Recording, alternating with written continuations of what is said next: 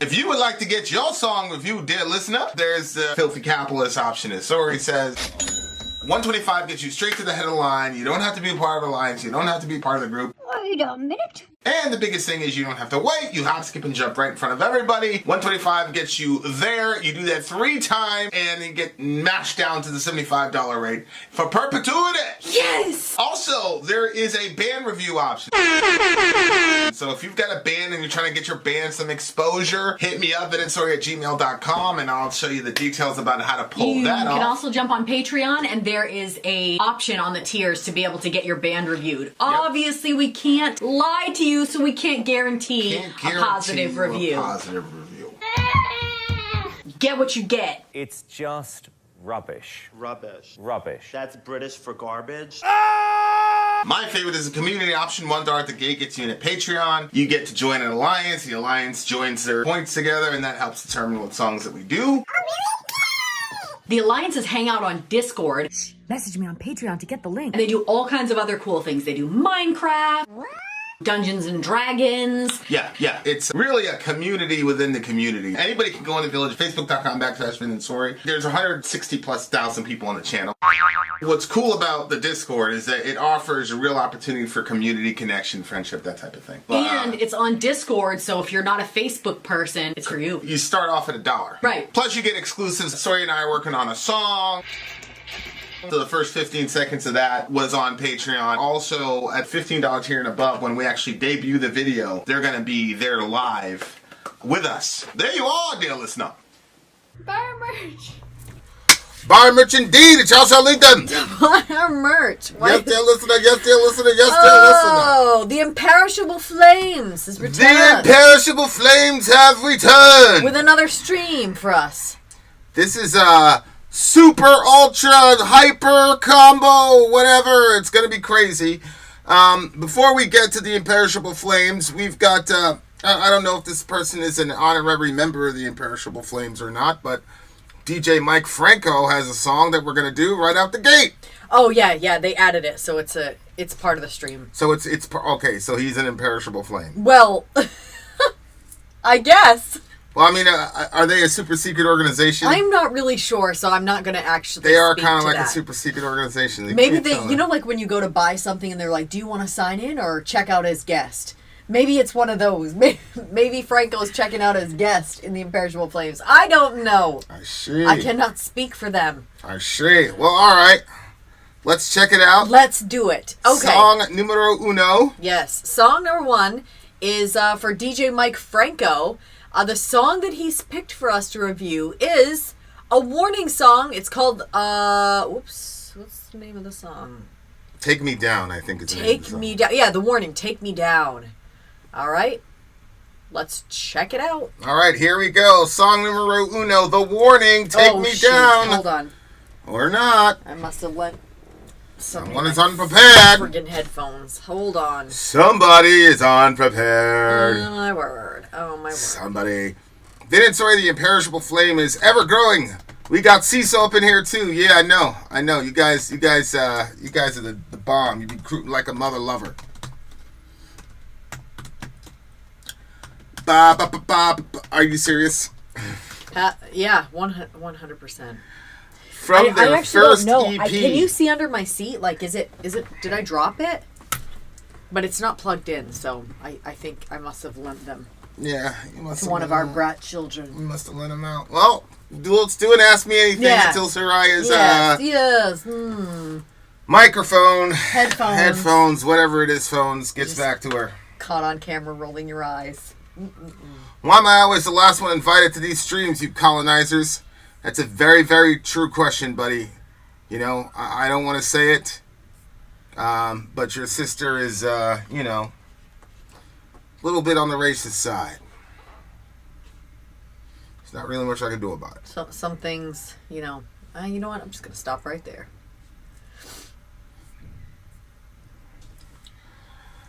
I believe I hear somebody coming in. Yep, I believe this is someone delivering your headphones. Yes, thank you. We are a professional operation. Yeah. Okay, What movie are they talking about here? I'm ready. What do you mean? Are what we movie? supposed to watch a movie or something? I don't know. Sounds scary. Do not know. Sounds very scary. All right, here we go. Song numero uno. You ready now? Yeah, I just need the timestamp. Timestamp is 26. 26. Let's go. All right, here we go.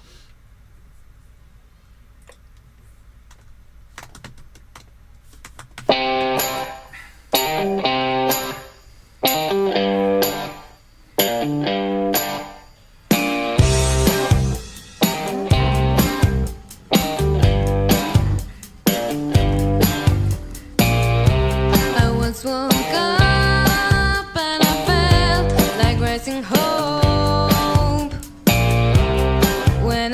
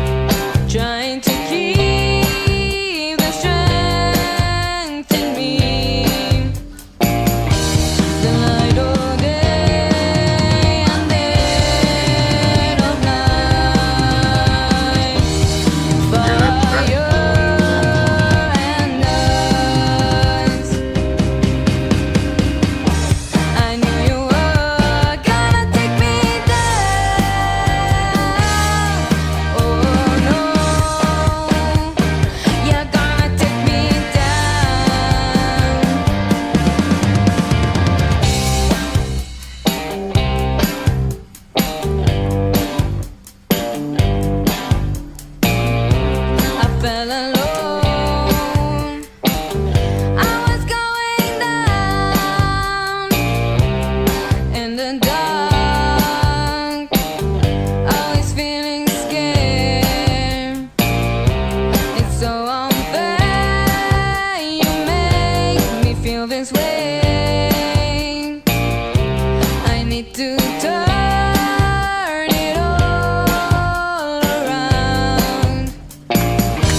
The light of day and dead of night.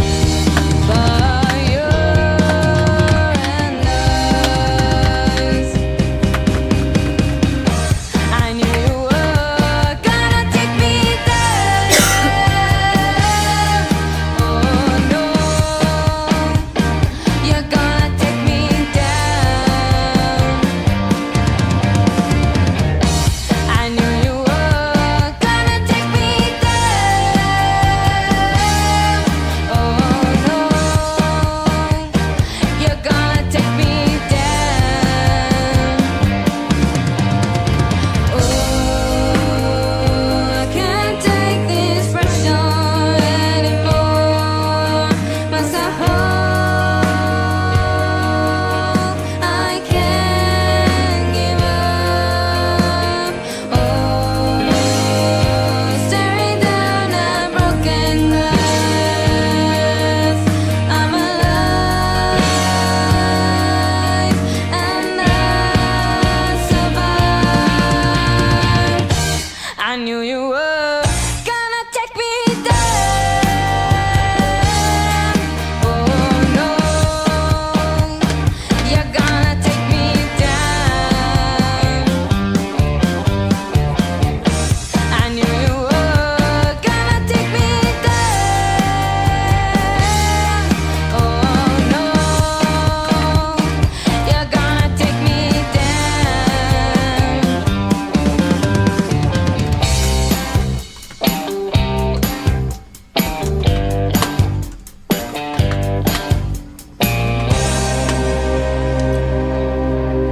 That was the warning. Take me down. What'd you think? What'd you think? Take me down. You know, I was not able to find those lyrics online. Yeah. Is that weird? Well, this was from their first like EP, according to Lost Hate, Yeah. and so Lost then it would Hate be- pretty much is always on the shit. So You'd think it'd be super easy to find those. yeah, yeah. I'm just gonna pull up Genius Why? right- It was from their first if one. it's not their like, if it's not like one of their big ones, you know what I'm saying? I just assumed that. Okay. Take me down. This song is the first time I could tell that this is like one of their earlier ones. Yeah, I would agree. It was. So I thought like this one just came out, and I was like, this seems more like like teenager-ish. You got the lyrics on cello? No. Yeah, and like she doesn't take those risks with her voice that she does now, like where she takes it to that next level. Right, exactly. It's not a bad song. It's just like for the warning, it was like you're waiting for it to get up to that that certain level. But I don't know if it's she didn't grow into the voice yet, or they didn't, Right. It could be that she needed to grow into it, or it could be that she had to like loosen up more to be able to let your vocals hit that note. No Doubt, and like they kind of have playful riffs, like that main riff, that like the key was like it was kind of playful. It was almost like pop punky, pop punky. So I thought that was an interesting dynamic at the beginning too. Like, what sound were they going for when they were Franco first says he starting? has comments too. I don't see any of those. Let me just double check here. Are they on Trello? No, I just checked Trello. I didn't see anything there. That's the lyric video. And I have one more email from Franco.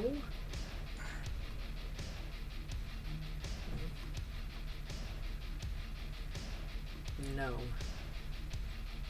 Yeah, I don't know where you put it, Mike. So I'm having a little trouble knowing what to do here. So because I didn't see it in either one of the emails, and I don't see it on Trello maybe you can forward it in an email, and then we'll read it. Yeah. Although Lost Hate says the warning, take me down lyrics in Google, it comes right up. Look, the warning, take me down lyrics, Google. Yeah, I don't know. I don't know. But we already had them. Oh, you do? Well, I mean, we heard. Well, yeah. So, I mean, break it down for me. Break it down for me because I couldn't find the lyrics. So I heard the beat of it, like the way that they were singing it and stuff. I definitely could tell that it was like an older one, or I was like, oh no, they're about to hit burnout. Franco just sent you an email. Or I was like, they're burned out. What do you mean burned out? What are you talking about? Because like the way that she does her vocals now is just like she just pushes herself to a whole new level. So when I was hearing this song, I thought that this was like a new one because I couldn't find the lyrics. So I thought this just came to why you saw right before your very eyes. The warning. I did not see right before my look very right eyes. now. The warning, take me down lyrics. All right, I have the lyrics. You see if Mr. Franco gave us some things to talk about. Go ahead. Anyway, so I was like, I thought maybe they're burning out, like because this seems to be like not as great as where she's come to now. Which Right. now I realize this is an older one, so Right, this like, was at the beginning. you got to figure out that you actually have the superpower first. Right. You know what I'm saying? Right, exactly. So it looks like that to me. Okay, so Thanks, Lost 8. are we gonna look Yeah, at? I have Lost 8, but I still don't have anything from your comments. You just sent Here one. it is. Yeah. Here they all. 1 minute ago, I've got it. Okay, comments. My favorite song from their debut album, Escape the Mind, from 2015. It was their first album that they weren't even going to record. Danny was 14, Paulina was 12, and Alejandra was 9. When they released this album. Mind blown. Happy Friday the 13th. A lot of skulls. P.S. Show the photo. Thank you. What photo? Is that the photo? Maybe. What photo? Is there a photo what that got photo? sent in the mail? Because I'm not seeing one. Anyway, Okay. So okay. we'll show the photo. Yeah. All right. So we've got. Get this up to speed so I can see the lyrics. The lyrics are right I there. once woke up and felt like a rising hope when I see the light shine down on me. I like to be in the summer breeze, trying to keep the strength in me. The light of day and the death of night, fire and ice. I knew you were going to take me down. Oh no, you were going to take me down. I felt alone. I was going down in the dark, always feeling scared. It was so unfair you make me feel this way. I need to turn it all around. The light of day and the death of night, fire and ice. Okay, I can't take this pressure anymore. Must have hope. I can't give up. Staring down at broken glass. I'm alive and I'll survive.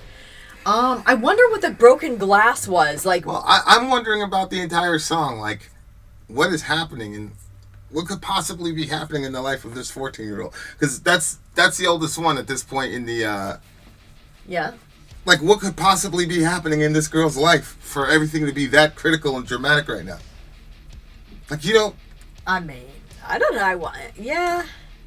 I don't think our daughters could write this song I just, with any sort of genuineness. I don't know. Like some of the stuff that I wrote when I was a teenager sounded really, really dramatic. Like, you just feel so much at that age. Like, I don't know. Like, it's like, your taste buds are all fresh when you're younger.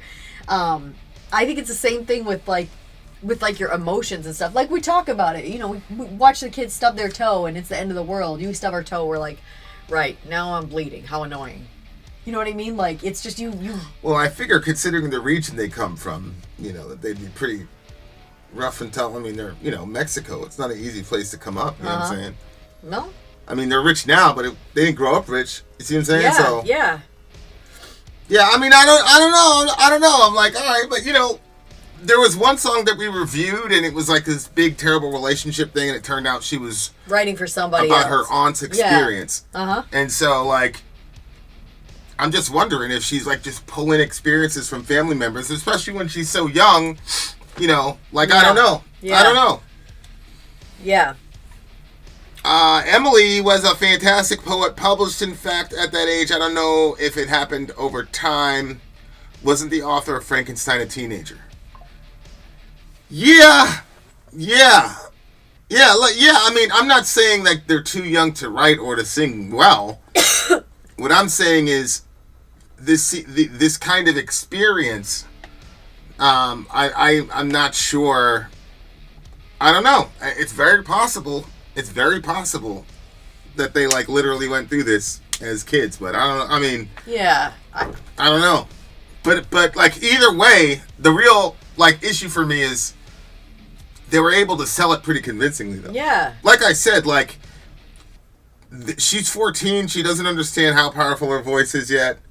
The guitar is kind of heavier than them at this point. I'm going to show you guys this picture because honestly, now that I see the picture, cute.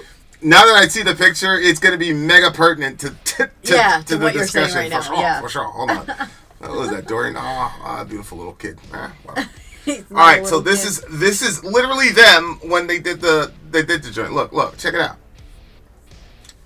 Okay, so the one standing with the orange and yellowish guitar is like the lead singer. With her voice is insane. I mean, all these girls are like mega talented, but like the song that we just listened to, that was them. Like, it's just it's crazy to me. Like they're already at such a high level to me as far as like talent, things of that nature. I don't want to get like caught up on the lyrics or whatever. It's just interesting to me that they're, Yeah. you know, Yeah. thematically, it's an interesting theme. Because there's like the later stuff, they're still writing stuff that could qualify a bit as breakup music or like Taylor Swift type music. Actually, I haven't really listened to a lot of Taylor Swift, but apparently it's like, I should have given my heart to you or something like that. You know what I'm saying? Well, I mean, it's a little bit more artistic than that. What, Taylor Swift? Yeah, I mean, I liked some of her songs. Don't ask me which ones now because I listened to them. It's been so many years. I've never even heard of this from you. That you like Taylor Swift. You have, you just don't remember it. When? That was one of the CDs that I bought, like one of the first secular CDs I bought was a Taylor Swift CD. Because there was one song on there, I don't remember which one it was, why I bought the CD, but that was my first was the man being killed? No, it was just like... When did you buy this? Like, what year? I can tell you. Remember when you were coming to that study? And then there was a night where we all went to the track and we were walking around the track. Yeah. It was within weeks of that. Stacia's Metal Family in the house. So. Yeah, but I was never told that you bought the Taylor Swift record. I've said it on the channel before. And I said that was my first understanding of that just because you like one song on the CD doesn't mean you're going to like them all. I was like, skip. What? Skip another one? But it was a Taylor Swift type song with them girls. Like, to me, like, if you're a praying person, you gotta pray for them girls, man. Like, just being in the game for being that, like, young, you know what I'm saying? Yeah, maybe it's exciting for them, though. Like, I don't know. It is without a doubt exciting for them. It's without a doubt exciting for them. But, obviously as a father, you worry, you know? Yeah. You worry because there's a lot of strange people out there, yeah. you know? Yeah, 100%. You got folks like... So... Yeah, but I like the song. It was a little bit repetitive, but that was okay because it was like a pop song. And the other thing too was like they were saying that they almost didn't do this record. Yeah. Isn't that what Mike said? Said. They almost didn't even do the record. They almost didn't record. Yeah. Yeah, and that's probably because they're so critical of themselves. I'm glad that whoever pushed them to keep it going, even when they had that self-doubt. Like, I'm glad that they published that first record because it's still a great song. It's still going to score high. It didn't get to, like, what I am expecting for this band. Yeah, but it made sense when we're like, oh, okay, this is way at the beginning. But yeah, literally, like, the I'm pretty sure that either Lost Hate or Mike said it was the first one. The really, like, the debut EP of this band. Yeah. Which is insane. Yeah. Absolutely insane. Because I was just listening to Jay-Z and he was talking about how, In My Lifetime Volume 1, which was his first, like, real record. Yep. He's like, it took me my whole life to write that record. You know what I'm saying? So he was saying that was, so... Yeah. It's like, you're 14. Like, you know what I'm saying? So it's like, they're in a different situation. Because you know how, like, Tom Brady, because he stayed in the NFL so long, like, he played basically for three... People basically, you don't know this, but people basically say that Tom Brady had 3 Hall of Fame careers. Because, wow. 5 years is basically the how long people last in the NFL, right? And so he was around for 20 plus years, so they had, So it's like that. Like, this band is experiencing their maturity after their first record. And so, like, that's a very weird, like, spot to be in. There's not a lot of people. Michael Jackson. I can, like, off the top of my head, I can list on one hand somebody who got into the game really, really young. So the growth, because when Jay dropped his first album, he's about 24, 25 years old. I'm not saying he lived his entire life, but it means that he's got some experiences, and like his personality is pretty much calcified, and he knows who he is, type of thing. And you could say, okay, I spent my whole life to write that one record. Yeah. But what if you write your first record at 14? Right? Like, you're almost half that age. Yeah. Right? So you almost kind of have to have 2 or 3 kind of lifetimes to relate on the music side of things. Like, so like Michael Jackson, because he was successful as a young person, like he was successful at 9, 10 years old, being part of the Jackson 5, and then he broke off of them and had his own career. So he's growing up in the fame. He's coming of age in the fame. That's a lot different than I was grinding, I was working, whatever, and I just jumped on when I was 26, you know? Yeah. Yeah, it's insane. All right. What do you got? What do you give this one? I'm gonna give this one. I mean, it was an early one, so like an 8. 8? Like even 8? Yeah. Yeah. I still thought the song was good. I still thought the song was like a little bit like ahead of its time. Because what was this, 2015? Yep, 2015. I know it sounds a little bit like F.K.Ü, but like go back and listen to stuff in 2015. It's not. They were a little bit ahead of it their time, but and you know they kind of like softened it up with the little punk thing. I thought it was interesting. Like it definitely wasn't one of my favorite Warning songs, but I definitely like. It's one of those songs where it really makes me respect them as musicians. You know, because it's like.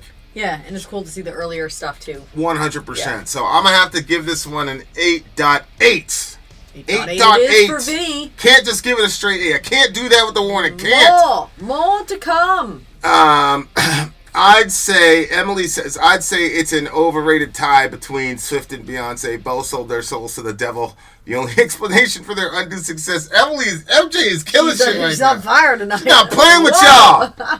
You must have sold your soul to the devil. You whack ass singing like that. Hey, they're all billionaires, so I don't know. All right, you guys, the Imperishable Flame stream is happening now. We have SGS is up next, so we're going to hit the commercial, and then we're going to be right back. Shout out to DJ Mike Franco. DJ Mike freaking Franco. Director Franco. Multi-talented up in your life, baby. Let's go. We'll be right back. I will be back on the other side of the break. Let's have Vin out. Sorry out. Gone. I'm Vin. I'm Sori. If you would like to get your song reviewed, dear listener, there's the filthy capitalist option. As Sori says, 125 gets you straight to the head of the line. You don't have to be a part of the alliance. You don't have to be part of the group. Wait a minute. And the biggest thing is you don't have to wait. You hop, skip, and jump right in front of everybody. 125 gets you there. You do that 3 times, and then get mashed down to the $75 rate for perpetuity. Yes! Also, there is a band review option.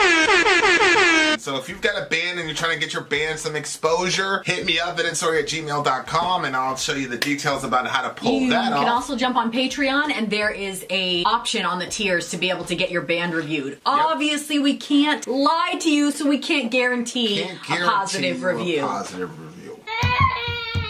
Get what you get. It's just rubbish. Rubbish. Rubbish. That's British for garbage. My favorite is a community option. $1 at the gate gets you in a Patreon. You get to join an alliance. The alliance joins their points together, and that helps determine what songs that we do. The alliances hang out on Discord. Message me on Patreon to get the link. And they do all kinds of other cool things. They do Minecraft, Dungeons and Dragons. Yeah. It's really a community within the community. Anybody can go in the village, facebook.com/Vin and Sori. There's 160,000+ people on the channel. What's cool about the Discord is that it offers a real opportunity for community connection, friendship, that type of thing. But, and it's on Discord, so if you're not a Facebook person, it's for you. You start off at $1. Right. Plus you get exclusives. Sori and I are working on a song. So the first 15 seconds of that was on Patreon. Also, at $15 tier and above, when we actually debut the video, they're going to be there live with us. There you are, dear listener. Buy our merch. Buy our merch, indeed. A channel shall lead them to buy our merch. Yes, dear listener. Yes, dear listener. Yes, dear listener. All right, you guys. Shout out to Archero. Archero said, man, I have a channel. We're guaranteeing positive reviews. Well, go over there. SGS is up first. His pick is Riverside. The name of the song is Lost. And then in parentheses, why should I be frightened by a hat? That's all right. Here we go. Don't know what it means, but let's see what he has to say. He says Riverside is a progressive rock band from Warsaw, Poland. They formed in 2001. This song is off their 2015 album Love, Fear, and the Time Machine. And I need a timestamp for this, and I didn't write down the timestamp 26. before. The other one before was 26 even. Okay. 26 even, and then just do 48 even for this one. Yeah, got it. We're not going to talk about that thing, huh? What thing? Probably not. Not until you talk to me more. You've been kind of quiet about it. All right, here. Hey, Tina's in this bitch. I don't really know what's going on with you. Tina's in this bitch. SGS in this bitch. Hi, Tina. All right, here we go. Let's go. All right, song numero uno. Let's do it. Lord of the Lost. No. Why should I be frightened by a hat? There it is.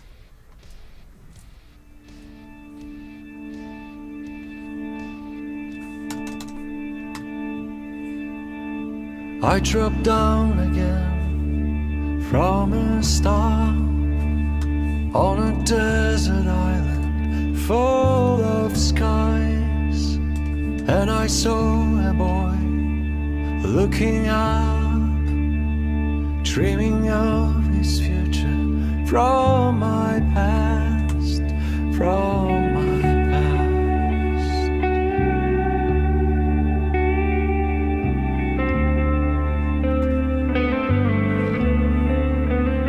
Soon I drew an ocean, tamed the sun, and I plunged my feet into the sand.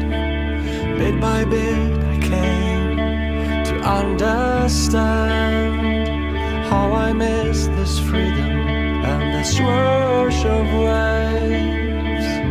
Come follow me, we'll go down where the river flows. One day just you and I will find the bridge to the Neverland.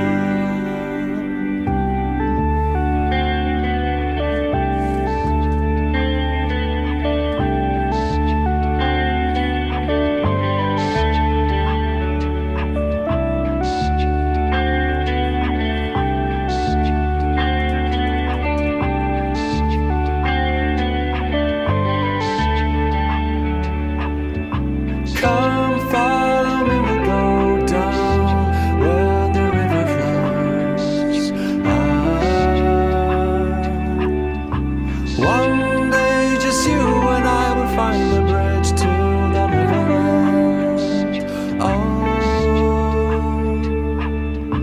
Come follow me, we'll go down where the river flows. One day just you and I will find the bridge to the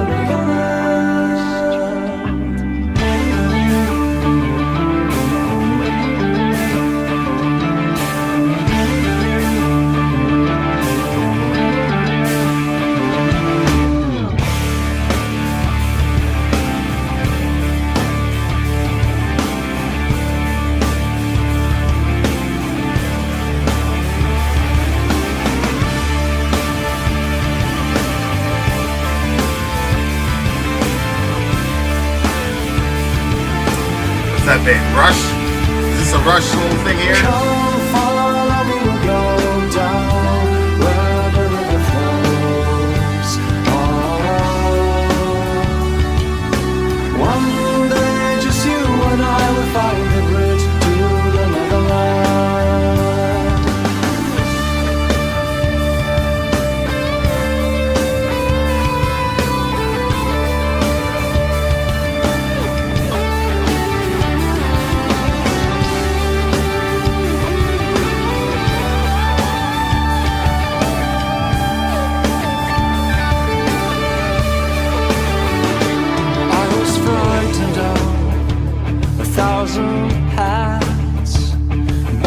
of the answers, losing pride. Had a fear of failure and true love, but I don't regret that I'm what I lost. Come follow me, we'll go down where the river flows. One day just you and I will find the bridge to the land. Come follow me, we'll go down where the river flows. One day just you and I will find the bridge to the Neverland. Oh!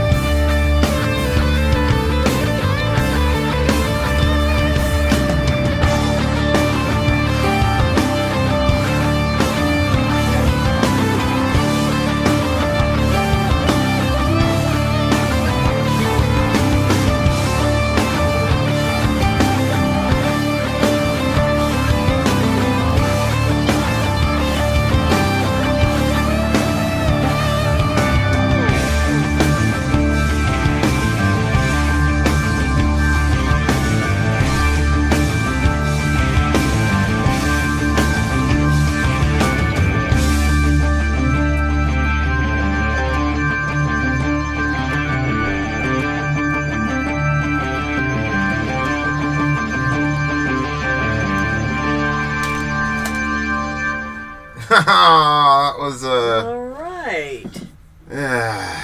interesting song. Interesting Yeah? song. Interesting song. Well, how so for you?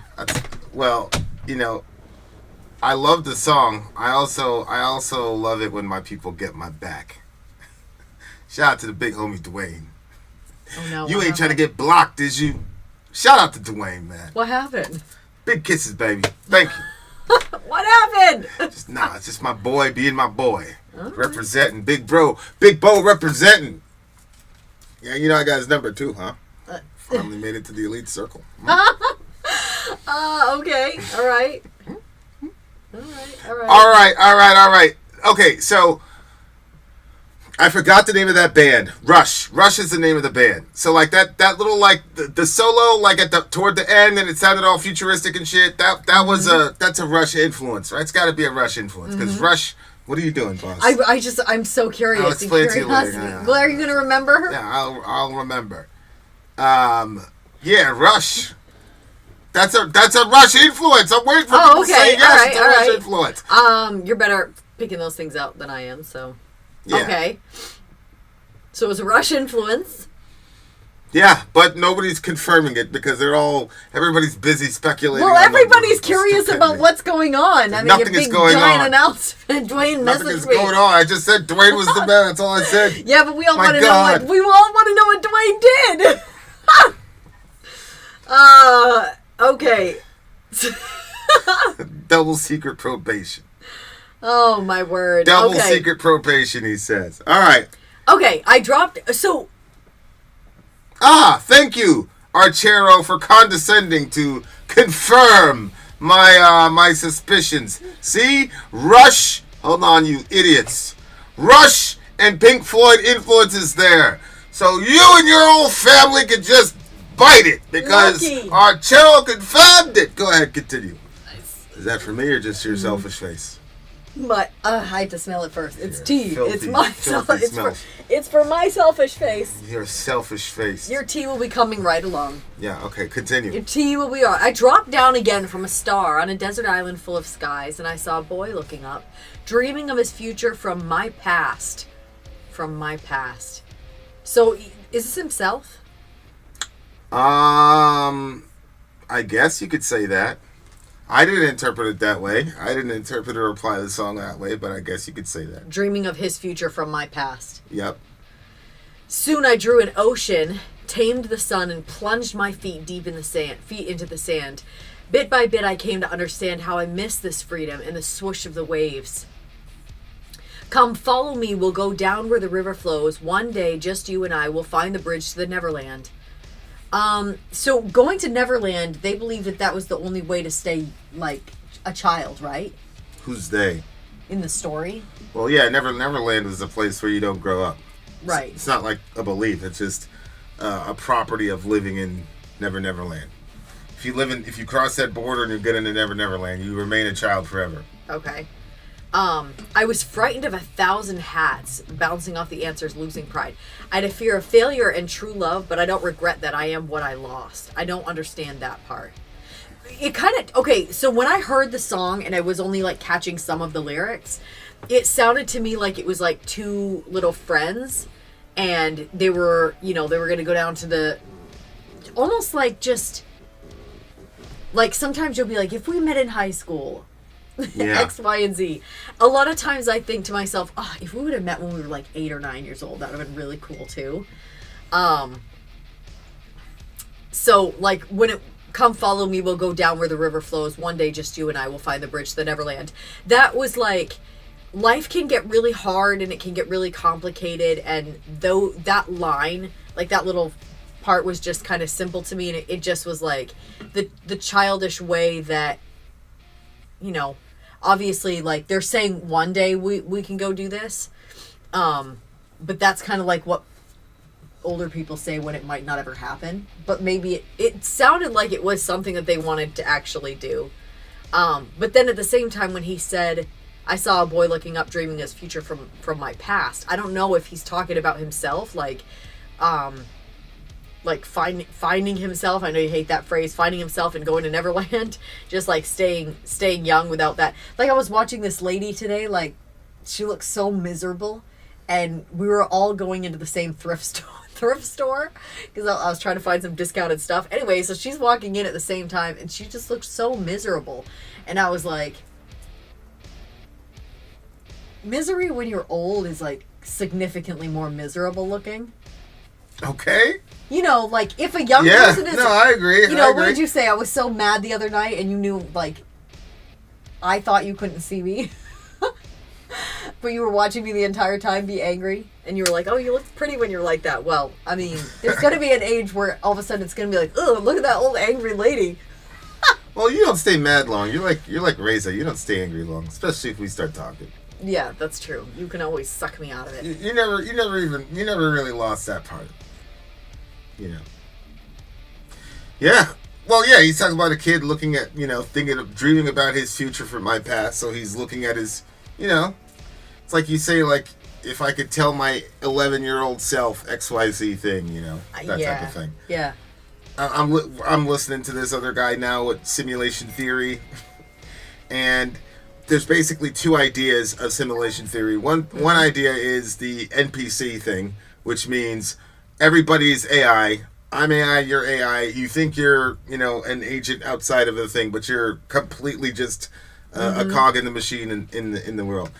And the other one is the RPG player, the role-playing game, meaning the character in the video game functions as an avatar for somebody outside of the video game, right? So in the NPC one, we're in the game itself, and our entire being is in the game because we're just literally programmed AI that believes that we're conscious and believes we're having experiences, right? That's one view of simulation theory. The other view is to say, no, the world definitely is the game, but this, what you're seeing right here, is an avatar. It's a character in a game, and there's something about you, there's some aspect of you and your consciousness that is outside of this dimension that controls what you do with your physical body. Oh, that's outside of right? this dimension? In the same way that when you play with Fortnite, you're in that dimension, but there's an element of you that's outside of the dimension of Fortnite. Yeah. Right? So the character does your will. You incarnate that character to a degree, and it does your will in the world of Fortnite, but it's being directed from an extra dimension. Right? And so that's the other side of simulation theory, is that these are our avatars, and it's just like a role-playing game video. You know, you pick a certain player, and the player has these kind of attributes. He's got this kind of a backstory. It's generalized, and then when you play the game, you make decisions in the game. And they have. Is there something about deja vu in that? Well, yeah. I mean, that's the backdrop for all of that, right? Yeah. So Okay. So yeah, it's a really interesting way to look at it. And so when you think about like the future and the past become kind of something in the story itself, because there are certain stories in which something that happens in the future goes back and affects the past, which then functions as a sort of present, and vice versa. Yeah. So yeah, so then time becomes just something that's negotiable in your personal history type of thing. And so I was thinking about that when I was looking at these, lyrics. I was like, oh, it's like his past self is going back to talk to his future self, but that's part of his story, like whatever.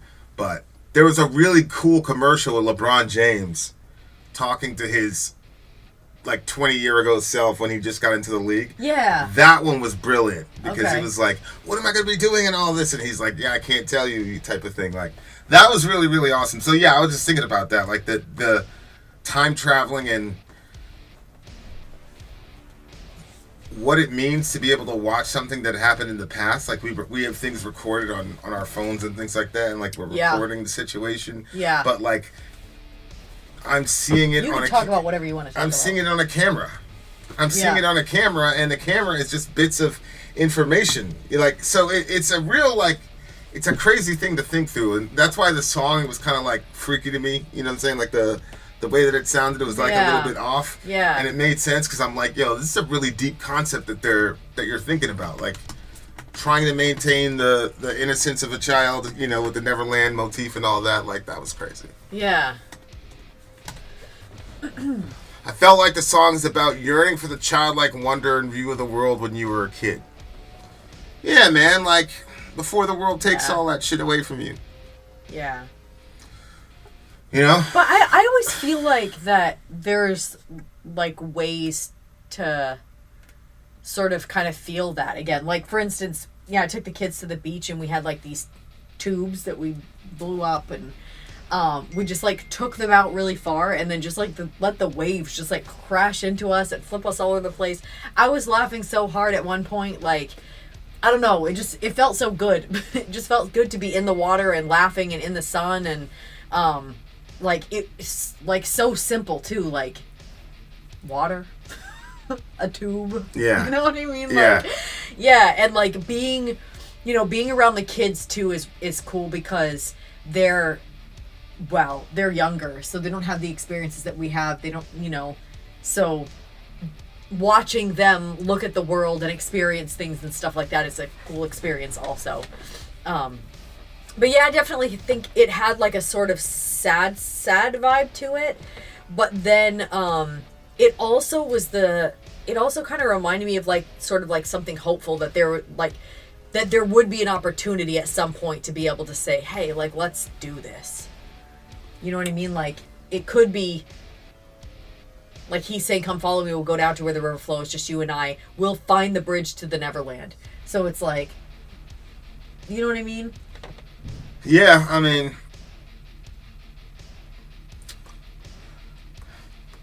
that was like one of the last big fights I had with my brother. Like, we was really, really like about to like go fist up on it. He told me to come out of the car. You know what I'm talking about. I do, yeah. He told me to come out of the car. I was like, all right, good, yes. Because I wanted to fight. The guy, the hotel manager, was like, I want to call the cops. I was like, going crazy, boy. But I was like, will you just fucking grow up? Because he's the big part of his mentality that never really changed, So I was just thinking about a lot of that when I was hearing the song, because it's like, it pissed me off that he wouldn't grow up, but he found his Neverland. He ended up in Neverland, whatever you want to call it. But like, I know it's hard, like trying to support me or whatever with the situation, but like, it's the craziest thing about grief, because like there's some parts where it's like, I can listen to a song with a certain kind of phrase and it's like, like, damn. Then I can look at this song and the Neverland thing came up, and like my brother has like this, like these baby teeth. I don't know how to explain them, and his tongue would like go through on the side of these baby teeth, like completely impossible to explain. And I was going through my pictures I was trying to organize my pictures or whatever, and I ran into one of those pictures, and whenever he did a big smile, his tongue would like come out like when he was a baby, like he was a kid. And I just remember looking at it and like shaking my head like, nigga, you was 35, still looking like the baby in the car seat when I first met you. Like, but anyway, the song was just, you know, it made me think about my brother. But it, you know, the river, and you know, biblically the river is a combination of time and God's presence and whatever. Oh. Like, yeah, it's weird. It's just like you have the ability, you know, like you have the ability to choose to let the song get you down or let the song, you know, lift you up. Like, yeah, man, like, but that's the thing about people like that, you know, like people that don't grow up and shit. You know, that's the same thing that happened with Michael Jackson. Yeah, he called his compound Neverland Ranch. You know what I'm saying? Like he never, you know, he refused to grow up. And there's a certain, it's beautiful. People like that are beautiful, but they don't last very long. You know, like, it's kind of like the Catcher in the Rye, you know, like, you either lose your childhood or you die as a child, you know. And that was kind of like a grim application of Catcher in the Rye, but I think he had a brother that had died of leukemia earlier in the book.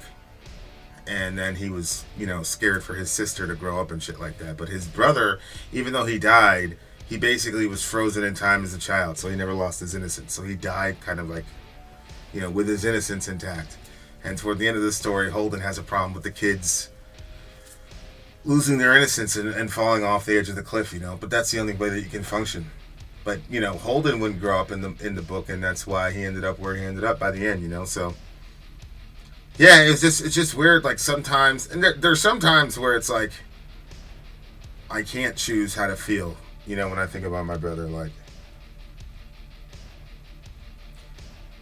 you know, I was thinking about something earlier today about him, you know, and that like definitely brought me down. But this song was like, all right, man, like he basically looked the world in the face and said, look, man, if you're going to take all this from me, I'd rather not be here.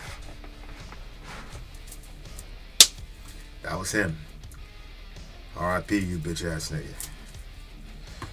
All right, it's a 9.5 for me. 9.6 for me. Cool. We'll see you beautiful people on the other side of the break. Thanks for listening to my ramblings, y'all. My lord. Vin out. Sori out. Gone. Other song coming up next. I'm Vin. I'm sorry. If you would like to get your song reviewed, dear listener, there's the filthy capitalist option. As Sori says, 125 gets you straight to the head of the line. You don't have to be a part of the alliance. You don't have to be part of the group. Wait a minute. And the biggest thing is you don't have to wait. You hop, skip, and jump right in front of everybody. 125 gets you there. You do that 3 times, and then get mashed down to the $75 rate for perpetuity. Yes! Also, there is a band review option.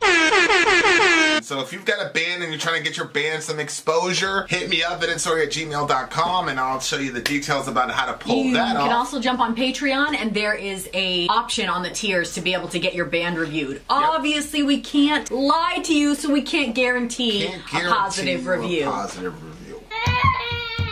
Get what you get. It's just rubbish. Rubbish.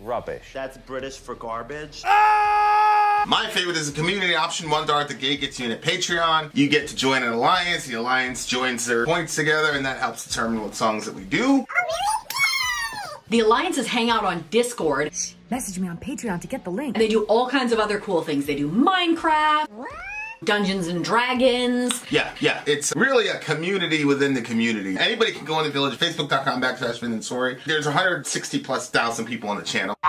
What's cool about the Discord is that it offers a real opportunity for community connection, friendship, that type of thing. And it's on Discord, so if you're not a Facebook person, it's for you. You start off at $1. Right. Plus you get exclusives. Sori and I are working on a song. So the first 15 seconds of that was on Patreon. Also, at $15 tier and above, when we actually debut the video, they're going to be there live with us. There you are, dear listener. Buy our merch. Buy our merch indeed, and shall lead them. To buy our merch. Yes, dear listener, yes, dear listener, yes, dear listener. Here goes our Archero slandering the wonderful band that we just experienced. Time out there, a progressive band. It's stuck for a law. Pretty sure SG. May God forgive you. May God forgive you, Archero, for calling those people progressive. All right, let's go to the next song. SG. Let's just go to the next song. All right, the next song is by SG. Is SGS's pick. The name of the song is "The Dillinger Escape Plan." The Dillinger Escape. This man said the Dillinger. This man. I'm not a man. I don't know if you Hey! you missed that after your many children with me. Yeah, no, yeah. I'm not a man. I don't know if I'm going to get hit or something when the cameras are off, but I don't think I'm going to be in good shape. We continue. Go ahead. What is it? But the Dillinger? What do you The call it? Dillinger. You know, like Dillinger. No, you know, I've like never heard of that before. John Dillinger, you know? Dillinger. Oh, nope. Bang, bang. Nope.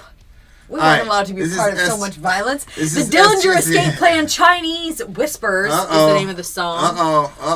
Uh-oh. He says... We can't let Mr. Trump get to that one. You know, He Mr. says- Trump is... Hey, did you send me the lyrics? They're all in that. That's what I was showing In the you. They were all notepad? in the note. Yep. Okay, go ahead. The go ahead. Dillinger Escape Plan was a metalcore band from 1997 to 2017. This song was off their 2010 album Option Paralysis. I saw these guys live more times than I can count, and they've always put on an amazing show. I remember one time seeing them on the Warped Tour in Maryland. It was one of the hottest days in the summer, and I thought I was going to pass out from the heat. Been there. Been there. Blink if you're in trouble, Vin.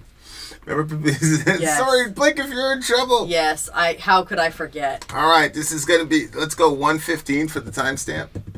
I put 113. Okay, 1:13 for the timestamp. Well done. Let's Here we go. The Dinkler is... the Dinkler... the Dillinger Escape Plan. Allahu Akbar. Allahu Akbar. Hold on. Where are they? Where'd you go? Dillinger, come here. I can't find Dillinger. There we go. Okay, I found it. The Dinkler. Chinese Whispers. Chinese Whispers. Dinkler, let's do it. See, doesn't it sound like a plan? Like they're planning to do some shit? No, yes?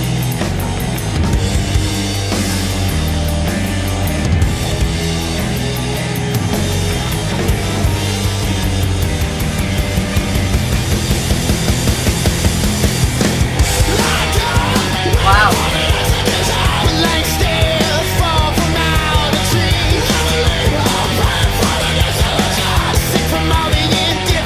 Put your head down, you're trying with a blank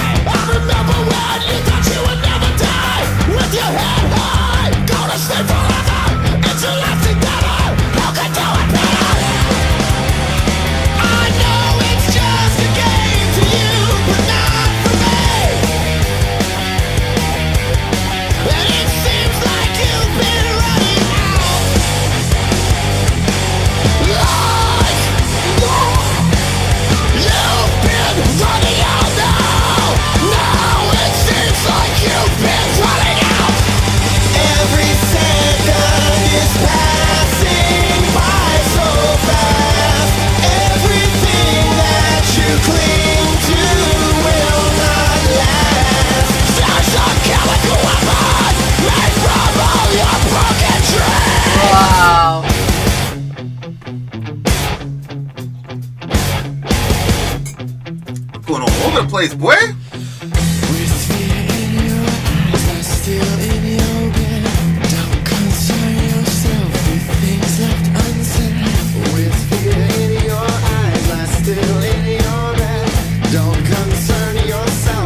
Things left unsaid. With fear in your eyes, I'm still in your bed. Don't concern yourself with things left unsaid. Your contract, your shot is slow in progress. You can't build something with empty promises.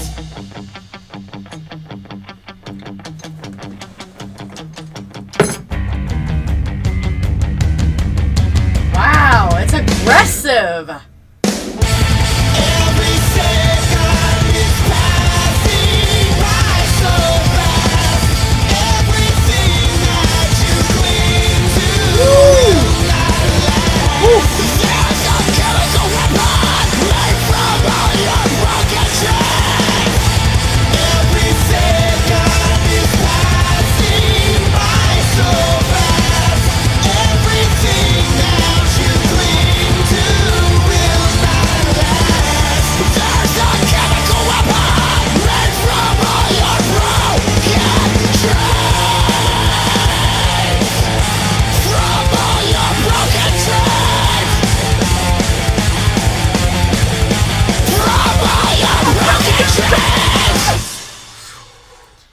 Woo-wee! What did you think? What did you think? I thought it was really good, actually.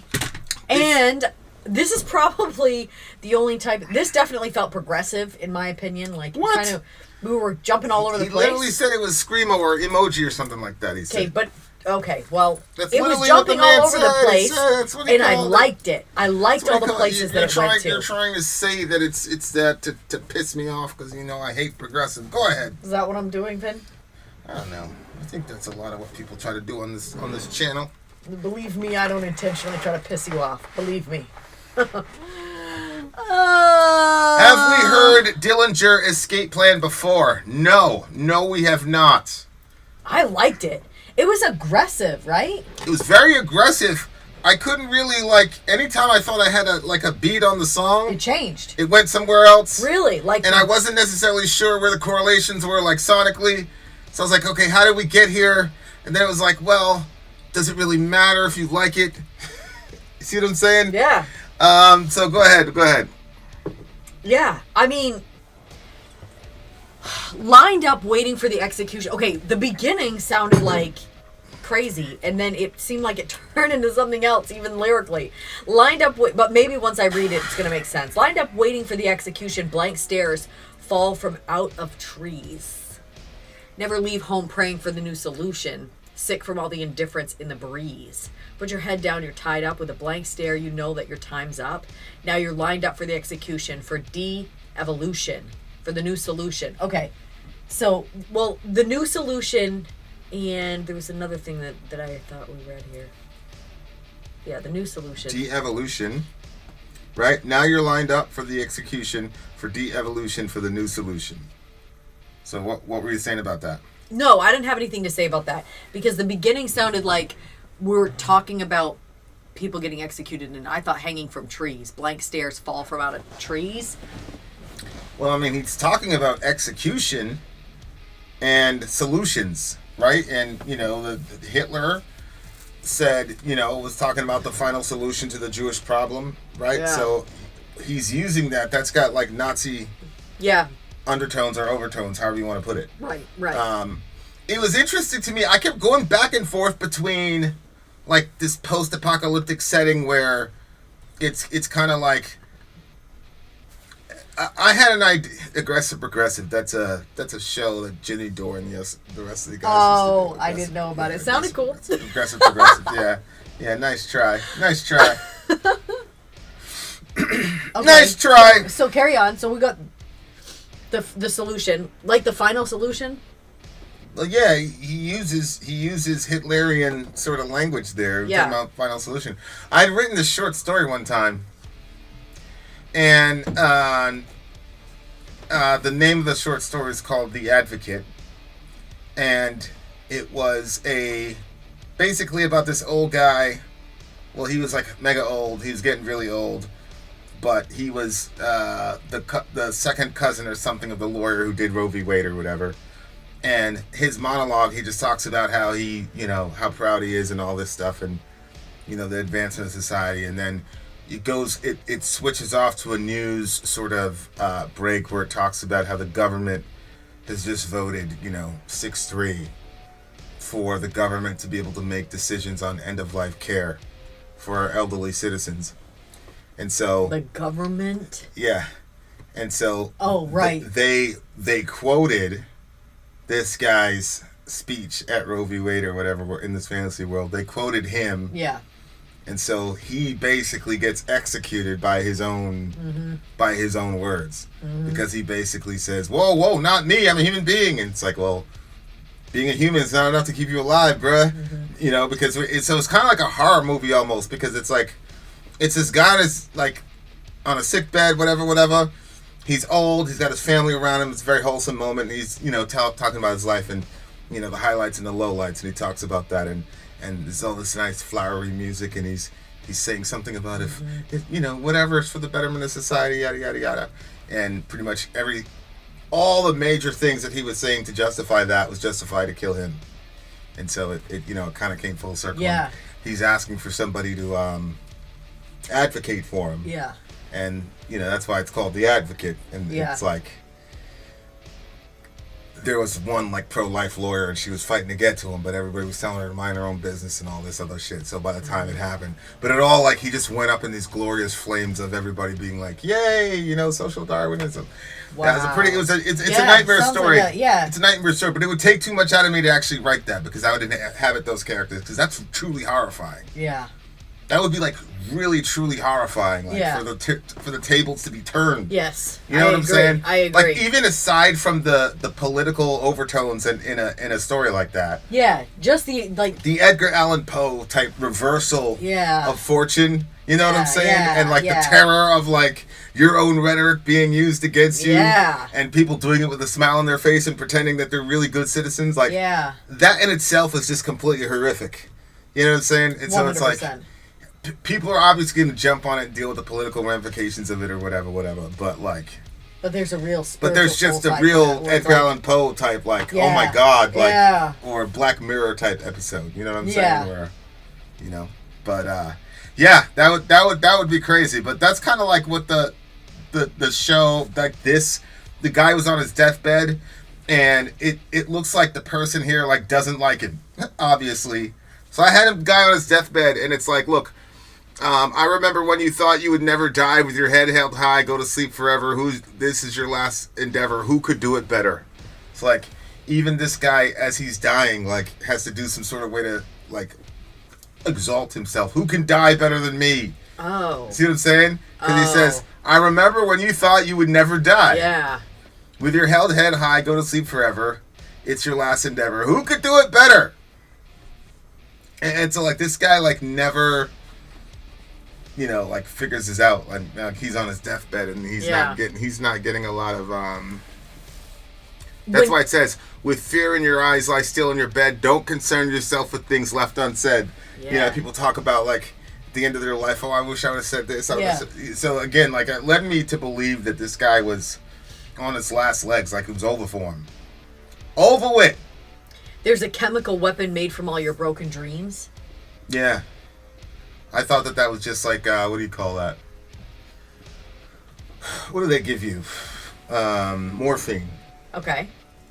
Like, because like your life is over, and so they're just giving you this chemical so that you can be comfortable as you're dying, but like that's like the last form of your broken dreams, is because now it's like you're at the end of your life. There is like, it's definitively proven your dream is not going to come through. Like whatever your big goal was, like you didn't make it, obviously, and now here's the morphine to basically like escort you along your way. I took that as there's a chemical weapon made from all your broken dreams, as in you within yourself, all of your broken dreams have turned to bitterness inside of you, and it's like a chemical weapon inside of you. Yeah, I mean, and it's over for this dude. I think about it a lot. I think about that's obviously a little bit morbid, but yeah. Change your mind? No, I mean, it's you just never know what's gonna happen when you're from my family. You know what I mean? So there's always that balance of like, there's people in my family right now that like I'm not. There's just way too much work. They're way too much work. You know what I'm saying? So then on top of that, that's another group of people, you know, I care about that I, you know. Yeah. So if something happens with that, whatever. So like now I'm just like, nah, I'm good, man. I got my roster. And those are the people I'm gonna take care of. Because now I'm in a situation where it's like, I don't give a fuck. Like if they're in the circle, I don't care if they're taking advantage of me. I don't care if it's whatever. Like I will spend whatever needs to get spent, so I don't have another one of them situations. You know what I'm saying? But that makes it so that you got to have a very, very small group of people. So, no, I mean, but this dude's it's over with for the homie. Yeah. You know what I'm saying? Like it's over with. That's like, it's fun, like going to the Bible boogies and shit. Yeah. But I like it because it helps us to, you know, it gives us a kind of rhythm where we can talk about ultimate issues. Yeah. And it's cool to do that, to have a group of people you can do that with, because it doesn't necessarily have to be about death. A lot of what we talk about is about life and how to live life and you know, like what are we all extrapolating from this text as to how we're supposed to, you know, so we're all trying to figure that shit out together, you know. But you got to have a group of people that can consistently get you above, you know, your eye line, because if you don't do that, you're going to miss out on a lot of shit, I think. I agree. I agree. Yeah. Yeah, this song was deep, bro. I'm going to give this one a 9.6 for me.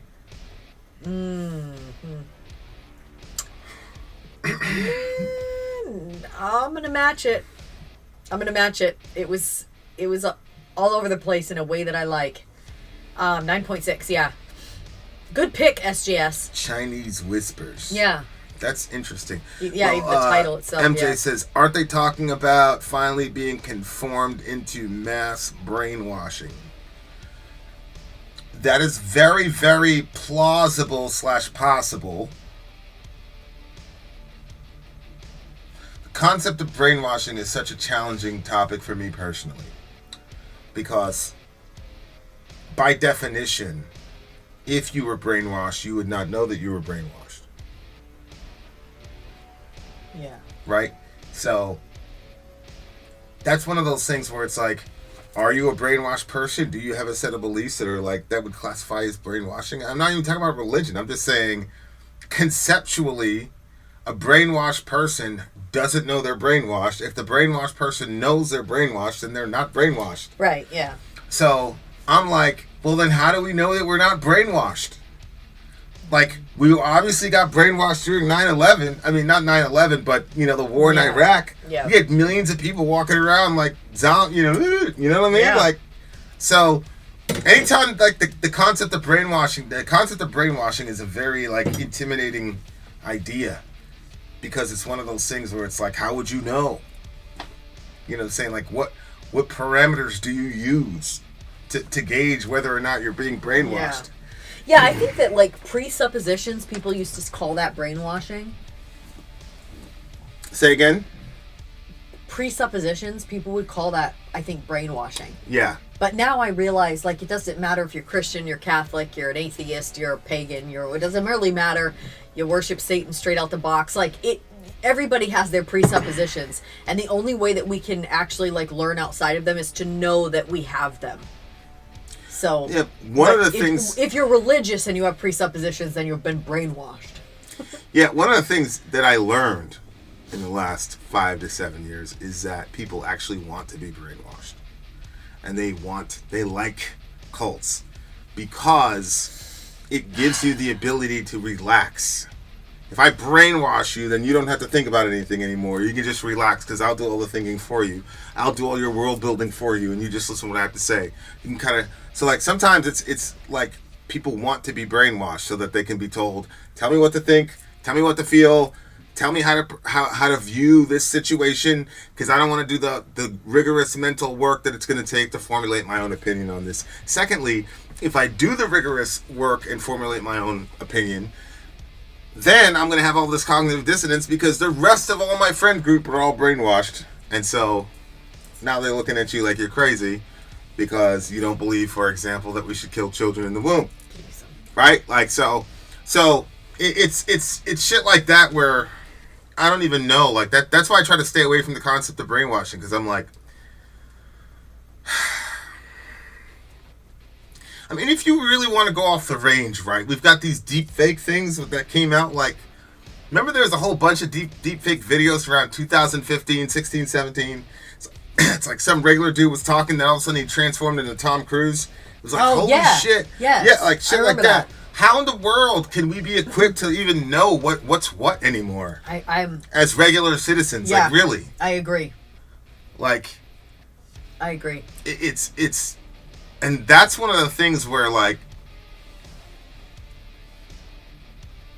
I don't know if scared is the word, but when you combined just the psychological exhaustion that everybody's going through as being part of the Western world. Yeah. Here's another war. Here's 4 years of Trump, Russia this, Russia that. You know, like, oh, more division. Kyle Rittenhouse. You just got so much shit. COVID. What stance do you take on COVID? It's always division. Blah, blah, blah. You hate democracy. This guy's a fascist. Blah, blah, blah, blah, blah. And it just keeps stacking up and stacking up and stacking up and stacking up. And it's like, and then the other thing is, like, now society, like an American society, everything used to just be like kind of one basic rule, social contract. And the social contract was, you believe what you want to believe, you say what you want to say around your people. I'm going to do the same. I'm not going to impose my shit on you. You're not going to impose your shit on me. You know, it's cool. And, like, sometimes we'll meet in the public square and we'll, like, you know, debate it and laugh at each other and talk shit about each other, but everyone's going to go home. We'll repeat process now. But now, there is no, like, overall consensus about what it means. So now, this group has this rules. That group has this rules. This group has that rules. That group has that rules. And if you fuck up one time, you're phobic, you're a bigot, you're exactly. You know what I'm saying? And so, like, I believe there's going to be an explosion of cults in the next 5 to 7 years. There's going to be an explosion of them because the human mind cannot take all of that variation, and people are going to want uniformity. There's way too much chaos. Yeah. You know, so they're going to want uniformity, and that's why they're going to want to be brainwashed, because this shit is very, very difficult to navigate. It's exhausting. There's, like, I do appreciate even some of the, like, there's a lot of freedom in Christianity, but there's also some traditions that we have, like communion, and the way that we go about communion. I think that I do agree. I think that there's been this sort of, like, we can do what we want, think for yourself, make a god for yourself, like, whatever god you want to worship, that's your god. Like, there's been a lot of that, like, a lot of, no, I'm not going to tell my kids that it's wrong to steal.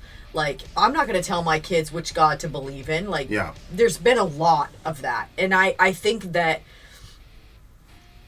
there's no stability in that. I mean, Jesus talks about building your house on a firm foundation, and that is Christ. That when the storms come and everything crashes, because the storms will come. Like, there might be some anomaly out there and some person that, like, escapes this world without, like, some real serious scars. But for the most of us, we're gonna feel it, and we're gonna experience it, and the storms are gonna come. And so it's like, okay, what do you have to withstand that? It's so interesting how we are body, soul, and spirit, and we can get so focused on just the body and what's going on with our body, what's happening in the physical world around us, instead of realizing how important our souls and our spirits are, and that you know, you can feed your body sandwiches every single day, but if you don't feed that soul, that spirit part of yourself, like, you're gonna feel it when the storm comes. You're gonna feel it regardless. But when you have something to hold on to, like, if you're on a boat and a giant storm starts, but you have a railing to hold on to, like, you're gonna be really glad you have that friggin' railing. But if you don't have anything when that storm starts and that boat starts flinging you everywhere and you land tossed into the ocean, like, that's a whole nother different level of pain. And I'm just, you know, I'm grateful to Jesus for being my firm foundation. I'll tell you what. What happened? We out? No, we're good. We're good. So, Yeah, when he was saying, like, I understand what you're saying that the song is about. Like, when it got, the beginning part seemed like one thing, but then the second part, when it got down to it, and he was talking about, like, you know, the deathbed situation, and he talked about, don't concern yourself with things left unsaid, with fear in your eyes, lie still in your bed. There's something about, like, deep. Yeah, there's something about that, like, words left unsaid, and the way that, sometimes you gotta just let them go. Like, you can't go back 5 years, you can't go back a year, you can't go back, you can't change it, and, like, there's just some things that you just have to lay it to rest. And I think that that's part of another cool thing about Christianity, is that there's forgiveness. So there's some stuff that you left unsaid, and it's worse. And then there's also, like, it left unsaid could be, like, somebody took advantage of you, and you felt it in the moment but didn't say it in the moment, and you wish you could go back and say X, Y, and Z thing. But, like, holding on to all that stuff, it just, like, I don't know, it just, like, rots you from the inside out, and it's not, it's just such a miserable existence to always, like he said, like, there's a chemical weapon made from all your broken dreams. Like, there's two ways of looking at every situation, and, yeah. Anyway, I liked the song. It was very aggressive. Did we already rate it? I give it a 9.5. And I'm going with a 9.6. There you are, dear listener. Yes! We will catch you at the other side of the break. Yes, we will. Vin out. Sori out. Go. I'm Vin. I'm Sori. If you would like to get your song reviewed, dear listener, there's a filthy capitalist option. As Sori says, 125 gets you straight to the head of the line. You don't have to be a part of the alliance. You don't have to be part of the group. Wait a minute. And the biggest thing is you don't have to wait. You hop, skip, and jump right in front of everybody. 125 gets you there. You do that 3 times, and then get mashed down to the $75 rate for perpetuity. Yes! Also, there is a band review option. So if you've got a band and you're trying to get your band some exposure, hit me up at insori@gmail.com, and I'll show you the details about how to pull that off. You can also jump on Patreon, and there is a option on the tiers to be able to get your band reviewed. Yep. Obviously, we can't lie to you, so we can't guarantee a positive review. Get what you get. It's just rubbish. Rubbish.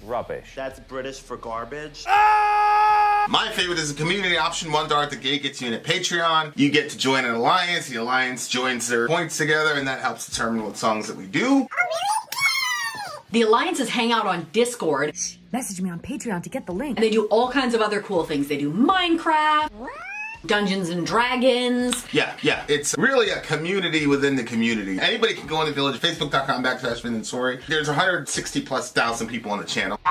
What's cool about the Discord is that it offers a real opportunity for community connection, friendship, that type of thing. But, and it's on Discord, so if you're not a Facebook person, it's for you. You start off at $1. Right. Plus you get exclusives. Sori and I are working on a song.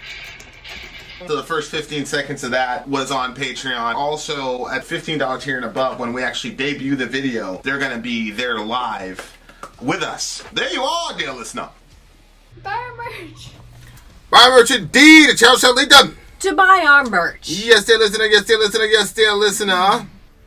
We are in the midst of a giant Imperishable Flames. And as you guys know, Flames. Imperishable Flames is where a bunch of people get together to get one total stream together.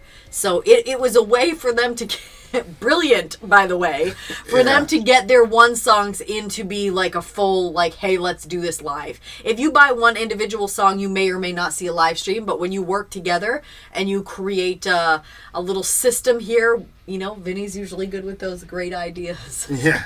There's so many ideas that I think of that I'm like, man, if somebody did that, Vin would go with it. All right.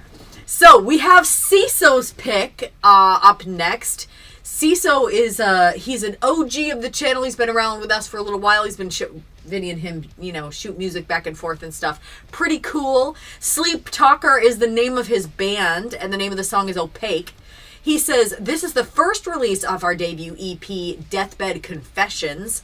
Ironically, it is my personal least favorite on the EP, but that's likely because I wrote 90% of this before we had the other members. This is a lyric video, and we own all of our masters, so no worries about copyright strikes or anything.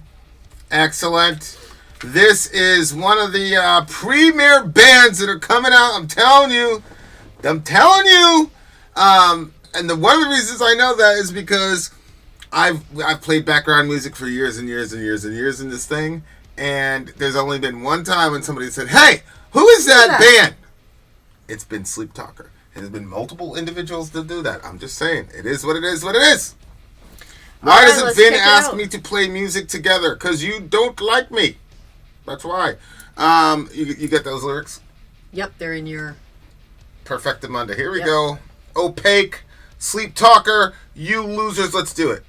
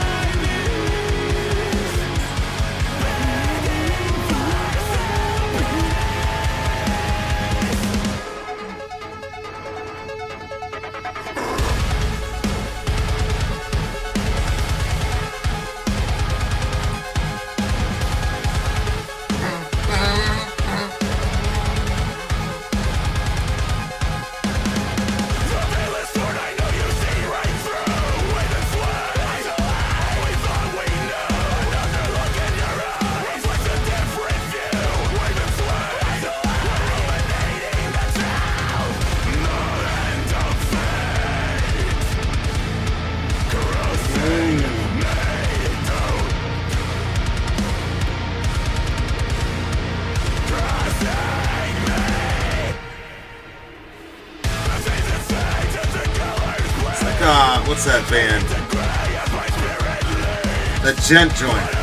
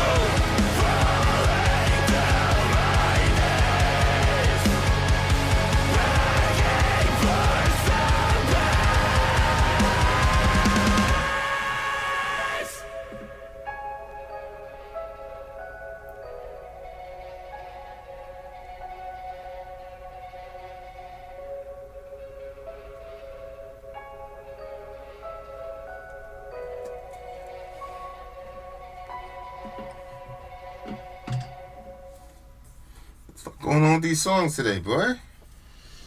Damn. This is a really good one. Very good one. Jeez. That vocalist in that band, that dude is a problem. It's a problem.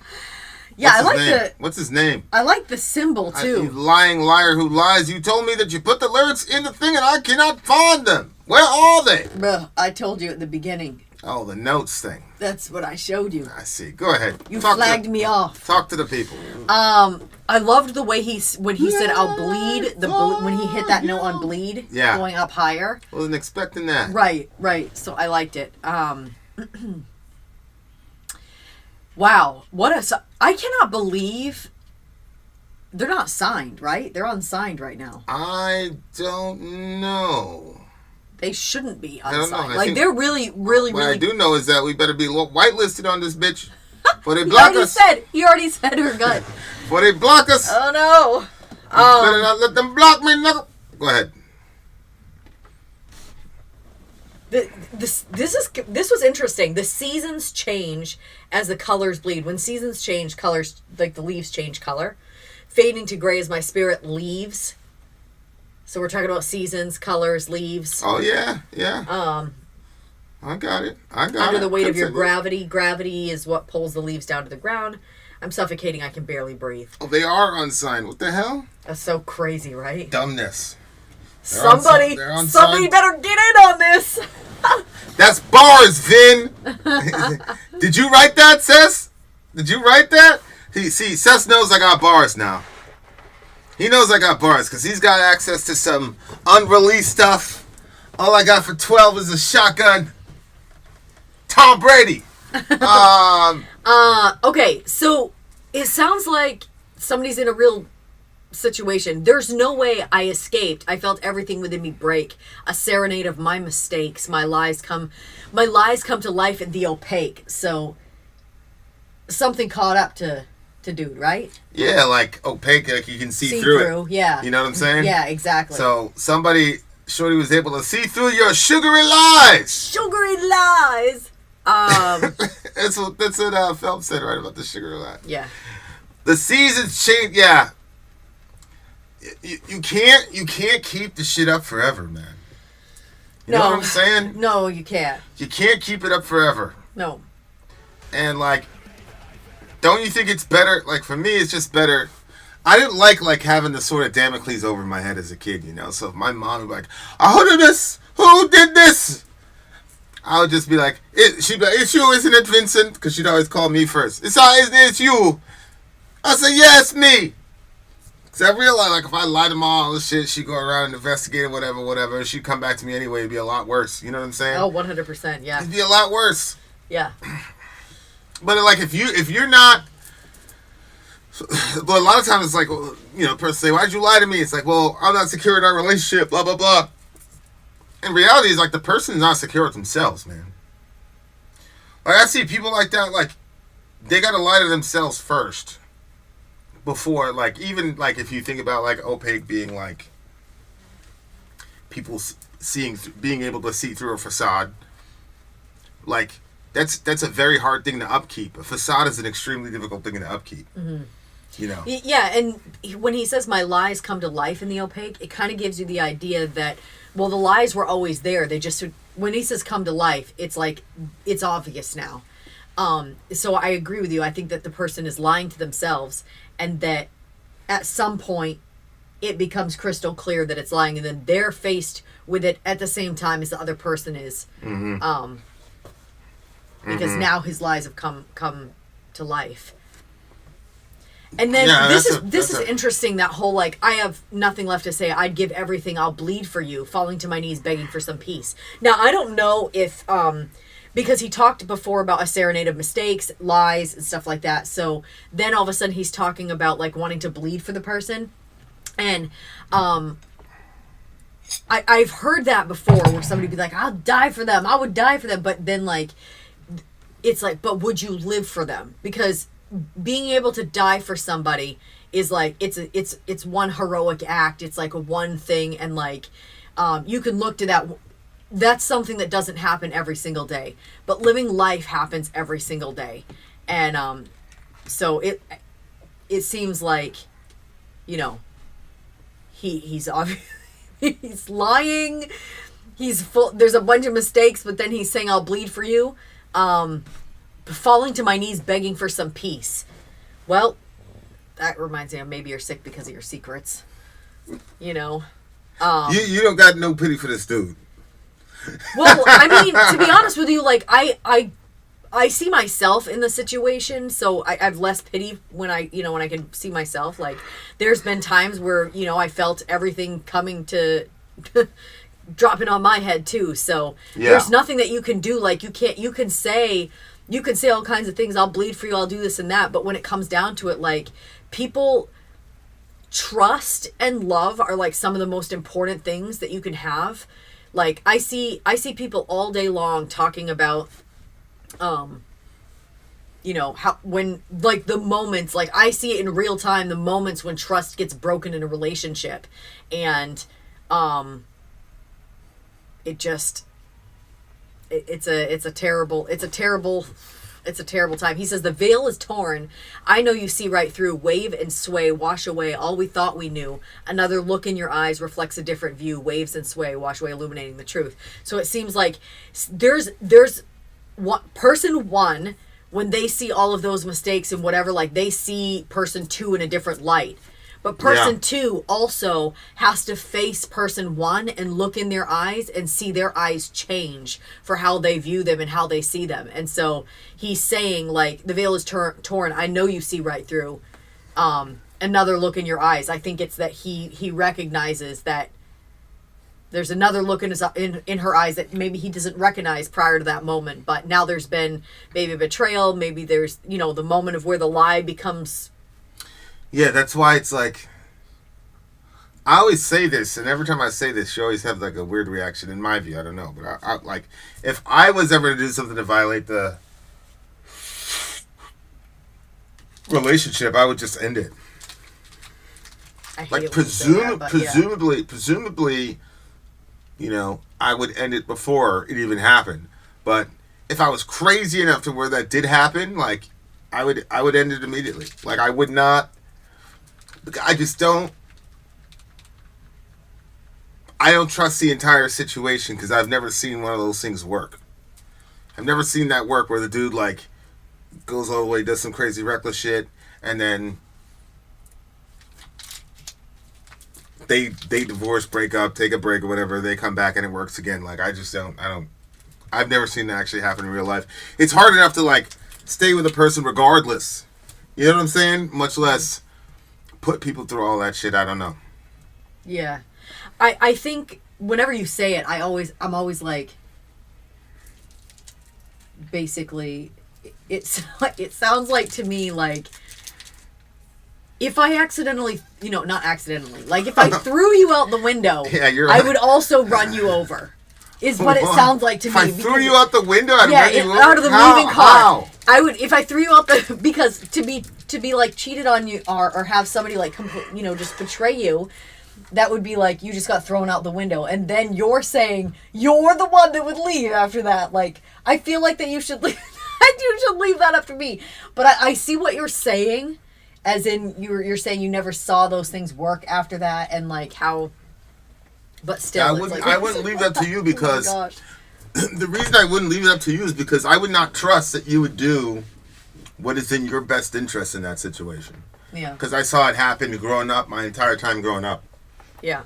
And not only was it mega detrimental to her, but obviously it was detrimental to us as kids. You know what I'm saying? So it's shit like that, you know, I'm thinking about a whole bunch of stuff. It's not just, you know. I understand what you're saying, but, you know, like, I'm still me. What do you mean by that? I'm still me. So if you came to me and you were like, guess what?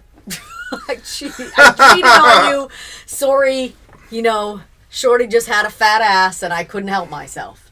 If this is what happened, and then you're like, so I'm leaving you. I've packed my bags already. It's like, what? I mean, you just, like, threw the info. You see what I'm saying? Like, well, yeah, like, I would obviously allow you to decide how the you know, the breakup and the move out would be executed, obviously. But I wouldn't. How kind of you. But I wouldn't just look at it objectively. Right? Like, I wouldn't trust, like if you're, you know, Sale's in that situation, right? You'd be like, just get done with it. Yeah, but I'd be super pissed if the guy cheated on her and Sure. then said, I'm leaving you after. I would be pissed too. I'd beat the hell out of him. But the best of a bad situation would be that he would just make a clean break and never speak to her again. I think the other thing too is, like, you know when you see the pop the balloon thing? Yeah. Where you can see the person is going to reject the person, so the person pops their own balloon. Yeah. Like, I think it's kind of like one of those situations where you're kind of like... Okay, so she wants the dignity of throwing your ass out and verbally assaulting you. I think that's accurate. That's accurate. I don't know what I would do in a situation like that. I literally could see like one of three reactions happening. But yeah, One of three? Yeah. Explain these reactions to us. We want to know. Well, this depends. Am I walking in on a situation? Or Somebody are you telling please me? record what you're about to hear. Are you telling me, or am I walking in on something? I told you. You told me. Yeah, Okay. let's make it realistic. One of them, I get really quiet, and I'm not going to talk about what's happening inside of me. Okay. 2, I cry. 3, what do they say? What do they say, Jamaican? She looked like she beat up man. Something like that. Like, I feel like that would be... that's... Beat man. I feel like I might attack you. I don't know. And then the other option is I just get into the car and I drive. That would never happen. Why? Because you think I would listen after that? All the keys would be gone before I told you that.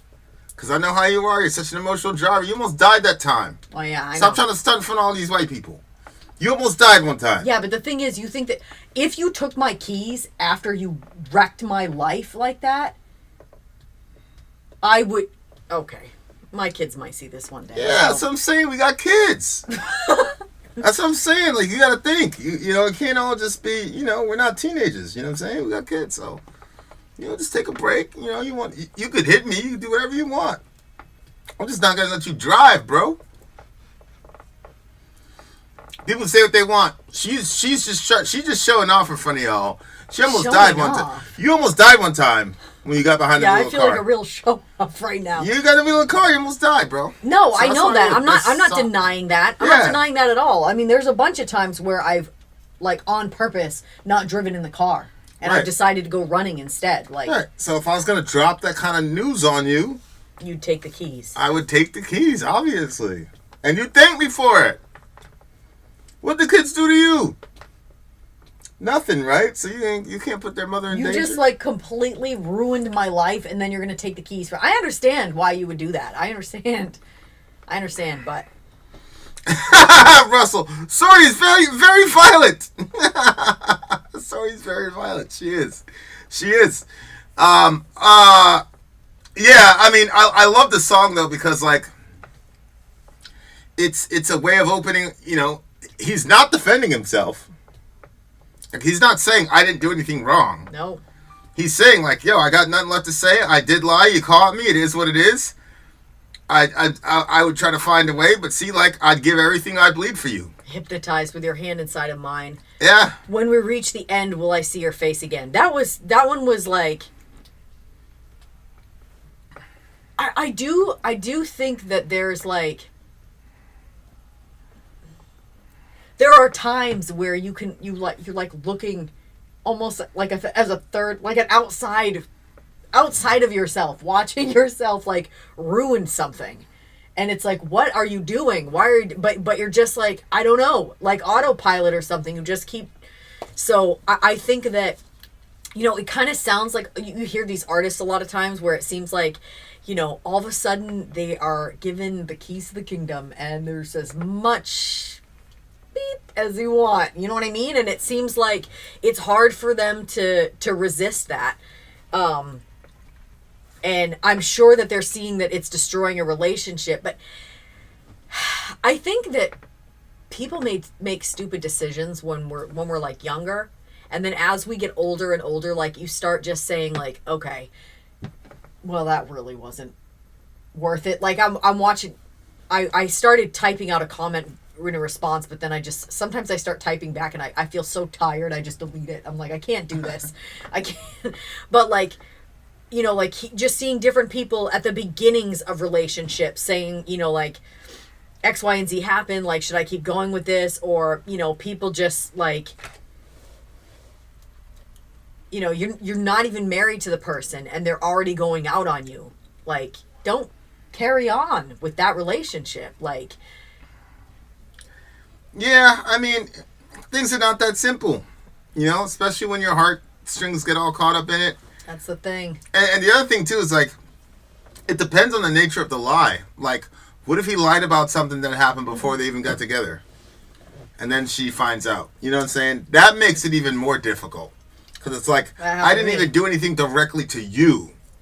See what I'm saying? Yeah, but they add in together. Like, the lies that were told to me in my previous relationship, the lies that were told to me before we got into the relationship, right.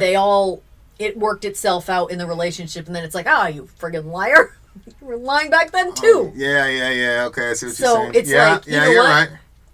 For what? How are you going to start out a relationship lying to the other person?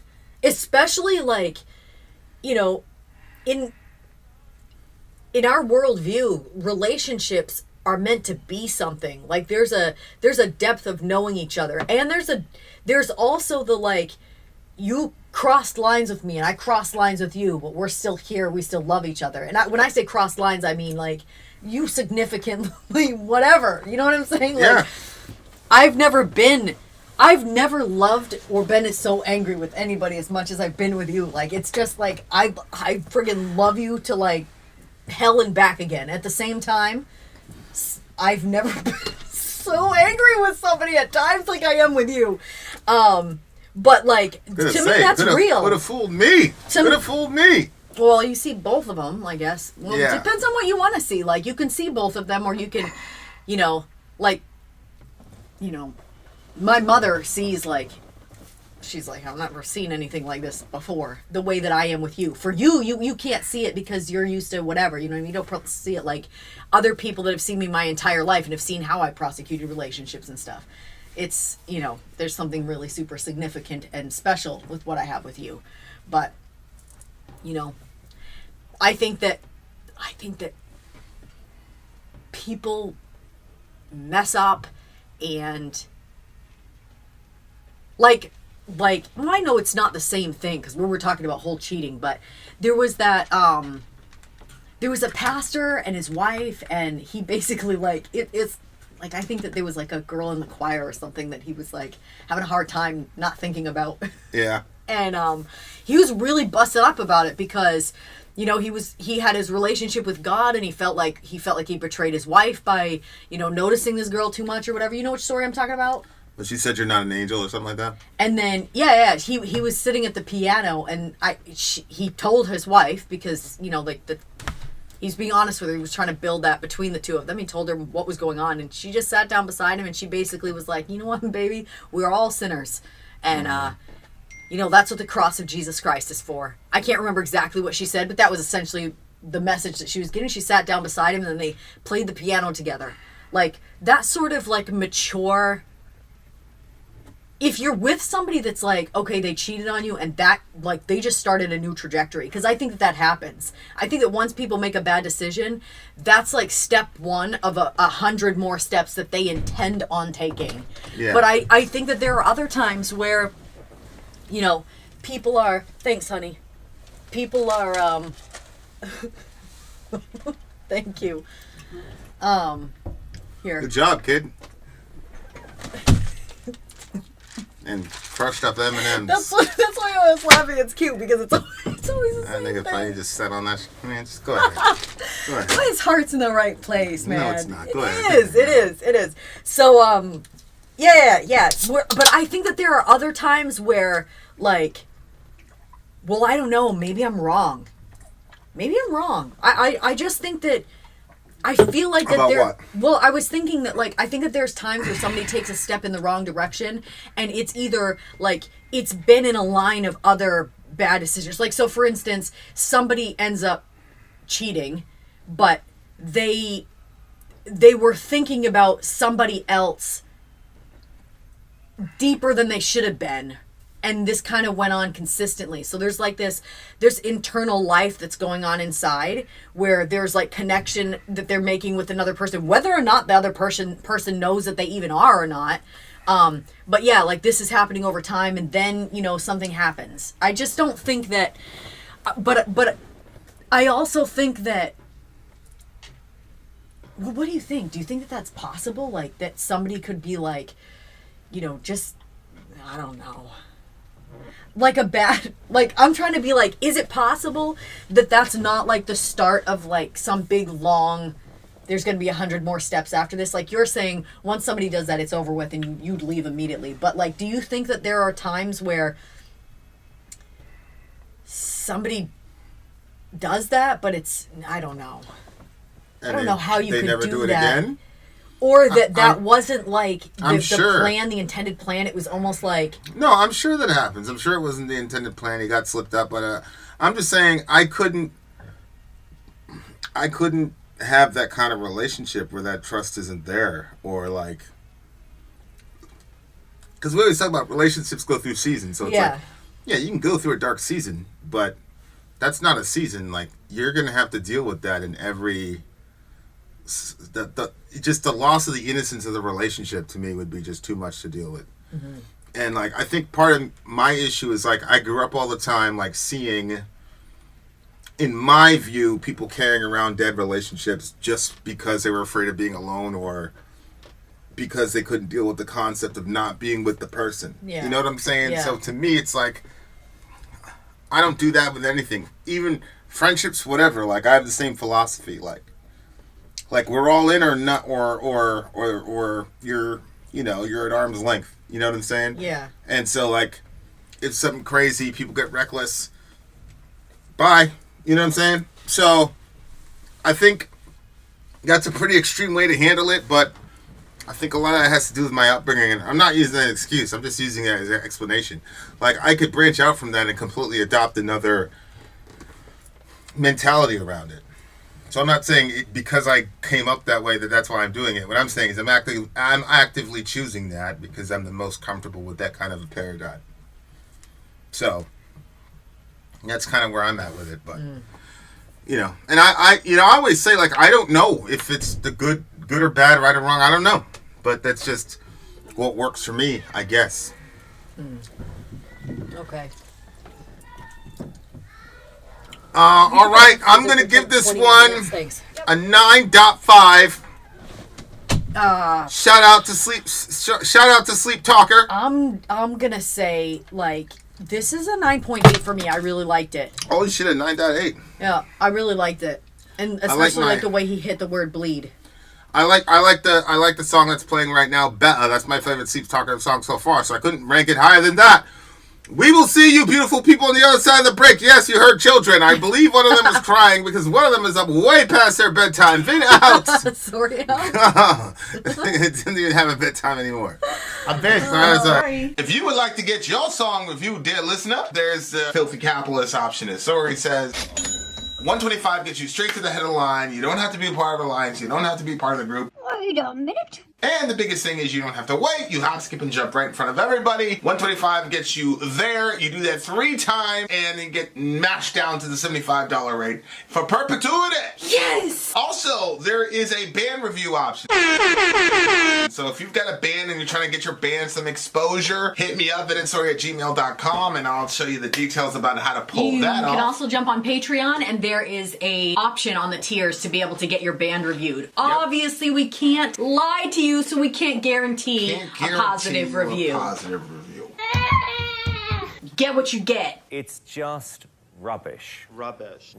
That's British for garbage. My favorite is the community option. $1 at the gate gets you in at Patreon. You get to join an alliance. The alliance joins their points together, and that helps determine what songs that we do.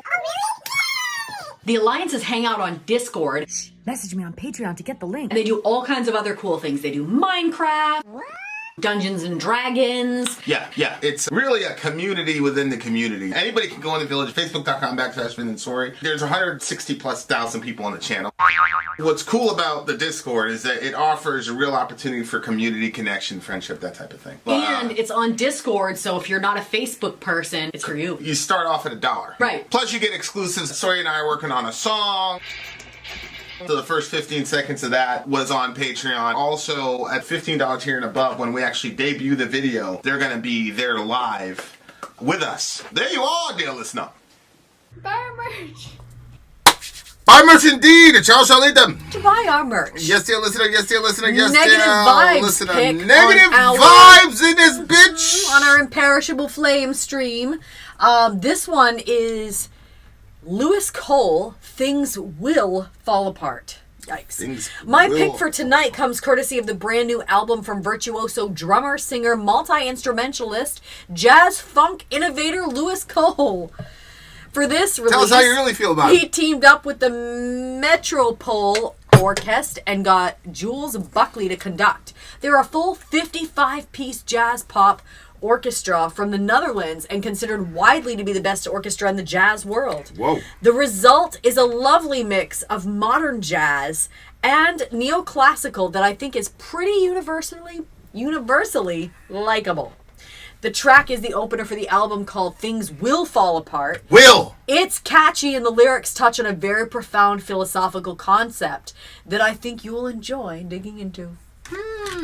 That's Negative what you vibes. think. That's what Let's you do think. it. Negative vibes. We'll be the judge of that. Let's do it. Check it out. Imagine we just like, great song. We give it a number and we end the review. Give me those lyrics.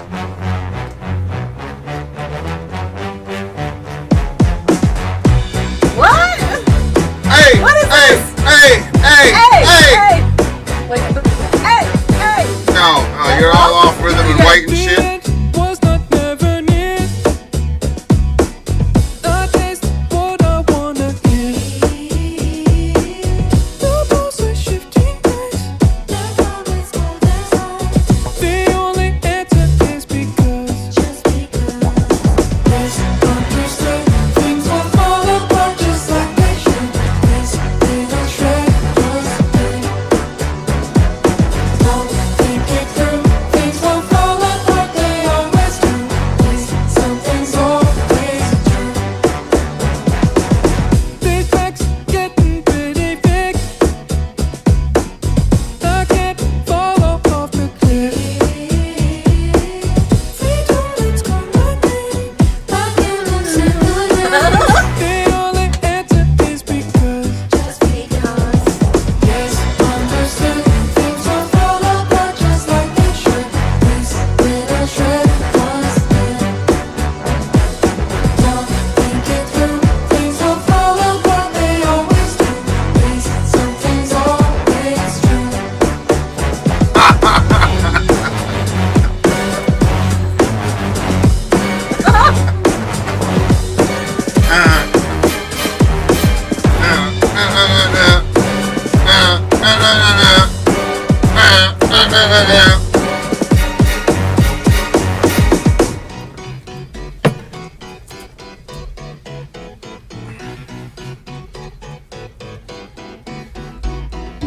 Don't think it through. Things will fall apart, they always do.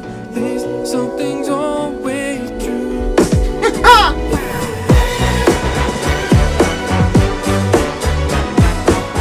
What year did this come out? What year? What? What year did this come out?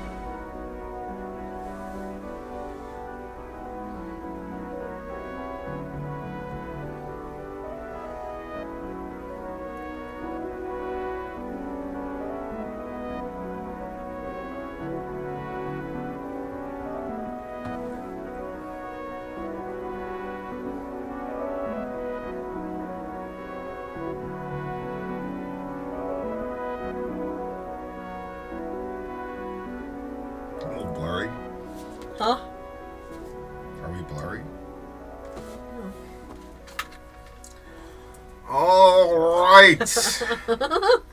Okay. This was not as I expected it. Listen, Okay? What? I have been trying to find this song, and I cannot find it for the life of me. Which song? This one? No. So when we went to Kennebunk Christian Academy, Okay. we had a Christmas play to do. Okay. Okay. And it wasn't. I don't know if it was a Christmas play or if it was a Christmas variety show. We'll just call it a Christmas variety show. Okay. Okay. And they had this song called "Fill in the Blanks." Okay. And I can't remember, but it's like, why do you celebrate? Why do you sing? Why do you decorate everything? Doesn't make you feel like giving thanks? Fill in the blanks. Fill in the blanks. It's exactly what the season means. Fill in the blanks. As a kayak kissing in your trees. Fill in the blanks. That's exactly what the season means. Can you take the time to answer, please? Fill in the blanks. Dim, dim, dim, dim, dim, dim, dim, dim, dim, dim, dim, dim, dim. Okay. Why do you celebrate? Why What do grade you was sing? this? Why do you decorate everything? Doesn't it make you feel like giving thanks? Fill in the blanks. It sounded exactly like that. If I could find that song, bro, you would see. Okay. Oh, it sounded like this one. Oh. Yeah, it sounded like this song. It sounded like that 90s and like with the dancing and shit, like the and everybody's got the baggy pants and the hammer pants and shit. Yeah, bro, that's what we was on back in the day. That's what the song made me feel like. Like, oh shit. Wow. Fill in the Okay. blanks. All right. This. What grade was that? Kennebunk Christian Academy, 2nd grade. That was my, that's when ho! Thank you very much, Zoe Ray. That looks wonderful. Get me some, Barbecue sauce. barbecue sauce. Perhaps some Suya hood. Thanks, honey. Oh, yeah, I just said it right there. Yeah, let's just pause everything, okay? So we can... Like, literally, we're eating our dinner with you guys. You lot. With you lot. Thanks, honey. They're like, most people have dinner before 9 o'clock. Well, we're not most people. Right. If All right. if back. that's when we did our thing, then how would we do this? We're gonna be up till like 3 o'clock in the morning with you guys. Yeah. Okay. First of all, I did not expect this song. The lyrics are there, babe. No, I'm trying to find the fill in the blank Ah! song. Oh my gosh! I'm trying to tell you. Ask ChatGPT. Okay, so this is not what I expected a 55-piece jazz pop orchestra to sound like. It surprised me. I expected it to be different than that, but it was fun. Like it had like you said, there had like the like. Yeah, I it didn't had hear like that song. the coordinated dancing and all that shit. Yeah. Yeah, And I don't know. He just kind of vibed with it. He says the end was not never near. I taste what I want to hear. The poles are shifting nice. The comet's cold as ice. The only answer is because. Just because. Yes, understood. Things will fall apart just like they should. This little shred was good. Don't think it through. Things will fall apart. They always do. At least something's always true. So it's this idea. It's that sort of like nothing can ever be good. Like it's gonna fall apart. When we're talking about the comet, is that sort of like the comet's cold as ice? The poles are shifting nice. Is this talking about like global warming and stuff like that? I think it's climate change. Yep. Which is why Negative said like it was an important topic. I'd have fun with it or something like that. Yeah. A philosophical concept. Yeah. Do they have one of those They are strong. replicators like on Star Trek? Okay, so you think this is about global warming and climate change? Well, I thought that the beginning might be about that, but then but I didn't know if it was like sort of metaphorical and it was just talking about like the end was not never near. So you're talking about like if we're talking about relationship, we're just talking about your life, whatever. Like there's always some shit around the corner that's about to come at you. Like there's no escaping it. I taste what I want to hear. The poles are shifting nice. So sort of like even the world itself that we live in is moving and it's shifting and the poles are shifting and the stuff is warmer when it should have been colder. So if the world around us is going to shift and it looks like we're headed towards some catastrophic end, then why is it not the same for our lives? Yeah, that's true. The end was never near. Man, there's so many different places I could go with that right now. Oh, so many places. I bet. So, I don't know if I agree. I know I definitely don't agree with this guy in totality, but there's this guy named Rizwan Aris. It's so fascinating because Bernardo Kastrup, Aris, and Don Hoffman. Okay. All three of those guys got sent on a philosophical quest to figure out simulation theory as well as other things by being computer programmers. Yeah. So like all three of them were basically computer programming people. Yep. And they all got caught up with the simplicity of getting of augmenting reality and creating reality that isn't actually there. And so, like, he talks about putting on this headset and playing ping pong, and of course, there is no paddle, there is no ball. He went to set the ball on the table, there was no table. And so he said he went to set the paddle on and that he almost fell over because there was no table. Because there was no table, there was no paddle. And and he said you kind of suspend disbelief to go into this thing because you know that it's virtual reality, but he got overwhelmed and taken in, and so this sends him on this like journey to figure what are the odds that this is not a simulation. And it's interesting because Elon basically said we have 1 billion to 1 chance of being in the actual real world instead of a simulated world, which of course that fits very nicely with our point of view. But one of the things that was fascinating to me was he talked about how in RPGs, role-playing games, you get to choose a character and enter into that world because you want to somehow experience that experience riding on a dragon or experience whatever. Yeah. And so you are playing this video game, you're incarnating into this other world, and that's why you have first-person shooters sometimes, is because you want to be like right there. You don't want to watch yourself. Yeah. I'd rather watch myself do something. Yeah. I'm good with like seeing the thing from an actual scope and all the rest of it. But like the point of what he was saying was you choose to play this game and you also choose the character that you're going to inhabit and the backstory that he has or she has or whatever. And so in his mind, you chose, like Tom Brady chose to be Tom Brady. You chose to be you, that type of thing or whatever. I'm not sure you can justify that biblically, but I thought it was just a really interesting way of looking at life, because if you look at life as like it's a quest, they were talking about the quest and the hero's journey and all this stuff, and you understand that this life is really just he was talking about the Hindu version of Maya, where the quickest way to understand Maya is that it's just illusion. Mm-hmm. But Maya apparently means a carefully crafted illusion. That's what Maya means. And then apparently there's an Arabic word where Allah says, like, in the Quran, where he says, like, I've made this world basically a gymnasium for you. Like, and so he's, like, looking at all these ancient religions were essentially saying the same thing, that this reality is not ultimate, and that there is a reality or dimension underpinning that reality. Mm-hmm.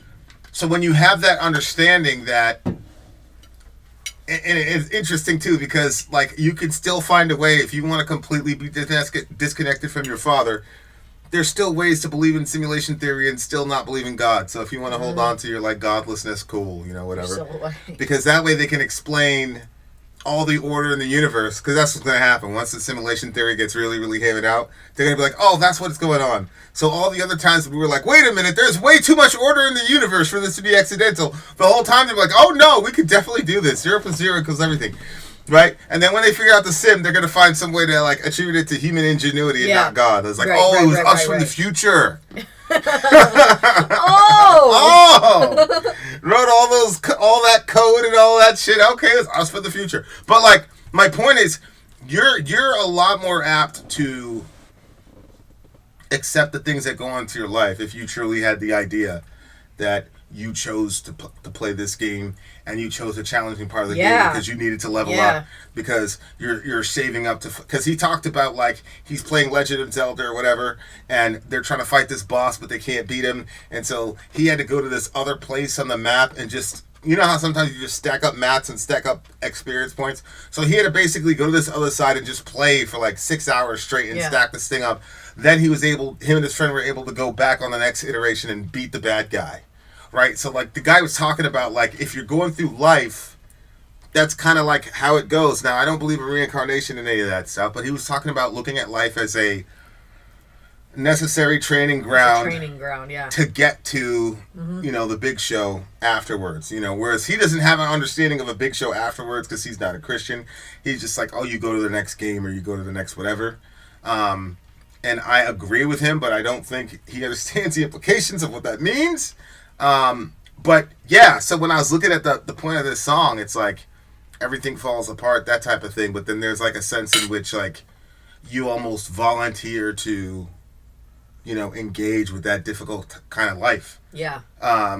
Which I thought was a really fascinating way of looking at it. And ultimately, like if you pin me down, only Jesus can make such a claim of like, I'm going to choose this difficult path before I'm born. The Bible doesn't say, you know, either way.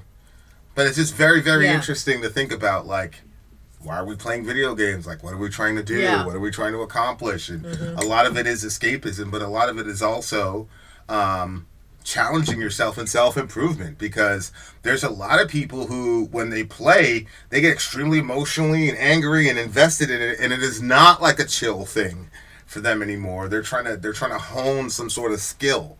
They're trying to get some sort of, you know, new ability or whatever in the game. So it was a very fascinating way to look at the world. These are you know difficult levels in a game that you're trying to generate a certain amount of experience points for, so that when the big show happens, you're going to be able to go crazy with it. Yeah. Do you think like with the concept of you like sort of picked your own life, which by extension would mean you chose your difficulties. Right. It's a very provocative thing to say. Yeah, it is. It for sure is. I like will wrestle around with those concepts because I like years ago heard that whole thing about, you know, deja vu. And that it's that you saw those like basically like a short version of your life before you were born and you chose that one, and so when you have deja vu you're like, oh yeah, that's familiar. But do you think that thanks. I can't remember where I was gonna go. I got a little distracted with that. Oh, for me, like the idea that I would have picked my own life and the difficulties that follow, I guess that doesn't give me like, I'm not really a fan of that because like that whole like Jesus being my firm foundation, like one of the things that really like carries me is that he's orchestrating this. He's in charge of this. And so I rest in the fact that God is... Well, those aren't mutually exclusive ideas. Well, I think I don't like the idea of myself being in part of the planning. Like, yeah, but, I mean, that's a divine counsel thing. You could easily say that God was up there saying, okay, here's this person's package, this is their life, this is what they're going to do, blah, blah, blah. Who wants to go in this package? And you said, okay, I'll go that one. Mm-hmm. That doesn't mean that God isn't sovereign or your foundation. Yeah, okay. You know? Yeah, I see what you're saying. Yeah. The Bible just doesn't say, but I just think it's a brilliant idea. And as a person who's always been so focused on video games, the idea that this world and like what you just saw in the lyrics of these songs is about a challenge that you have to get through. Really fascinating guy. You guys should check it out because it has a lot of implications for stuff like this, you know? Mm-hmm. 9.3 for me.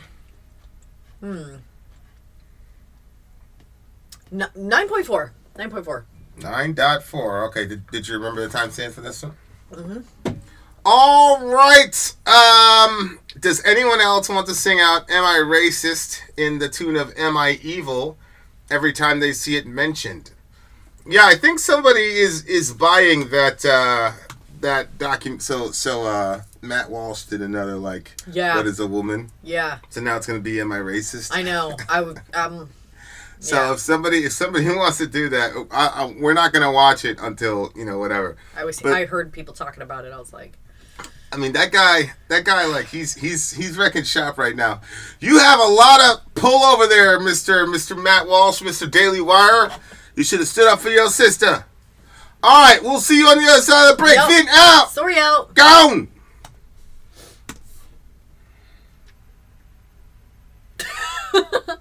Good day. I'm sorry. If you would like to get your song reviewed, dear listener, there's the Filthy Capitalist option. As Sori says, 125 gets you straight to the head of the line. You don't have to be a part of the alliance. You don't have to be part of the group. Wait a minute. And the biggest thing is you don't have to wait. You hop, skip, and jump right in front of everybody. 125 gets you there. You do that 3 times, and you get mashed down to the $75 rate for perpetuity. Yes! Also, there is a band review option.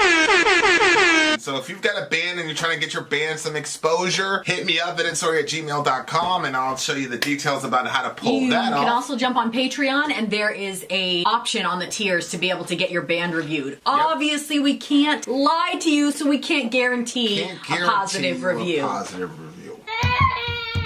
Get what you get. It's just rubbish. Rubbish. Rubbish. That's British for garbage. My favorite is a community option. $1 at the gate gets you in a Patreon. You get to join an alliance. The alliance joins their points together, and that helps determine what songs that we do.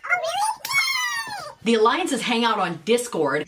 Message me on Patreon to get the link. And they do all kinds of other cool things. They do Minecraft, Dungeons and Dragons. Yeah.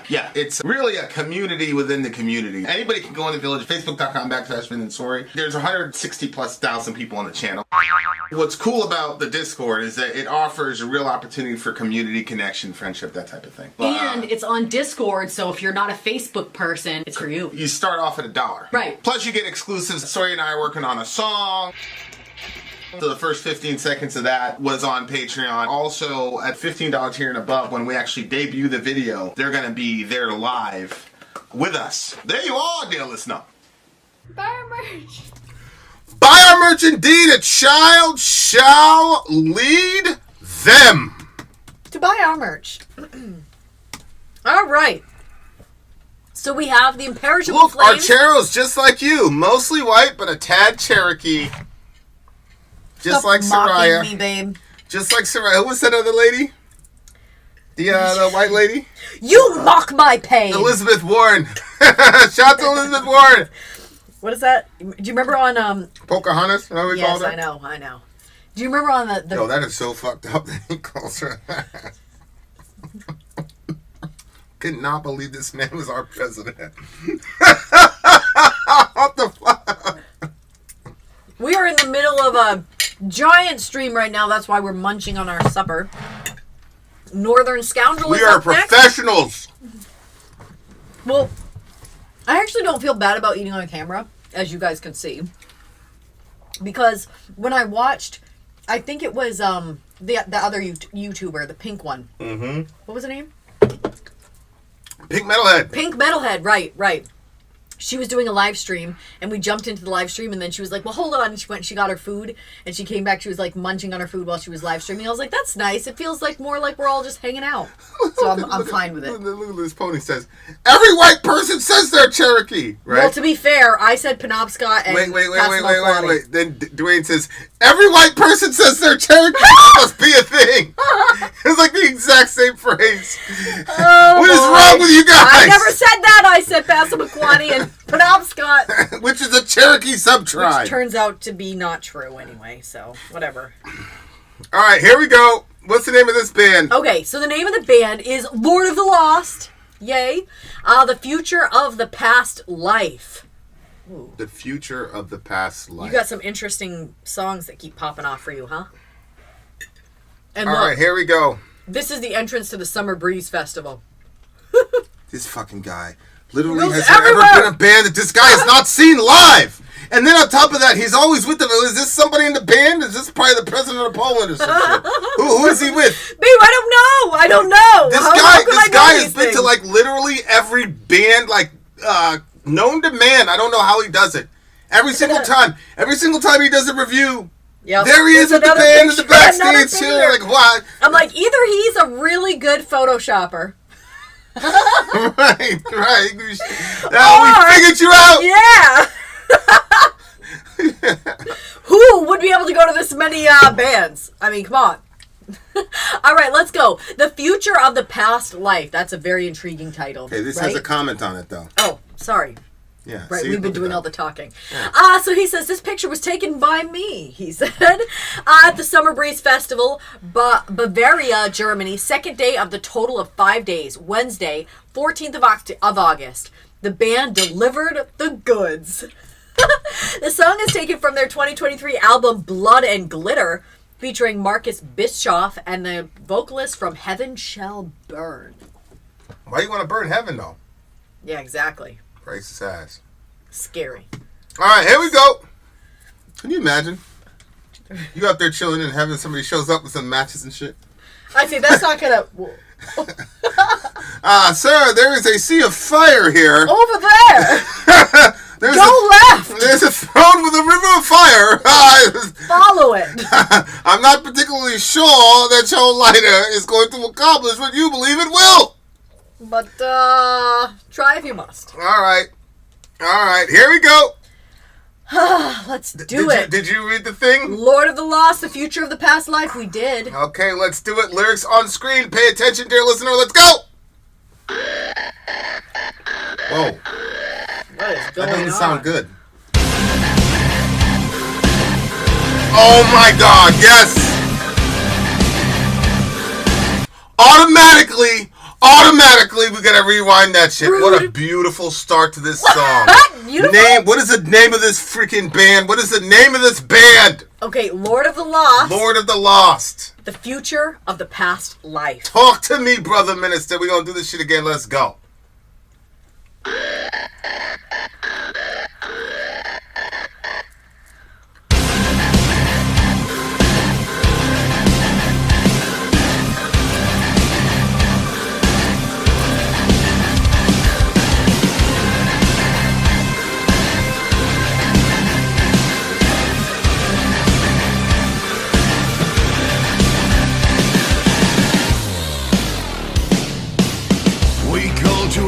Against ourselves when we could have stopped the bleeding.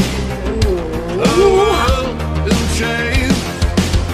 We pray to gods but are forsaken. When will we stop believing? Our minds in chains. The perfect world needs us to win our way. No one can save us now. Dying away, and fight today forever.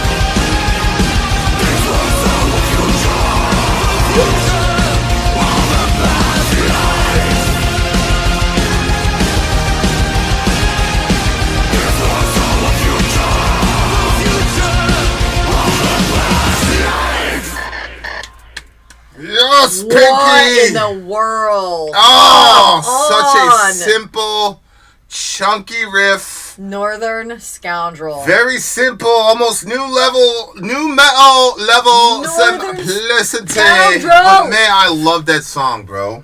I love that song. So do I. So chunky and simple. Like, we gotta... Yeah. Man. Dying away. Like, that just stays in your head. That's a... Dying away. Dying away. Yeah. Alright. Yo, send me that picture, bro. I want to show you guys what I'm talking about. Literally, like, I don't know. It's like been probably 4 or 5 times in total where Northern Scoundrel like talks about a band, recommends a band or whatnot. That he doesn't have a picture where he's right there with them dudes. Yep. This shit is crazy. He's always looking like he's having fun. I don't even read his comments, bro. I'm like, man, fuck this guy, bro. He's Let me guess, you had another great summer. Yeah, exactly. Exactly. You met another legendary band. Yep. Yeah, there he goes. He said he took this picture. He took it. Is that the band right there? Is that This picture was taken by me, he said, but he didn't give me any other. Who are the people in this picture? Dying Who are away. they? Who are they? Maybe he set up the camera. Okay, anyway. Okay, loved this friggin' song. I especially like this part. You're doing the timestamp thing, right? Been doing it. Okay, that's okay. Who's going after me now? No, nobody's going after you, bro. It's Ben? good. It's Gucci. As long as you're doing it, it's fine. It's fine. I've got them all here. Look. Look. Read the comment again. Something weird happened when I did it the first time. All right, hold on. Let me try Archero. Then that means I need to go onto the other board because I actually copy and paste you guys' and put it on my own board. Because what are you talking about? People before on the Trello board. Oh, he screwed up the comment on Trello. People started archiving my shit before I got to deal with it. I was like, no! So now I just move it to my own board. Gotcha. So I'm going to go back to the Imperishable Flames because apparently it's been updated. All right, so you have to read the updated comments. We're going to read the updated comments. The updated comments are on the way. The Scoundrel said, the picture was taken by me at the Summer Breeze Festival. In Bavaria, and on Germany top of that, last month. On top of that, you sent me the wrong picture. It's the wrong picture, he said. What are you talking about? Oh, this one? Yeah, that's them. That's the real picture. You fraud. Wow! You're a fraud. How dare you? What do you say? Intellectual abusement. Intellectual abusement. You remember that? All right. That's good. Okay. There you please, go. Now let me read the actual comment. Please read the actual comment. Please stop interrupting me. Wait, so now I'm a little bit confused here. Full comment, not sure what happened on the first one. This picture was taken by me at the Summer Breeze Festival in Bavaria, Germany last month. Why are you looking at me like that, bro? Because he's always out there having fun. This came last month. I don't even... Is he even in... Does he even live in Germany? I don't know. Everybody else is like... He shouldn't be allowed to go to that place. Starting school, entering fall. And yeah. I would just tell him, you're not allowed to keep going until Vin is able to Not until we get to go to it. Until Vin is able to go to some shows. Continue reading. This year, the festival featured over 125 bands, from hard rock to metalcore to death and black metal and much in between. It officially starts on Tuesday evening before it really kicks off from Wednesday noon to Saturday night to Sunday. I got to see some others. I got to see some among others. Behemoth, Amnon Amarth, Lord of the Lost, Four Swans. Fewer Swans. Yes, Flogging Molly, Corp Takani, Greetings to Kai and Misery Biz, Flabard, and Sodom. The best act for me was Dark Tranquillity, who played live midnight into the day their newest album got released. That's pretty cool. And my main act, Insomnium, was also my last on Saturday. In total, about 23 bands. Man, Lord of the Lost played on the second day of the festival, and they delivered the goods. The song I have chosen from them is taken from their 2023 album, Blood and Glitter, featuring Marcus Bischoff, the vocalist from Heaven Shall Burn. That's interesting. Blood and Glitter. It kind of felt like that. Like, because it had that like, just very hardcore, basic, foundational, and then when you got to the chorus, it was a very, like, it took you some places. Are you guys still curious? Are you guys still Christian, just curious? I thought you were saying, are you guys still curious, just Christian? Yes! We're actually 1,000%. We're actually more Christian now than we were before. If you can believe that. So sonically, everybody knows I love this song. This is my favorite song of the night. Okay, now the night is not over. Okay, he had the other song where I rewound it a couple times. Wasn't that Controller? Northern. Yeah. The Northern Scoundrel, or was that Controller? It's same person. Same person. Hopefully it was okay to say that. Well, I mean... Was it? Strike that from the record! But, like, there was one song I rewound, like, 3 or 4 times because the shit was just crazy. I'd never heard something like that before in my life. I was like, oh, my God. Also Don Johnson! I think we did it, like, 4 or 5 times, actually. Now I think about it. Yes, you did. You did keep rewinding. Oh, yeah, right there. Conan Filber. How do these people remember? My God. Yeah, you rewound that Conan Filber song like 4 times. Yeah, the war song. Yeah, it was horrible. It's horrible. Yeah, the Controller. That's why I don't like that he gets to go to these shows. Because, like, he has all these... Why, Vin? Tell us. Because there's all these bands, and I'm like, oh, my God, I've never heard such beauty in my life. I have to rewind it 5 times. And he's like, yeah, I saw it. It's very good. The guy had red shoes on. Okay, fine, Controller. Get rid of you. Get rid of you. Well, let's check out the lyrics. Stop insulting our... our friends that bring us the great music, because you know what, if he wasn't here, you would have never heard this song. I never had that band. Yeah, so you know, you didn't get to go to the show, but this is song of the night. At least you're not sitting just lonely beneath your covers with all this song. I'd like to go with him to a show in Europe and then like push him in the mosh pit, but then act like I didn't push him and then help him up. And like when he's halfway there and he's putting all his weight into my arm, let him go at the moment of need. You're that type of person. And watch him be trampled. Vin's been a little dark as of late. In case you hadn't noticed. You got to see this band live. We continue. Stop being jealous. Okay, so lyrically, we call to arms against ourselves. When we could have stopped the bleeding, a world in chains, we pray to gods but are forsaken. Well, we will stop. When will we stop believing? Our minds are in chains. The path we walk leads us to wither away, and no one can save us now. Dying away, and by today, forever gone. The war... This was our future. This was our future, the future of a past life. Dying away! All we could have done! A poisoned well to fill our craving. We swallow our demons and hope to change. That was like my favorite chunk, was that one. A good line. Yeah. The future of a past life, he says. I thought that was interesting because... there's this concept of sacrificing... I might be taking this way off course, and you can bring it back, Vinny. You always do. Mm-hmm. So, like, the concept of having... sacrificing today for your future tomorrow. So that's, you know, anybody that, like, gets sober, or anytime that you see that if you keep doing X, Y, and Z thing, it's going to be destructive to you, you have to face I'm not going to let myself keep going down this road path today.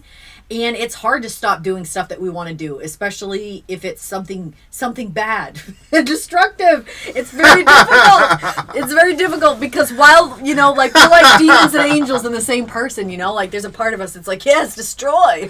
But then there's also the other part of you that's like, yes, but at the same time, I believe we should be building something here. So when he did that, the future of a past life, it reminded me of, like, you know, how many... like, there was a time where I was in, like, had thoughts in the past that are now, like, obviously you think to yourself, when I'm 30 or when I'm 40, you know, so it's like, okay, now you find yourself at this point, and then all those things that you said about this time period are now here. And then it's like, do you think the same? Do you feel the same? Probably not. But when he said, like, it's interesting because while we are in the past's future, we are also the past of another future in the same moment. So it's just, it's cool. I really liked a poisoned well to fill our craving. We swallow our demons and hope to change. Truth be told, we are alone in a misery that deepens and know we won't get out. I always feel like I'm going off the rails. Do you want to start talking? Well, no, I'm listening to you. I'm listening to you. So I really, really liked this because, so I had this weird, like, sort of church experience, I guess you could say. I woke up earlier than usual, and decided I was going to go to church, but I intended on going to one church. But as I like pulled out of the driveway, I wasn't very far away, and I realized that there was like another church that was in this building, and so I decided to go. Anyway, long story short, when I was they were, I'm trying to think of how much to say and how much not to say. Basically, this is a very strange. Go ahead. Well, I'm fascinated by the idea that, or the concept that we are almost, even though we're human beings, there's still an emptiness that lies inside of us that we are desperate to fill. And there's tons of different ways that we can fill it, but there's only one lasting way to fill it, or one way that like actually has like some weight to it, you know? And so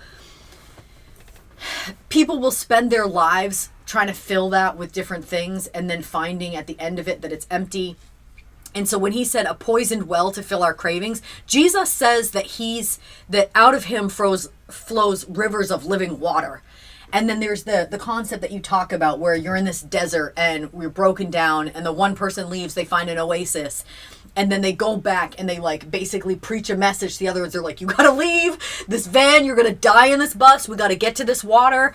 And the person is desperate to get everybody from the bus to the oasis, because they know that's the only way that these people are gonna, one, survive, and two, really enjoy their day. You can suffer on the bus, or you can go to the paradise. But anyway, so you know how you have a dream, but you forget your dream until something happens the next day, and all of a sudden you're like, whoa, that's right, I was dreaming about this.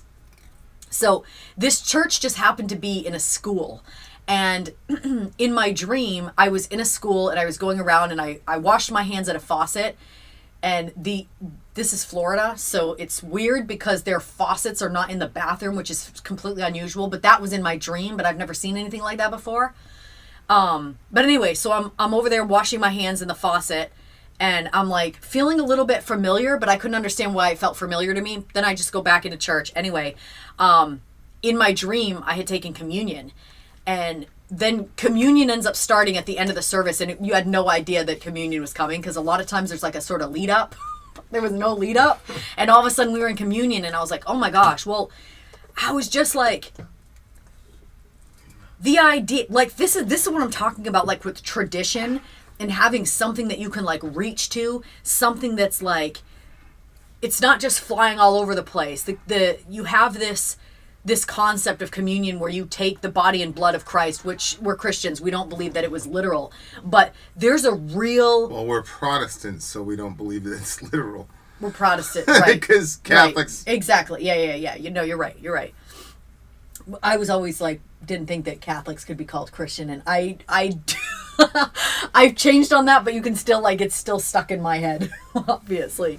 But anyway, like, I'm like... Irony is fucking incredible, but okay, go ahead. It was crazy because I'm like, I'm sitting in there and I'm taking this communion, and I'm just like loving the process of like the things that are being said, and then everybody... It's, when I was a kid, like sometimes when communion would happen, like it was so funny to me because just like watching everybody like drones, like take the thing at the same time, and then like when you would see all the adults like flip their head back to like drink the little cup. I don't know why it was funny to me, but like I was having this completely different experience where I was just like taking the body, taking the blood again, which is symbolic of what Christ did on the cross. And the moment was just, I put the cracker thing in my mouth and I'm like chewing it. And I always do this thing like ritualistically whenever I take it, where I like apologize to Jesus for putting him on the cross with all the shitty things I've done. And like, I'm like saying, I'm sorry over and over. And then like, I just felt like it was clear as day. Like I know it's weird because it's going to be hard to understand probably if you don't experience it. But like, it was like Jesus turned to me straight from the cross. And he was like, he said, he basically told me like, why do you stop doing this? Like you don't have to keep apologizing. I just say thank you. Like it's done, you know? And I was like sitting there like crunching this cracker in my mouth, which is supposed to be bread, but whatever.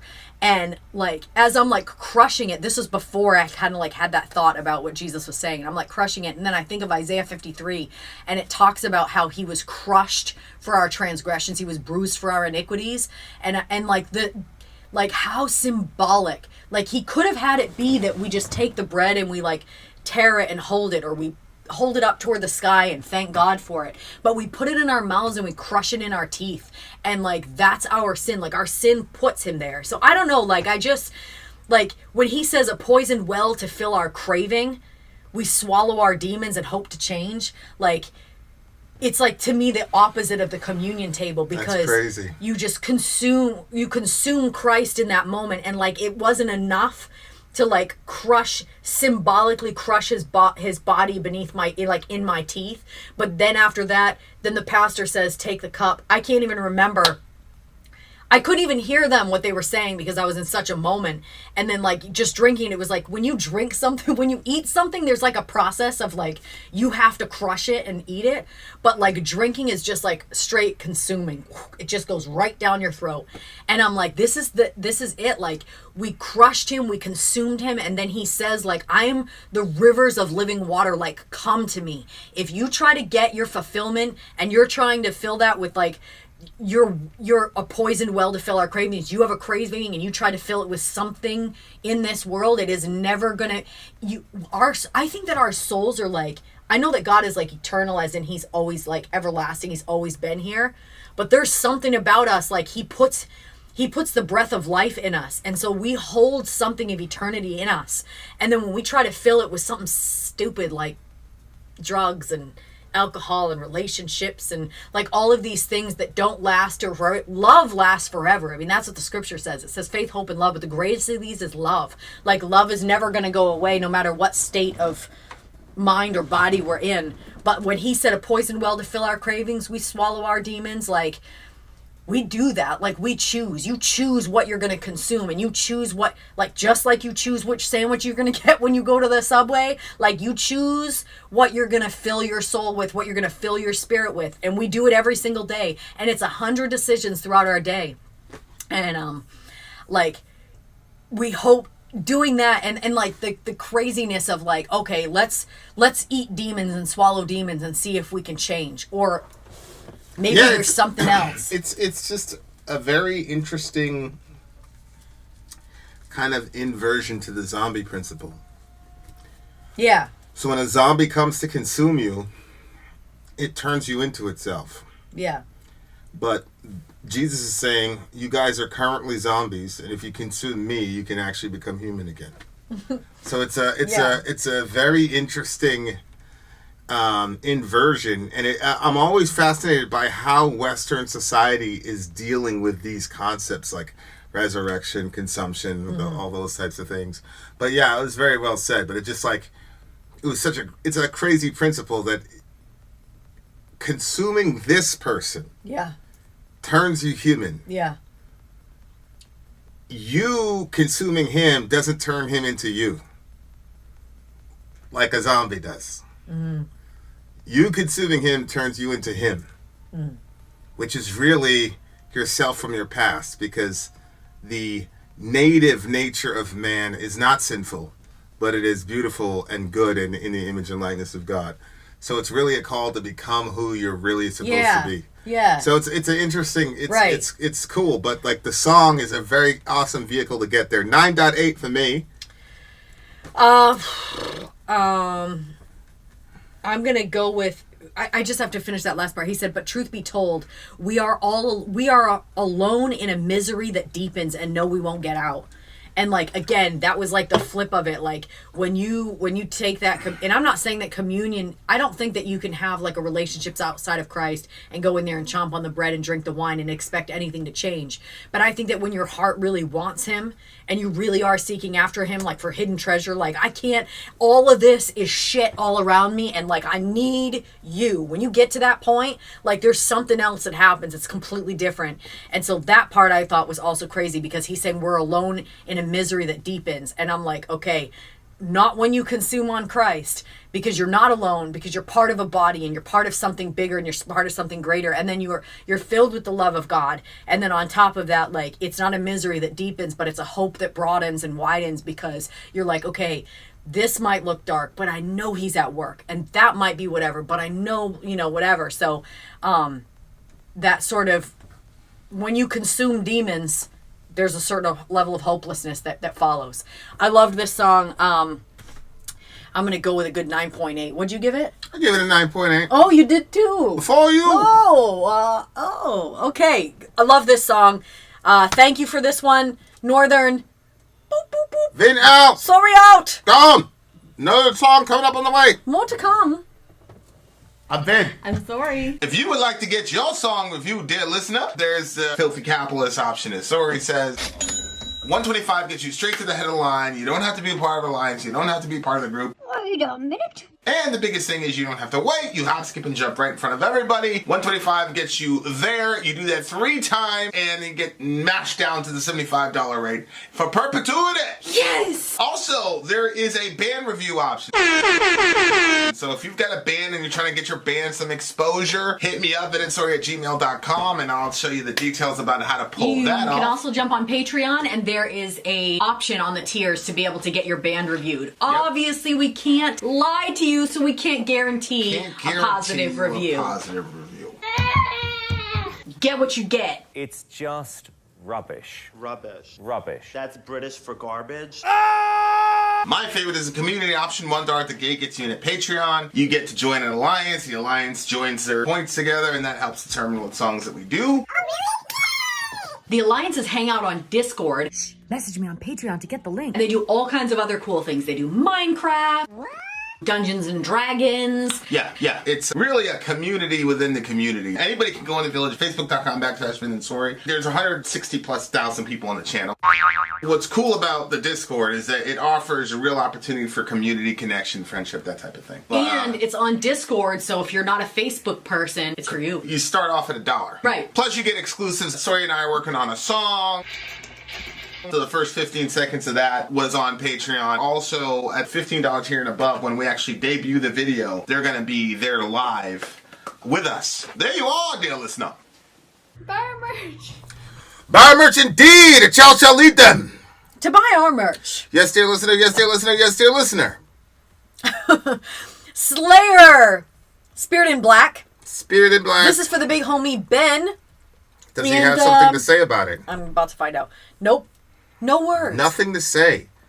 Okay. But this is DJ Ben's pick on the Imperishable Flames stream. The Imperishable Flame stream. So Slayer, let's check it out. Babe, do you have the Imperishable Flame logo? Oh, I'll send it to you. As if we were doing an Imperishable Flame streams without the logo. As if people didn't remind me that we don't have the logo up. What's up with you? They didn't want you to get mad at them. I'm just kidding. I'm like, okay. Just trying to find that. Can we go now? Yeah, do it. Slayer. Do it. Slayer. I never stopped you. All right, let's see. What color should represent Slayer? Let's get a good bold red here. Bada bing. And then chase it with some like grayish black here. That's how we know of Slayer. And then here we go. And Spirit in Black original. Let's go. Uh-oh. Heaviness, baby. Heaviness, baby.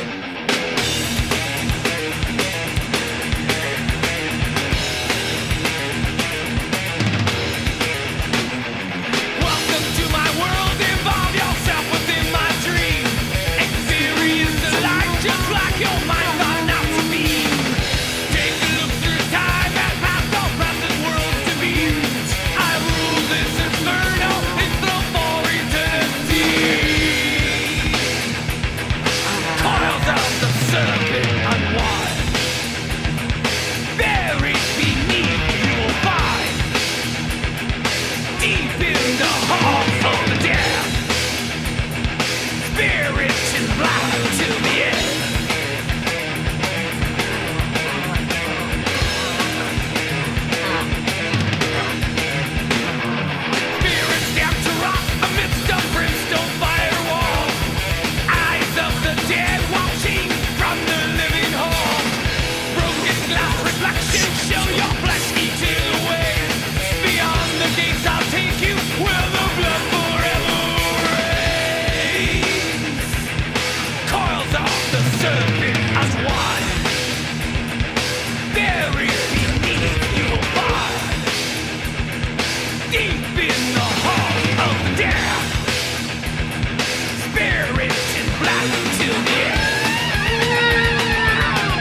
Here you go, Kerry King.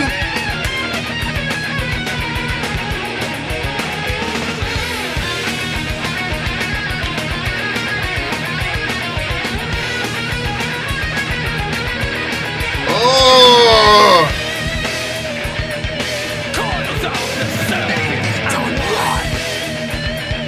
Very deep in your body. Deep in the heart of death. Buried in blood to the end.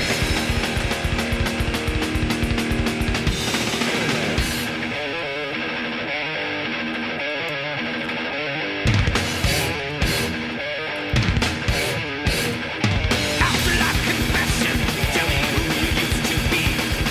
Looking on in wonder as I show you it was me. Burning from within, you know a spark is all it takes.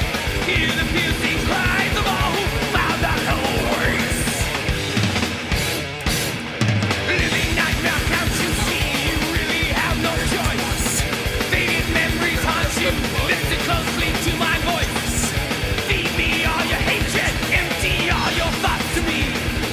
I can feel your emptiness with immortality.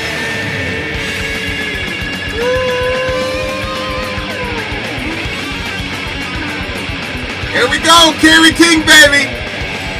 Let's just put a bunch of random notes together, baby. Well, we gonna play that motherfucker fast, you heard me?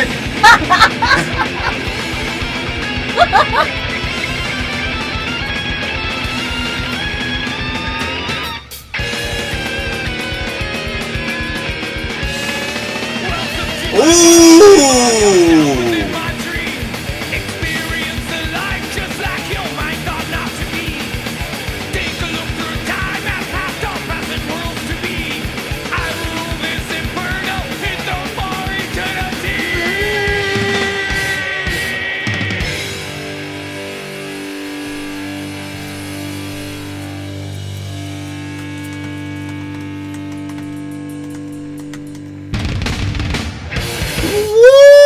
Woo! Last little punch in the face. All right.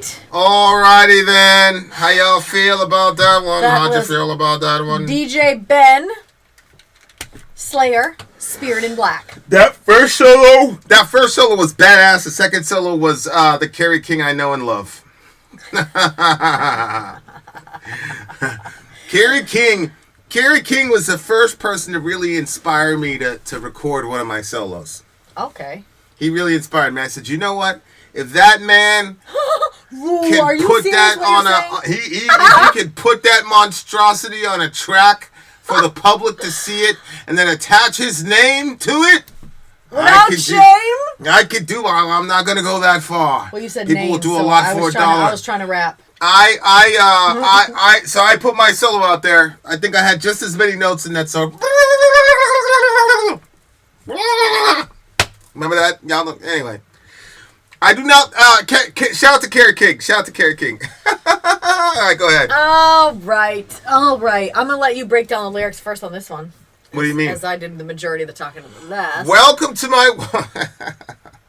I love how you always compare resumes. I love it. It's not that, I love it. It's not I that. love it. It's not that.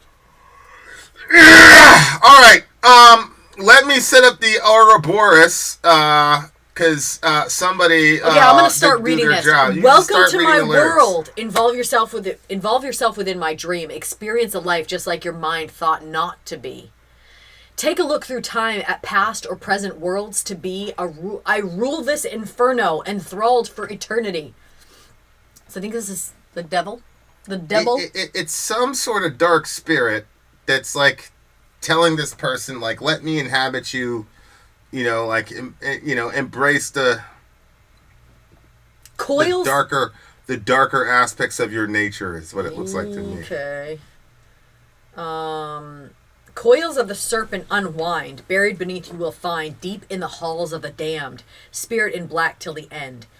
Spirits damned to rot amidst the brimstone firewall, eyes of the dead watching from their living hall. Broken glass reflections show your flesh eaten away, beyond the gates I'll take you where the blood forever reigns. And then First of all, I love his vocal style when he says chords of the serpent unwind. This guy, I forgot the guy's name already, but dude from Slayer, the lead singer, I love his style because his vocal style is always extremely ominous. Okay. It's an extremely ominous vocal style, but it's not the rah rah rah. I mean, he's still yelling too, but he's yelling in a way that Tom Araya. He's yelling in a way that it's still legible. You could still hear it. You could still differentiate and say, okay, he's still speaking English. You know what I'm saying? Like, I a lot of these bands are like, Cookie Monster. Like, they all list Slayer as their one of their main influences. But it's like, great, but why? But vocally, Tom Araya does not sound like the Cookie Monster. On top of that, like, he has his own kind of. On top of it, he has his own voice. Like, I can tell Tom Araya's voice from anybody else's. Just like him and James Hetfield have a distinct kind of voice. Obviously, Jonathan does, Tool does, blah, blah, blah. But when I'm talking about, like, the death metal that's kind of on the Slayer tree, the outgrowth from the Slayer tree, like the first Slipknot record, loved it. But it's like, rah! But again, in the first Slipknot record, I genuinely believed that Corey was mad. So when he was yelling, it wasn't a technique. You can go on YouTube and find techniques on how to scream and all that other shit. Like, I don't think the first two Slipknot records were a technique. It wasn't like, oh, this is how you do dirty vocals. This is how you do clean vocals. This is how you, like, to me, it was real. But, like, with Tom Araya, I love his vocal style. It's menacing. It's still loud. It still carries in a live show. It's just... It's not like Cookie Monster, whatever. It's actually legible. To me, which is even more heavy, because if I know what you're saying in the midst of that heavy shit, and you're saying some real devious shit, I'm like, yes! You know what I mean? Yeah, yeah. Whereas now it's like, and you're not even opening the songbook anymore. You know, like when you bought your record, like your physical copy, you'd open the thing up and read the songbook and go, oh, okay, like... This is what dude is saying, so you'd be able to follow along or whatever. But anyway, go ahead. Okay. Well, it just looks to me like this is the dark spirit that's telling the person, like, don't resist me, like, indulge in the darkness of your nature, and then yes, you're gonna end up in hell, but we'll be able to have power over everybody you don't like. So yeah, I think it's a good little exchange. Yeah, I think that there's like the concept here of like going to hell, but I also think that this is like a precautionary tale of actual like life too. Like hell, I used to hear people say, oh, some people, this is the most heaven that they're ever going to experience, and then you'd hear this hell started for these people here, and it's just going to carry on. Like you hear like a lot of these different things, but I believe it now. I do think that you can prematurely put yourself into hell by decisions and choices that you make. And I think that any dark influences that come to people, and they... Like, one of the ways that I find that people kind of get themselves twisted up in that stuff is that gives them some sort of power or... What gives them sort of power? Like if somebody has experiences with, like, you could call them dark intelligences, you could call them demons, you could call them just like some friendly spirit that showed up, some familiar whatever. But when people give themselves over to those things, like it has its effect, and sometimes it takes a bit of time before you realize how dark that darkness really is. But it's like the last song, we were talking about, drinking poisoned waters and, you're consuming demons. What do you think is going to happen? But it's oftentimes deceptive at the beginning where it looks like it's going to be one way. I mean, it's no different than Adam and Eve in the garden when they looked at the tree and they were like, oh, she's like, this looks like it's going to be good for food and to make somebody wise. I think that the same thing happens. Like, it's the same playbook. Like, some whatever comes to somebody and they believe that life is going to be, they're more powerful if they have this, or they're, I think that also there's like a self-made darkness, perhaps, that has attachments with otherworldly things. I don't know. But it's a way of coping with our misery that we sort of lean into it and lean into the dark thoughts and the dark feelings. And there's a sort of, it reminds me of when I used to have like, when, you know, like when you're a kid and you're trying to get your tooth out and there's like a certain kind of pushing that you do on the tooth that like it hurts. It feels good. Like it kind of can feel like that, but it's deceptive because while you're getting like twisted up in it, like it's becoming darker and darker and you don't realize the darkness as it's like sometimes it happens at night, right? The sun is setting and you don't realize that it's like really setting until all of a sudden you're like, yo, it's dark. And I think that that's what happens with people is that, you know, we get caught up too much in reaching for dark things and then where's the light? But Slayer, like their songs and stuff, like the lyrically it was, you know, it was thought provoking and stuff, but sonically I don't really like the sound of it, but Slayer is always going to have like a special place in my heart because they did that Silent Scream song. I couldn't believe it. Yeah. And I'm always going to have respect for them for doing that. I remember when we both figured out what they were actually talking about as the song went on. Yeah. It's pretty crazy. Yeah, like they really dig into the psychology of darkness, and I think the desire for power, the exchange of a person's soul, a person's being for power, like it's one of the best sort of dilemmas you could put a character in. Like we were watching the show yesterday and a character had to decide between a power play or his daughter, and he chose power over his daughter. Like there are a lot of shows where like they have that as a substrate, and like every single time that I see that, I know that character is in for some giant tragedy. Like people who cannot surrender power or influence, like somebody's gonna pay, like dearly. You know what I'm saying? Like I was in a situation once where it's like, oh, you know, you're about to lose all this power, all this influence, blah blah blah. But it's like, yo, did you want to be free or not? You know what I'm saying? Like who cares what XYZ person's like? You've got a chance to escape, get out of there. So it's a similar thing with the dark side of your energy, man. Is the really at the end of the day, it's the desire for power. And the desire for power, the world isn't as simple as saying that the desire for power is wrong. There are a lot of times when the desire for power is good. So, for example, if you ended up into some refugee camp over there in the Gaza Strip, you would feel powerless to help people. That's like one of the biggest things people say is like, I felt powerless to help people. So in that context, you want power because power will help you help these people.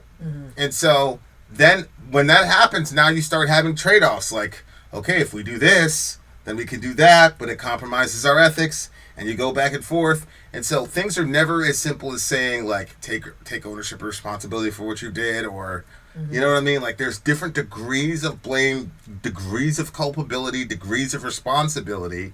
But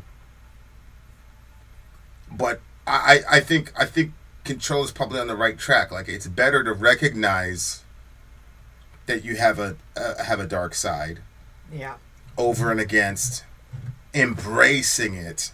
Yes. And I think that's where our society like goes off. Yep. People say I'm born this way, blah blah blah. It's like, well, yeah, dumb. Like we're all sinners, right? Like, so yes, I know you were born that way. What does that mean? Like, I was watching something on the Discovery Channel, and there's this like something in your oblongata for decision-making mechanisms that's supposed to solidify when you're about 26 years old, and they've found definitively that there are certain kinds of people that do not have that thing developed. It just isn't developed. And so so they basically have a violent streak. So because they don't have that gene or whatever, the impulse control toward, the thought process of I would slap the shit out of this person. To them, the thought and the action happen simultaneously because they don't have that little in their brain. And so it was just a very interesting thing because like they found a way to test for it and things like that. And I think Henry Rollins also has it missing. Which is Henry Rollins is a guy in a band or whatever. Apparently he had it missing too, but he had somehow found a way to not become an extremely criminally violent person. And then, the doctor didn't know who he was. So they're like, he was like, how did you, go through your adult life without a record? Like a criminal record. Really? And yeah, and he was like, oh, well, I, the band, playing that kind of aggressive music gave him an outlet or something like that.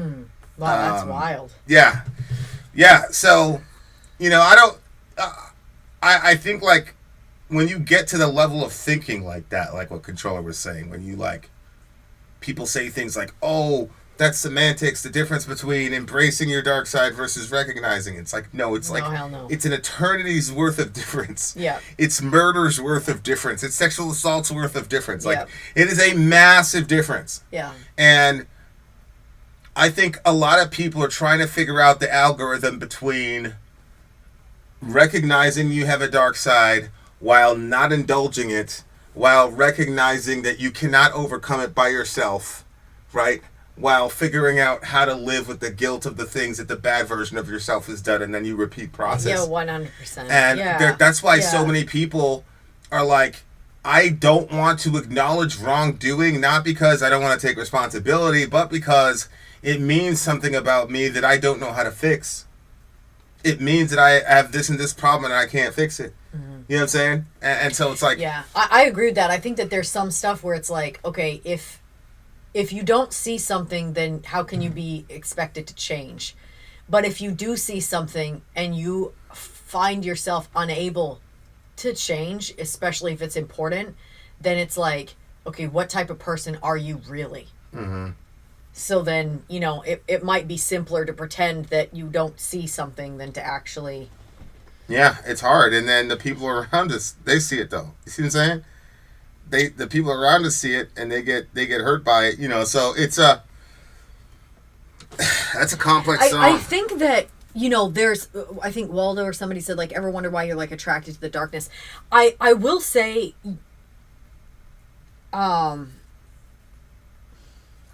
Go ahead.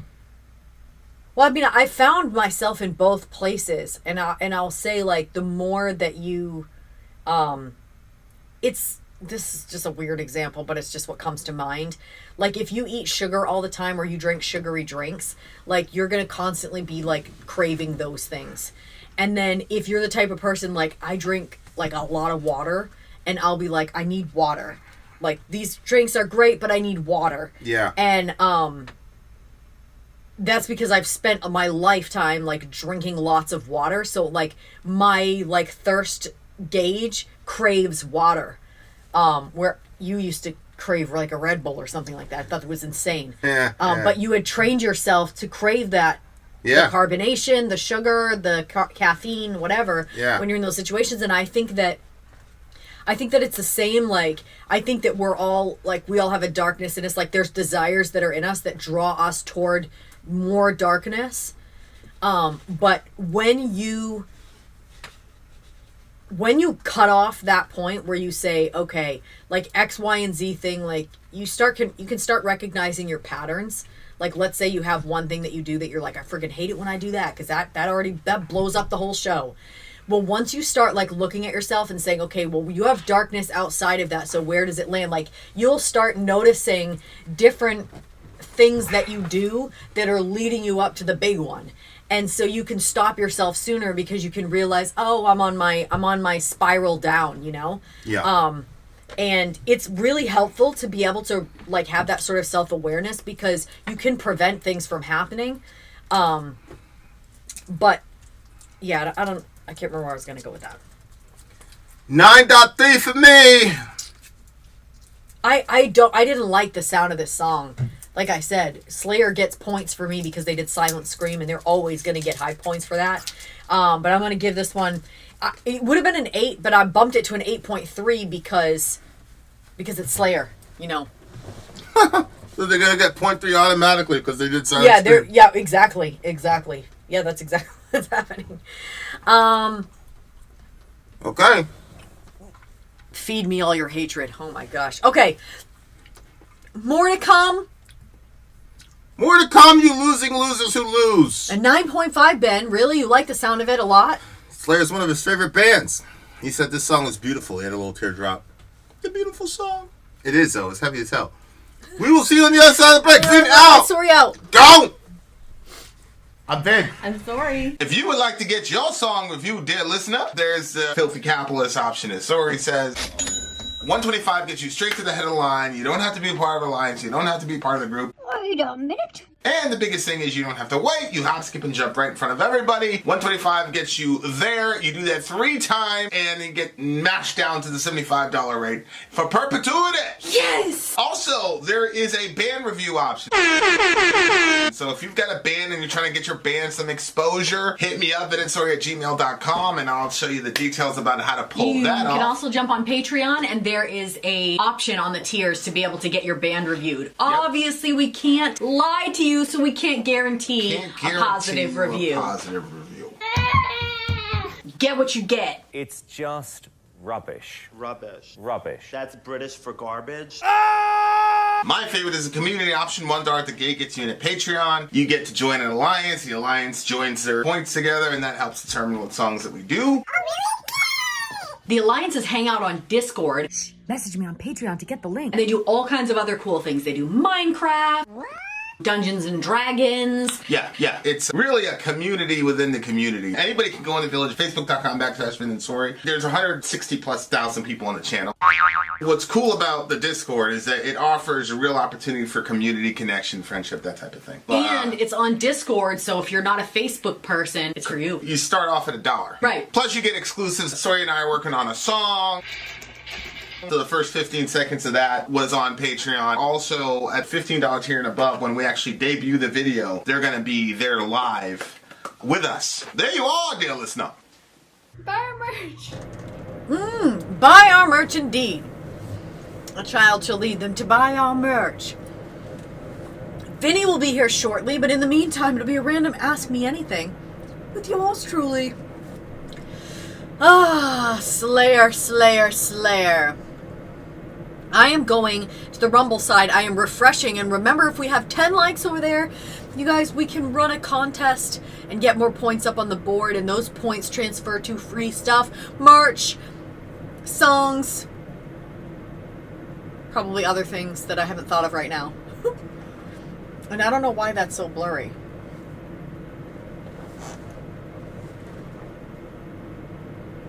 Whatever.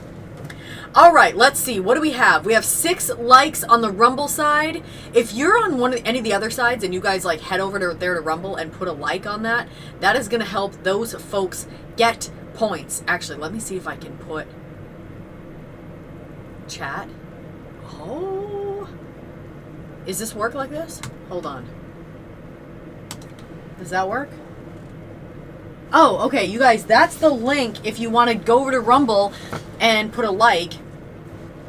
And also you can get that app so you guys will be ready. We're going to be doing a sorry, what's the meaning of life? Ooh, I never even saw these. I didn't know this chat was on this side. I can tell you what the meaning of life is. Honestly, Jet, depending on like, I never trust that people are who they say they are. So I assume that you're like a teenager, but I don't really know. You could be catfishing all of us. I think that the meaning of life is to experience God and to know God and to know him in different circumstances. Like I knew something of God when I was a teenager. I know something of God differently now. I've been through some really crazy experiences, some real darkness of my own soul, some facing of my own shadows, and I've seen just a lot of things, and I think that like at the end of all of it, like God made us, and because God is love, like he wants to express love to us and he wants to receive love from us. Not that God is deficient in love and that he can't survive without our love or that there's something missing from him, but I do think that because the Trinity is there, right? The Trinity is a Father, Son, and the Holy Spirit. They're one God, but 3 persons, and so there was this sort of love that they were able to share before all of this, and then they've brought us into it. And so I think it's as simple as recognizing where everything comes from. Like, you're outside and you're like looking around and you're like, all this came from God. Or, you know, I do this thing now where whenever I eat some fruit, I'm not intentionally doing it, it just comes to mind, where I'll be like, wow, this, whatever it is, a strawberry was sitting in a field, you know, warming and growing underneath the sun, and God knew that that strawberry was going to be consumed by me, and he made it at that point for me. And so just seeing God in everything and letting that change you. I don't know. Let me, Vinny's coming right in. We'll be right back.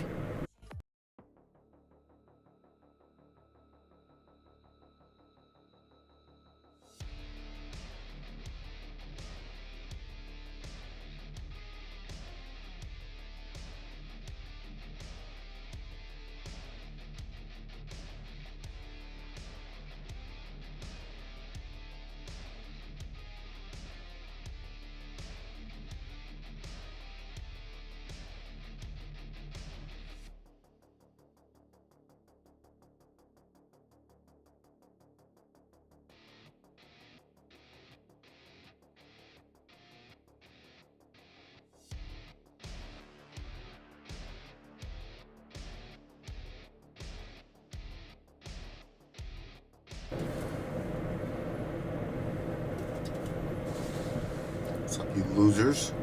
You Dumb thought you'd butts? be able to get away from us, you dumb butts. But you can't. Because we have more music. Yeah. Yeah. All right, the cover photo is the song we're doing now, as in our thumbnail, comes from this here song. It's a Megadeth song. It is Ben's second pick.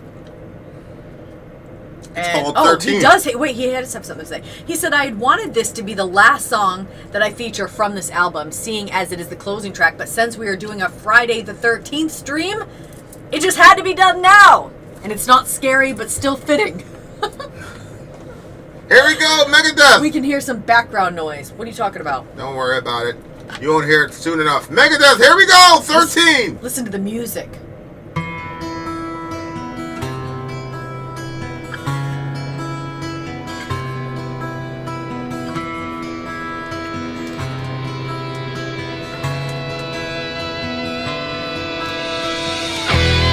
Ooh, let's go.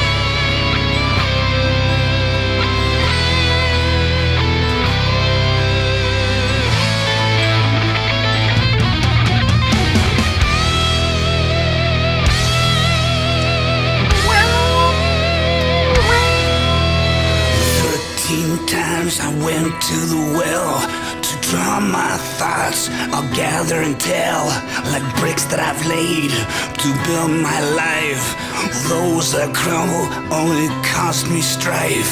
Thoughts become words cast into the sea, but they returned, always haunting me like a severed arm washed up on the shore.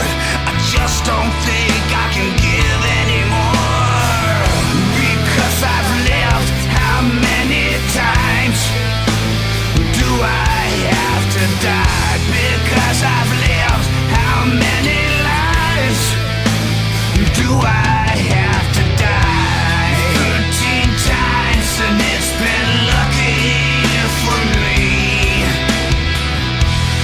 After every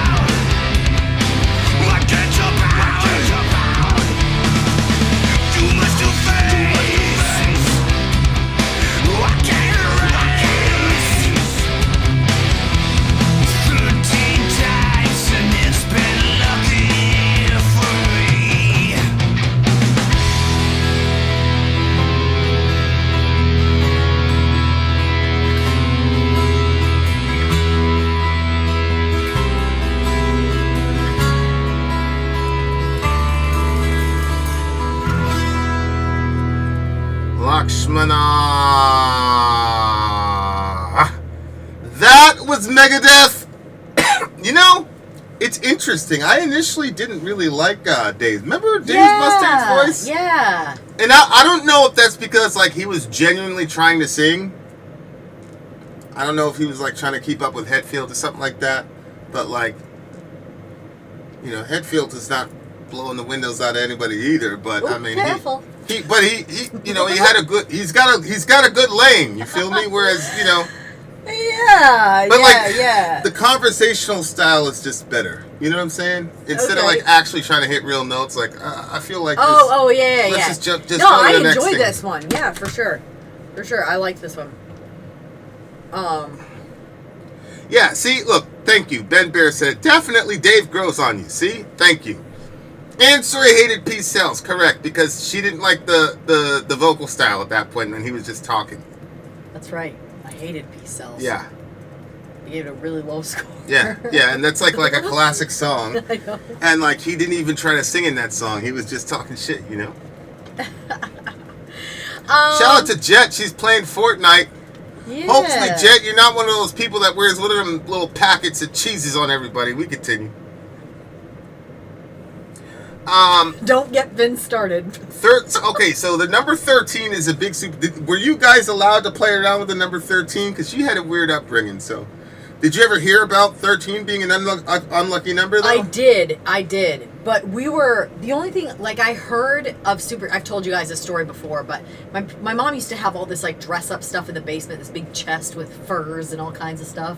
And there was an umbrella in there because she used to use umbrellas when my mom would dress up like a clown sometimes for the kids events. And there were, there's always a nice umbrella in it. So we had the umbrellas for that and also the umbrellas for when we would dress up with our furs. Anyway, I decided to do some... Lost Hate found the channel via Peace Cells. Oh, really? Gang. And you stayed? That's great. So my mom was upstairs. She had a friend over. And we were always like a little bit extra now that I look back. I mean, it was like... There's like a song and dance with stuff, like always like overdoing it. Somebody tagged me in a picture that I look like a complete moron, and I was like, well, I look very secure in myself making that face of that photo. I didn't even pin it on my Facebook because I didn't want you to see it. Oh boy. Anyway, so I heard the lady upstairs with my mom, and so like I took the umbrella and I just like came up with this short little like I put it on the ground and I did like this little I don't know, this little acting thing, I don't know. And then all of a sudden, like, I took the umbrella and opened it right up. And the lady was like, and my mom was like, sorry, she's like, leave this room right now, take that umbrella to the basement. And I said, what is going on with these people freaking out on me like this? So my mother comes downstairs, she was like, sorry, she's like, who did that on purpose? I said, did what on purpose? And she was like, you opened the umbrella? I was like, open the umbrella. Of course I opened the umbrella on purpose. Like, I was doing a little thing. And then she said that apparently the lady that was visiting was, like, highly superstitious. And I was like, what is that? And my mom was like, that's where you, like, think something bad is going to happen, but it's really... You know, to be honest with you, I wonder if that has anything to do with... People with OCD will, like... think bad things are going to happen, and so they try to like figure out like a way to make it so that way they can let their minds off the hook on it. So okay, well, I never opened the umbrella, or I didn't break a mirror, so that's the way that they can avoid like those feelings of like... So I wonder if it has anything to do with... I wonder if superstition came from OCD people like originally or not. Almost certainly. Anyway, that's where I found out about that, and then that's when I found out about stuff like, holding your breath when you go past a cemetery, lift your feet when you go over a bridge. I couldn't believe... Wait, hold your breath when you go past a cemetery? Yeah. I've never heard such a thing. Something about the spirits and breathing, like them, I don't remember. But yeah, like there was this whole list, and so I remember hearing about like 13 and Friday the 13th, which I actually, even to this day, like there's still like this immature edge to me where like I don't feel superstitious about a 13. I'm like, yes, Friday the 13th's coming. And then you guys booked a stream. I was like, yes. Like, I don't know. I also like this is so stupid of me, but I also like how everybody feels a little bit more off around those dates. I don't know why. Really? Yeah, I think that it's interesting because it was like when I worked at the hospital, like you were working with Alzheimer patients or whatever, like it didn't matter, like full moon, Friday the 13th, stuff like that, like people just started acting weird and they didn't even know it was necessarily happening. So, I don't know. I think that sort of stuff is interesting. Yeah, and it looks to me like he's talking to some girl. He's saying, because I've lived, how many times do I have to die? Because I've lived, how many times do I have to die? How did I miss that? See? How many lives do I have to die? 13 times, and it's been lucky for me. After everything, you still want me to bleed. 13 ways to see the devil in my eyes because I stood here 13 times and I'm still alive. You know, like, he's doing certain things that are bothering Shorty, apparently. And, she's punishing him for it. And he's saying, because I've lived, how many times do I have to die? Which is, I'm assuming lived here is like, lived the rock star lifestyle. So why do I have to keep paying for it, is what it looks like to me. You know, because I'm living the life. You know, I'm living the dream. What do you expect me to do? Is sex, drugs, and rock and roll? I'm one of the biggest, most famous people on the planet. What did you think I was going to do? That's what he's saying. See what I'm saying? Like, am I now going to get punished because I lived? Yeah. You know what I'm saying? This is a once-in-a-lifetime opportunity? Like, what did you expect me to do? To bet I was thinking the same thing. What? The first time Vin had said the relationship song before, I didn't realize that it was a relationship song. Until you said it, I think that actually you're probably right on that. Yeah. You know, thoughts became words tossed into the sea, but then they returned to always haunting me. Like a severed arm washed up on the shore. I just don't think I could give anymore. Like, see, his vocal style to me is like a mischievous child or like a teenager. Hey, you know, meet the old me or whatever he said. And so it's like there's almost like a naive quality to it, like a little, you know, like a kid almost, because it's like those guys, they never really truly grow up, you know, because they don't have the same, you know. Dave and those guys in Metallica, they got famous pretty quick. Like literally like 2021, they were out of there. You know what I'm saying? So that's your whole life. That's the other side of it. It's like that's your whole life. Like, yeah, you know, like their whole neurons, everything is different for those people. I think. I really believe that. I agree. I 100% agree. Okay. 13 times I went to the well to draw my thoughts I'd gather and tell. Like bricks that I've laid to build my life, those that crumbled only caused me strife. Thoughts became words cast into the sea. I actually like that part. Thoughts became words cast into the sea, but they returned always haunting me. Agree. Yeah. Yeah. Too much to face, I can't erase, you know? But this is kind of like what we said again, like, they're trying to make it work, but now the relationship is crazy because on the other side of that is like, I can understand her side of it. Like, yeah, you did it 13 times. I think it was a brilliant use of the number 13. Yeah, I think 13 is basically I did it enough. The final straw. Times, but like that's the final straw. Yeah, you know, is a 13, and I see where he's coming from. I see where she's coming from. You know what I'm saying? Like, she has the right to be able to be like, yo, we were together, blah, blah, blah. You know, that's why it's like so crazy to me to see dudes now on these shows getting hundreds of thousands of views saying that they should be able to cheat, but their wife should not be able to cheat. And that double standard is something that everybody's supposed to accept. I'm like, yo, I can't believe people just saying that shit outright like that. Yeah. That's some shit that used to get saved for the locker room or whatever. Like, we would never say that shit out in public like that. You know what I'm saying? Yeah, but you had that girl that was saying as long as he's tall and rich enough, he can cheat on me when he wants. Like, it's a crazy world out there right now, and people are missing the entire point of relationships. Like, I think just like, you know, Jet, you were asking before, like, what's the reason for existence or whatever? Like, it's so that way we can know God and be known by God. Like, it's this, God is experiencing us in real time, and we get to know who he is and see how he's maneuvering in the world around us. And I think that relationships are the same thing. I think that start to finish, like, relationships will push you to the end of yourself because you are with someone that for whatever reason will push you in ways that nobody else has, and you really get to see what you're made of, and you also see like how much you really love somebody, because you know it's much easier to throw the towel in and escape out of a situation than it is to actually work stuff through and talk stuff through, and no judgments for anybody if they broke up too early or whatever. We're both divorced people. I mean, right. We have no high horse here. But yeah, like I don't know, like that's one thing that I'm like,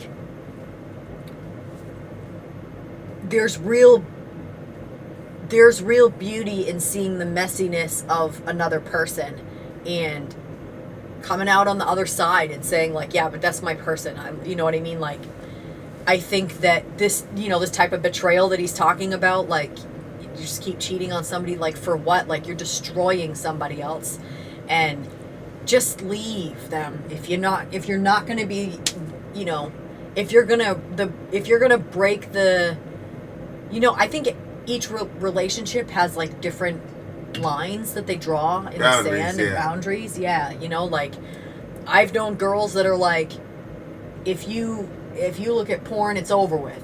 I've also known girls that are like, we can watch porn all day long together. I don't think that's healthy for a relationship. I think it's destructive. You know girls that are saying that shit? Yeah, she told me to my face. Oh, okay. Well. She told me to my face. She basically said, I mean, I like watching it too, so we both enjoy it together. I mean, they're not still together, but I just think that stuff like that is destructive in a relationship. Yes, Phil, we did just listen to them. What did you give this song? I really liked this one. I feel mega conflicted. What? Why? Because I have my song of the night. Oh, but this one was really good. But this one was really good. But Megadeth is such a big band, so I'm like, that's kind of cheap.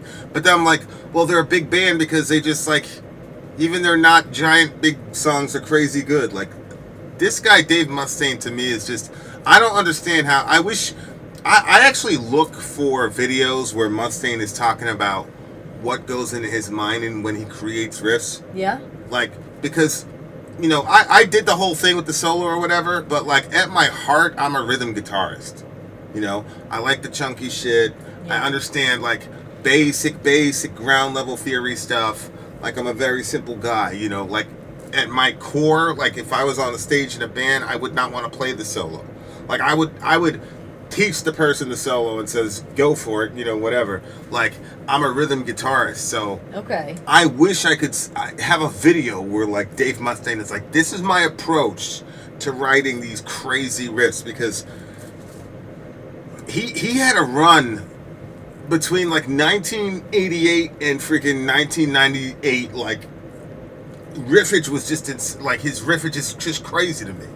Like, once you get a guitar and then you start telling yourself like, oh, I'm not gonna sound like everybody and all the other bands sound the same and all this, and then you get a guitar and you quickly realize like, yo, these dudes are on a completely different like stratosphere than you, and everybody else is just kind of like taking little derivatives of the 3 or 4 riffs that we just heard, you know, from these bands.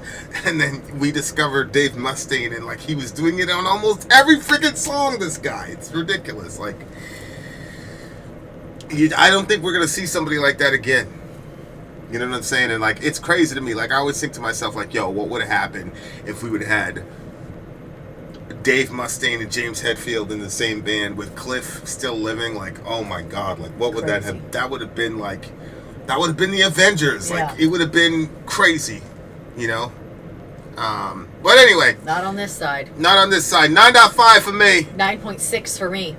All right, there, listener. We still have more crazy music for you beautiful people on the other side of the break. Vin out. Sori out. Gone. We coming back. Don't go nowhere.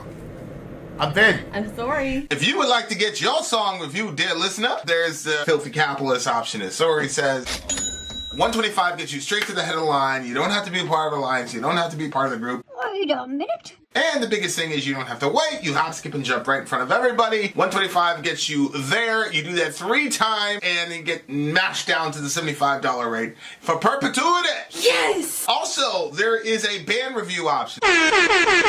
So if you've got a band and you're trying to get your band some exposure, hit me up at Vin&Sori@gmail.com, and I'll show you the details about how to pull that off. You can also jump on Patreon, and there is a option on the tiers to be able to get your band reviewed. Obviously, we can't lie to you, so we can't guarantee a positive review. Get what you get. It's just rubbish. Rubbish. Rubbish. That's British for garbage. My favorite is the community option. $1 at the gate gets you in a Patreon. You get to join an alliance. The alliance joins their points together, and that helps determine what songs that we do. The alliances hang out on Discord. Message me on Patreon to get the link. And they do all kinds of other cool things. They do Minecraft, Dungeons and Dragons. Yeah. It's really a community within the community. Anybody can go in the village. Facebook.com/Vin and Sori. There's 160,000+ people on the channel. What's cool about the Discord is that it offers a real opportunity for community connection, friendship, that type of thing. And it's on Discord, so if you're not a Facebook person, it's for you. You start off at $1. Right. Plus you get exclusives. Sori and I are working on a song. So the first 15 seconds of that was on Patreon. Also, at $15 tier and above, when we actually debut the video, they're going to be there live with us. There you are, dear listener. Buy merch. Buy merch indeed. It's To buy our merch. Yes, dear listener. Yes, dear listener. Shout out yes, to dear Becky. listener. I'm almost 40 years old and I'm still drinking whole milk. She said I'd stop that when I turned 30. All right, our Chero's pick is up next. Shout out to the Imperishable Flames. The Flames! Bringing to us another amazing stream. Flames, you say? This song is called Friday the 13th Part 2, but the band name is F.K.Ü. Let's see what our Chero says. F.K.Ü? Well, I remember watching the official video on the side below. I will play the official video. I'm going to click on that. So that way that can start getting past the... I will. Okay, let's see what our Chero has to say. With a stream falling on Friday the 13th, there was really only one song I could pick. I present Swedish thrash metal band F.K.Ü. Their name stands for Freddy Krueger's Underwear. What? Yes. Okay, Which tells you like this right away what you're in for. We're gonna like this. These guys love 3 things above all else: metal, humor, and horror movies. This album, titled 1981, is a tribute to many of the slasher movies released that year.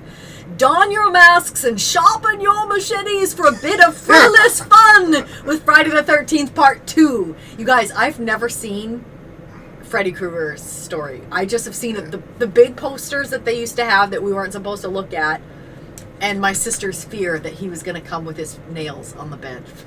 Who, Freddy? Yeah. Man, I never understood how anybody could be afraid of that man. I'm like, okay. I remember telling my brother, I said, listen, man, if them white kids over there die, they deserve to die. Look at that shit. I mean, I never saw... He said, you're crazy. What are you talking about? They deserve to die. I'm like, this guy, he's big claws and things like that. You can't outrun a guy like that. Get out of here, bro. He's like, they're in your dreams, you moron. That's what he told me. They're in your dreams. I'm like, even worse. You can't outrun somebody in your dreams, nigga. You can fly all type of shit in your dreams, nigga. You know what I'm saying? I remember my sister being like, sorry, he has long... She was trying to, like, let me in with her. She's like, he has long nails. Well, I knew anytime my nails get, like, any bit long, like, they bend. I have the most flimsy nails when they get long. So I'm like, so he's got flimsy, long nail? How is this scary? And then I thought, oh, she must mean, like, he has, like, nails, hammer and nails, like, embedded in his fingers, like those. I mean, as Nathan is showing us, Freddy Krueger sucks. All you have to do is ignore him, and he turns into sparkles. Is that really what happened? Real shit. Come on. What? Oh, that was for the kids. Come on. Chucky, all right. Listen, real shit. Real shit. This is one of the reasons that, like, me and my little brother, like, we're locked into Mortal Kombat for, like, a decade of our relationship. So, when we came to this country... There was this horror movie called Chucky. I don't know if you know it. It's this little doll named Chucky. No, I've just seen the doll. He got inhabited by Shaitan. And so he was throwing knives and shit at people. So we had to go to bed, but Jamie was a baby at the time. So he got to stay up. Oh no. Literally, God strike me from the line. The next day, somehow Jamie got hold of this very extremely sharp knife, and I see it go, whoo, just like that. Past you? Past me into the couch. I look around and there's Jamie. Ha! With his little 2 teeth down there. Ha! I was like, ugh. Judy was like, no, Vincent. Don't do it. You know, intercepted me. I was like, son of a bitch. He's gonna. What was he thinking? I mean, he was a little kid, you know. He was like baby. He was like a toddler. He wasn't really verbal, you know what I'm saying? And Mom Dukes was like, "What you doing? What's going on?" So she started yelling at me and doing all this craziness. And Junior was like, "Ma, he threw a knife at him." She said, "What? You threw a knife at your brother?" So she was really gonna crush me, you know what I'm saying? And Junior was like, "No, he." She was like, "Hush, Vincent, you all right?" And then went and picked up Jamie and all walked away. I was like, yo, I never forgave for that one. Shout out to my brother Jamie. All right, go ahead. Next song. Let's do the song. Sometimes you tell stories that all of a sudden makes things look like, oh. Song ain't got nothing to do with nothing. I was just talking about my brother, man. That's all. All right, here we go. Yeah. What's the name of the song again? All right, name of the song F.K.Ü, Freddy Krueger's Underwear. Let's do this Friday shit. the 13th, Part 2.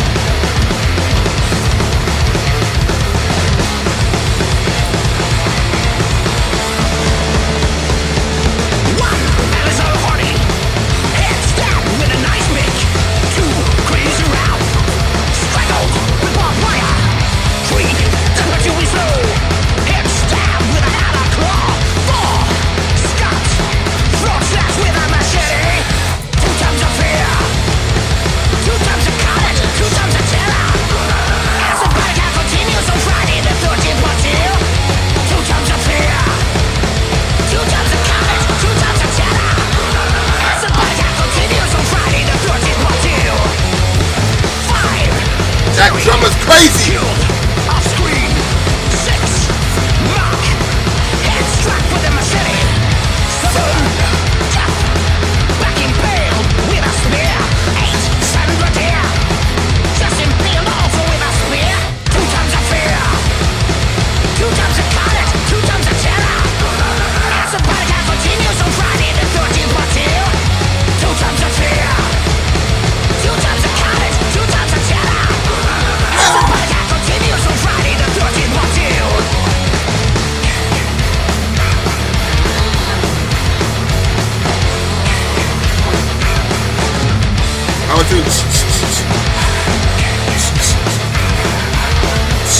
But that's Jason, that's not even the right one.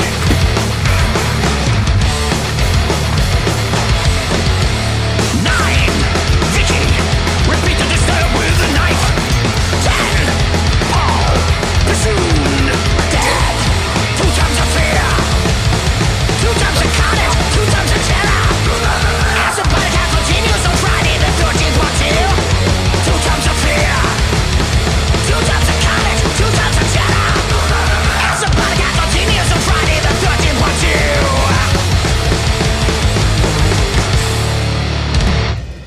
Talk to him, brother, minister. Yeah, where's Kruger's Undies in this song? That's the name of the band. The name of the band is Freddy Krueger's Undies. The name of the song is Friday the 13th Part 2. Friday the 13th is a Jason. Weird. That's the Okay, Jason I know that story. franchise. So what's the Jason story? I don't know. I think it was something where like the babysitter or something like that, and they were supposed to babysit him, but instead they were kissing or something like that, and then like the car rolled in the back and like he drowned or something like that. The kid? Yeah. And so like his spirit came back to kill all the teenagers for having sex in their cars and shit. I don't know. I never really watched But he was Friday like the a 13th. grown man, Jason. Yeah, I know. I never really was, but somebody will Hockey explain mask? it. Yeah. Somebody will explain it to us in the comment section. Yeah. I think what I said was like 35% correct at some level. I think he was getting babysat, and then the people were So these are the people okay that right here. Yeah, Crystal Lake. Remember the Upstate, nigga? By Crystal Lake, nigga? Remember that one? Okay. Jason was at a camp and drowned because the teens were screwing around, see? Okay, so he was also a teen? So, like, ever since then, like, he goes and stalks and, like, you know, they're, like, fooling around in the woods and shit. He goes, aha! Just like the people that had me killed! So then he goes and stabs them and shit. That's pretty much it. Oh. He's got a vendetta. Got a vendetta. Even when I've been better, lets him in the cold with a thin setup. Okay. Okay, so I've told you this story before. Well, My what eyes you are did, killing me, bro. What you did was you told me this story as we're walking around a beautiful darkened pond that I would lake that I was enjoying immensely, and I had only good thoughts about it. And then he brings that up. I'm like, wait, what? Like the thing he comes out of the water and he's been stabbing people, and vibe changed real quick. Yeah, he was jamming folks up, man. He was hurting folks. And I couldn't, for the life of me, I could not understand why my brother, my big brother now, like, he was like, genuinely, like, jumping around and shit. And my mom, it was funny, because, like, when it came to my little brother, yeah, like, she was like, oh, he can't watch that either. But, like, with me, like, she didn't care. She was like, yeah. But it wasn't like, it was because she read me correctly, like, it just didn't bother me, because I couldn't suspend my disbelief. You know what I'm saying? Because I'm like, how is this dude? Because I could not imagine getting killed by a dude in a hockey mask, bro. Like, I couldn't imagine it. Oh my god! And the other thing about Jason is he never runs. He just walks. You know what I'm saying? So I'm like, come on, bro. You know, I was the fastest kid in the neighborhood at the time. I'm like, nah, I'm good. I never thought I was gonna die, but you know, like, I just thought it was just so crazy that everybody was like, yo, Jason, whatever. Yeah. But yeah. I never had interest in watching any of that stuff. I'll be honest with you. Well, they had a Freddy versus Jason movie where they're like both going to kill each other or whatever. What? Who Yeah. won? I think. I mean, I don't want to say because people might, you know, I don't want to do a spoiler, but yeah. Okay. All right. Yeah. Well. All right. Well. I mean, there's really not much to say. I was like, there's nothing to say here. I definitely think it's a good Friday the 13th song. It kept moving, and I'm surprised nobody bought a movie today for Friday the 13th. Yeah, I am too. But I think we already had the thing scheduled. If I'd have like had it in my head it was Friday the 13th, we'd have done some cool shit. To be honest with you, Imperishable Flames bought this stream. Like, already had it booked. Oh. And DJ Nick wanted to do the Parks one, I think, today. Oh, like, no. that would have been like Psycho Parks, yeah. Oh my god. But yeah. It is what it is. Oh, is that the one where I said just do it earlier or whatever? Yeah, but he was booked all day. Alright, shout out to the homie Nick. Alright, go ahead. Yeah, anyway, the day you count on for terror is not over. It's getting a solid 9 from me. I mean, you know. 9? Yeah. You didn't like it? Look, it was heavy. It was good. Heavy. It was fast paced. It was dealing with the specific issue. I mean, what do you want him to do? It was. I mean, I guess I would give it. I guess I could give it. No, I'm not giving it a 9. I'll give it an 8.3. But here's we had the official video playing for some of it, but I don't know if you had glanced over and saw any of it or whatever. But whatever. It's like old fashioned looking. Yeah, I see it. Welcome to Camp Crystal Lake. Yeah, exactly. All right, you guys. I mean, I'm giving it an 8.3. I don't think that, like, there's a whole lot that can be said. The video is gross because we're actually seeing people getting stabbed in the head, and I understand it's only drawings, but, you know, maybe it would have been something you can watch it in your spare time. All right, guys. I shall be back on the other side of the break. Yep, Vin we'll be out. right back. Sori out. Go! I'm Vin. I'm Sori. If you would like to get your song reviewed, dear listener, there's the filthy capitalist option. As Sori says, 125 gets you straight to the head of the line. You don't have to be a part of the alliance. You don't have to be part of the group. Wait a minute. And the biggest thing is you don't have to wait. You hop, skip, and jump right in front of everybody. 125 gets you there. You do that 3 times, and you get mashed down to the $75 rate for perpetuity. Yes! Also, there is a band review option. So if you've got a band and you're trying to get your band some exposure, hit me up at vinsori@gmail.com, and I'll show you the details about how to pull that off. You can also jump on Patreon, and there is a option on the tiers to be able to get your band reviewed. Obviously, we can't lie to you, so we can't guarantee a positive review. A positive review. Get what you get. It's just Rubbish. Rubbish. Rubbish. That's British for garbage. My favorite is the community option. $1 at the gate gets you in at Patreon. You get to join an alliance. The alliance joins their points together, and that helps determine what songs that we do. The alliances hang out on Discord. Message me on Patreon to get the link. And they do all kinds of other cool things. They do Minecraft, Dungeons and Dragons. Yeah. It's really a community within the community. Anybody can go in the village, facebook.com/Vin and Sori. There's 160,000+ people on the channel. What's cool about the Discord is that it offers a real opportunity for community connection, friendship, that type of thing. And it's on Discord, so if you're not a Facebook person, it's for you. You start off at $1. Right. Plus you get exclusives. Sori and I are working on a song. So the first 15 seconds of that was on Patreon. Also, at $15 tier and above, when we actually debut the video, they're going to be there live with us. There you are, dear listener. Buy our merch. Buy our merch indeed. A show shall read them. That's just a preview of what you could have been through if you would have listened to us from the beginning. You're out here too busy sinning, so instead of losing, we are winning. Okay? Oh boy, oh boy. Alright, let's go! Alright, up next on our Imperishable Flame stream. Mega Ultra Combo! Yes, is Middle Earth's pick. This one is called Mulla. Sometimes Death Walks Here, translated from Arabic. Mulla. Alright. Mulla. The comment from Middle Earth says, been wanting to do a Mulla song for a while. Metalum like Google and YouTube likes to look after us and keeps us thinking in the right way.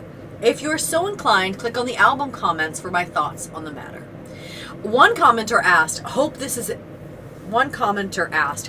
an anti-Islamic black metal, but much to their chagrin, another commentator told them, no, this is anti-atheist monkeys black metal. 100% halal. Oh no, album tags are atmospheric black metal, death metal, melodic black metal, raw black metal, and Roma. Released on June 11th, 2023. And your lyrics are up there and it's already been translated. Sometimes Death Walks Here. Holy shit. I like that title actually. Sometimes Death Walks Here. Yeah. Mut. Yeah. Alright, here we go, guys. Let's check it out.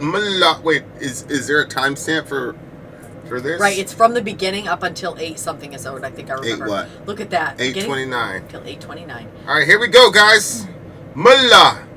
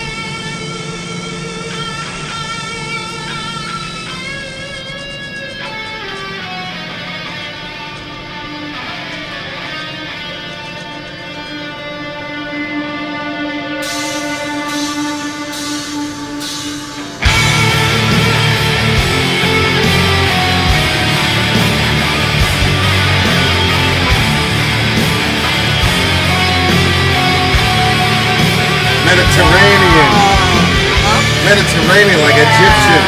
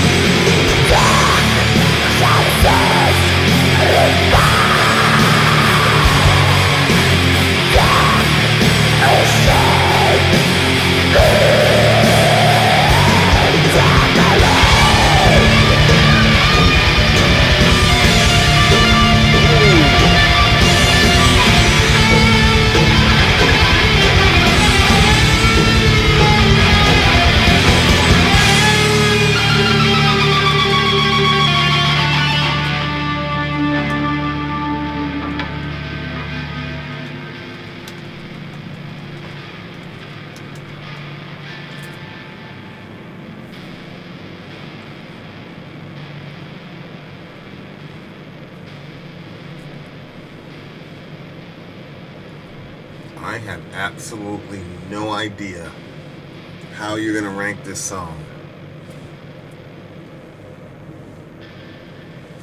I have no idea how you're gonna rank this song. Is that so? I could feel it going in a multitude of different directions, for sure. For sure I could. Yeah, I mean, I'm gonna just, I'll cut right to the chase for you. I loved this song. I loved that, like, Mediterranean edge that they gave it. It was, like, metal. Or deep Middle Eastern. Go ahead. Deep Egyptian, Middle Eastern. Kemetic. Say Kemetic. Kemetic. Yeah, that'll really get you in there. Kemetic. Kemetic. There you go. Kemetic? K-H, yeah. Kemetic. Yeah. Yes. I really, really liked that. I feel like I could have listened to a bunch of it, but it's interesting because lyrically it seems like one of those poetry songs that you write, you know what I mean? Like when you're not doing well. It's also the ones that they're not going to let you post on any of the poetry writings either because you talked of death. Right, because you'll have all the readers jumping off bridges and shit. Right, they'll be like, no, declined, declined. It needs work. Declined. It needs work. Look, just holla, what lies ahead, what is looking at you, across time, across space, through worlds. He leads you, your path is with him. When everything goes away, only remains, only death. Cold hands, cold bones, a terrible smile, a cracked skull. Across time, across space, through worlds, only the grave pit, only the darkness and the cold, only a soulless band, only the flying ashes, only death. Definitely, like, dark, poetically dark, because you don't know at first what's like what is lying ahead, what's looking at you, and then to find that it's like death that's like hunting you. Yeah, that was kind of like a cool twist on it. I loved like the metal mixed with that Mediterranean. What did you call it? Kinetic? Comedic. I enjoyed scale, it. Yeah. I also thought it was like it had a spiritual sound to it. 100%. Deeper than the lyrics myself, personally. So why did you like it so much? What was it about it that made you? Because I thought for sure you were not gonna like this song, bruh. Probably that Mediterranean sound. Okay, if I was to just like diagnose myself right in the moment, I would say whenever that Mediterranean sound came on, my parents always said, "Turn away, turn away." Why? There was probably dancing. Oh, because of the right. I got so you. we couldn't I got you. we couldn't have any parts of that. So I think that sound automatically makes me think something fun must be happening. Because we always and like when they say turn around, and it's like emergency-ish like that, like it makes you think, boy, what is it? So I think that there's like a bit of that, the intrigue that goes with that. I also like the lighting whenever those scenes would take place. It's always like the fires and the candle and stuff, and it's just a cool look. And I'm always like, how the hell did these people find these bands, bruh? Yeah, and I love dance. I friggin' love dance. So like, I think that sound kind of communicates a lot of that to me. So then when you mixed it with the metal, they're like at the beginning of the channel, I was not a fan of metal. I've come a long way with it, and now I'm like, wow, what is this? Sorry, your parents believed dancing was evil. Well, they certainly acted like it. If they didn't think it. Well, was it dancing from that region was evil? No, or just dancing in general. At all. Dancing in general was dancing evil. At all was off the table, and well played. Even on the floor, well, off the table, dancing on the table. Off the table. It was off the table. Yeah, but there was a time where like we could do a little bit of line dancing, but it couldn't be like. I remember my oldest cousin, doing some like line dancing in the street when they shut down the street for the French festival, and she did some like line dancing, and I remember people being like, oh no, like she's dancing, but it was line dancing. I mean, like you're talking like, you know, put your arm and, you know, it's nothing crazy, but yeah, no, the dancing was always, which was unfortunate because I especially like interpretive dance. Vinny brought me to it was his birthday present, but I enjoyed it like it was mine, the Thorn, and it was like there was like a lot of like dance that was in that, and it was that was really cool. But anyway, Yeah, so I liked that sound. Plus, I liked the metal mixed with it. I don't know, just cool. I liked it. What about you? What'd you think of it? Archero goes, the Bible literally said David danced with all his might. Yeah, I know, bro. I know. I saw a video. I know, but at the same time, David also went and took Bathsheba and then killed her husband. So it wasn't like, but no, it said he did it before the Lord. I know. And that was always the conundrum that I had, because David came back one time and he was doing it, but apparently like not fully clothed. I don't know. And like his wife was like looking at him like with disdain.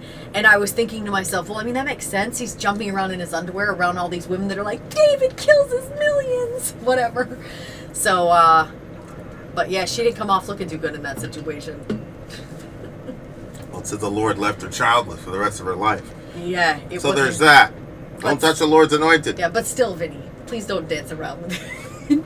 I won't. I will not worship God in a way that makes you uncomfortable. No, dance in your underwear around those women. Yeah, as I said, I will not worship God in a way that makes you feel uncomfortable. I've got my priorities straight when it comes to worshiping the Most High. We can So yeah, all that part always made me feel uncomfortable. To be honest with you, like even to this moment, I'm still like, wow, I still can relate more with the wife that's like, ugh, than I could with like being like, that's great, you were in your underwear dancing with those women. Praise the Lord. Like that's just weird to me. I must be missing something about it. Or I just have more growing to do. It's an interesting line here because he says, you know, he leads you. Mm-hmm. Across space, through worlds, he leads you. Your path is with him, and when everything goes away, I think what this means to say is only the only thing that remains, or only he remains, because they've personified death. Mm-hmm. Only death. So death is the one that leads you. Yeah. And your path is with him because of the inevitability, I think, of dying. Yeah. Death comes to all of us, you know, like I said. But don't you think that it's kind of interesting that they personified death? Because obviously in Christian theology, you have the death angel, and some people would translate that as Jesus Christ himself was the death angel that came and, you know. So, yeah, I thought that was interesting. But I love this one. This one is strong. This is a 9.8 for me. Really? Yeah, really liked it. Really. What about you? It's that Mediterranean influence in there. That's what did it in for me. Man, you were killing Controller. Controller's like, it's not Mediterranean! Oh, well, what is it? Well, yeah, I mean, they're putting Arabic and stuff, so I don't... When everything goes away, only he remains. Cold hands, cold bones, a terrible smile, a cracked skull. Whew! Through worlds, only the grave pit, only the darkness and the cold, only a soulless band on the flying ashes. Only the flying ashes, only death. Yeah, that's dark as hell, man. That's just... This is one of the more darker songs that I've heard in a while, but also it's so well put together and sounds so beautiful that it gives me hope. Aside from what the lyrics are communicating. That's crazy. Has it outstripped my song of the day? So, no, it has not. I'm going to give this a 9.7. 9.7, dear listener. 9.8 for me. It's a really cool song. I'd like to hear more from them. I'm going to read this from Controller for you. To repeat myself, Mediterranean could also be Greek, Cyprus, Balkan, Italian, French, Spanish, Maltese. So not that. He's just saying it's way too broad. That's why I said Kemetic. Just say Kemet. Oh. You know what I'm saying? Because Kemet is Egypt. Kemetic. Okay. Well, Kemetic. Kemetic metal! Kemetic it is! That's right, Kemetic metal, you losers! Okay, you guys, don't worry. We're not done. We still have one more song, and it is a Middle Earth pick. And it's still a Middle Earth pick. We will be right go... back. Actually, we're not going to be right back. We're going to jump right into it. Go into the... Oh, no. Actually, we do have to do it. We got a time... Well, you want to timestamp it? Sure. All right. 4:32. Okay, so Middle says... Taken from the band's Bandcamp site. Explains Merisma. The woman behind the Marthe, or is that Marthe project? Yeah, the Marthe project. The source of many of the lyrics comes from a place of betrayal and grief at losing people who were central to me. She comments, "We are alone," but expels it as a statement of empowerment rather than sadness. The strength is ours. As well as being introspective, Marthe's lyrics looks outward at contexts of injustice and suffering, when the main feeling is not having a voice. Marthe's music takes influence from other non-musical media as well. She cites the mood, atmosphere, and colors of old-school Italian horror movies, and continually comes back to nature as a source of inspiration. Credits. Album tags: D-beat, metal, battery, black metal, crust punk, what? Riot Girl in Italy. Alright, let's check it out. Middle says, Sorry, this is a relationship song and what you should do to Vin if he betrays you. Oh, you mean before he dumps me, after he betrays me? Middle Earth is choosing violence. Alright, let's hear it. Let's hear it. There's been a couple times where you chose violence. Well. And if people didn't want no... Let me be quiet. You didn't want no parts of Shorty. I wish you would have had a 2-on-2, you know? I listened, though. You were like, what? You told me to fall back. Yeah, she, you know, I thought she was scared. You know what I'm saying? But that would have been a nice 2-on-2. We could have done a little tag team match. Yeah, but like the mature side of me is like, holy shit, I can't believe I don't want to grow up. Would you like to know what we're talking about? But you'll never know, damn it. No. Never. No. All right, here we go, guys. Last song. Make it good. Mulla. No, we already did Mulla. This is Marthe. Okay, what's the Victimized. timestamp? 2240 to 3250. Look at you. Look at you. Right there. 2240. I didn't know that's what timestamp you meant.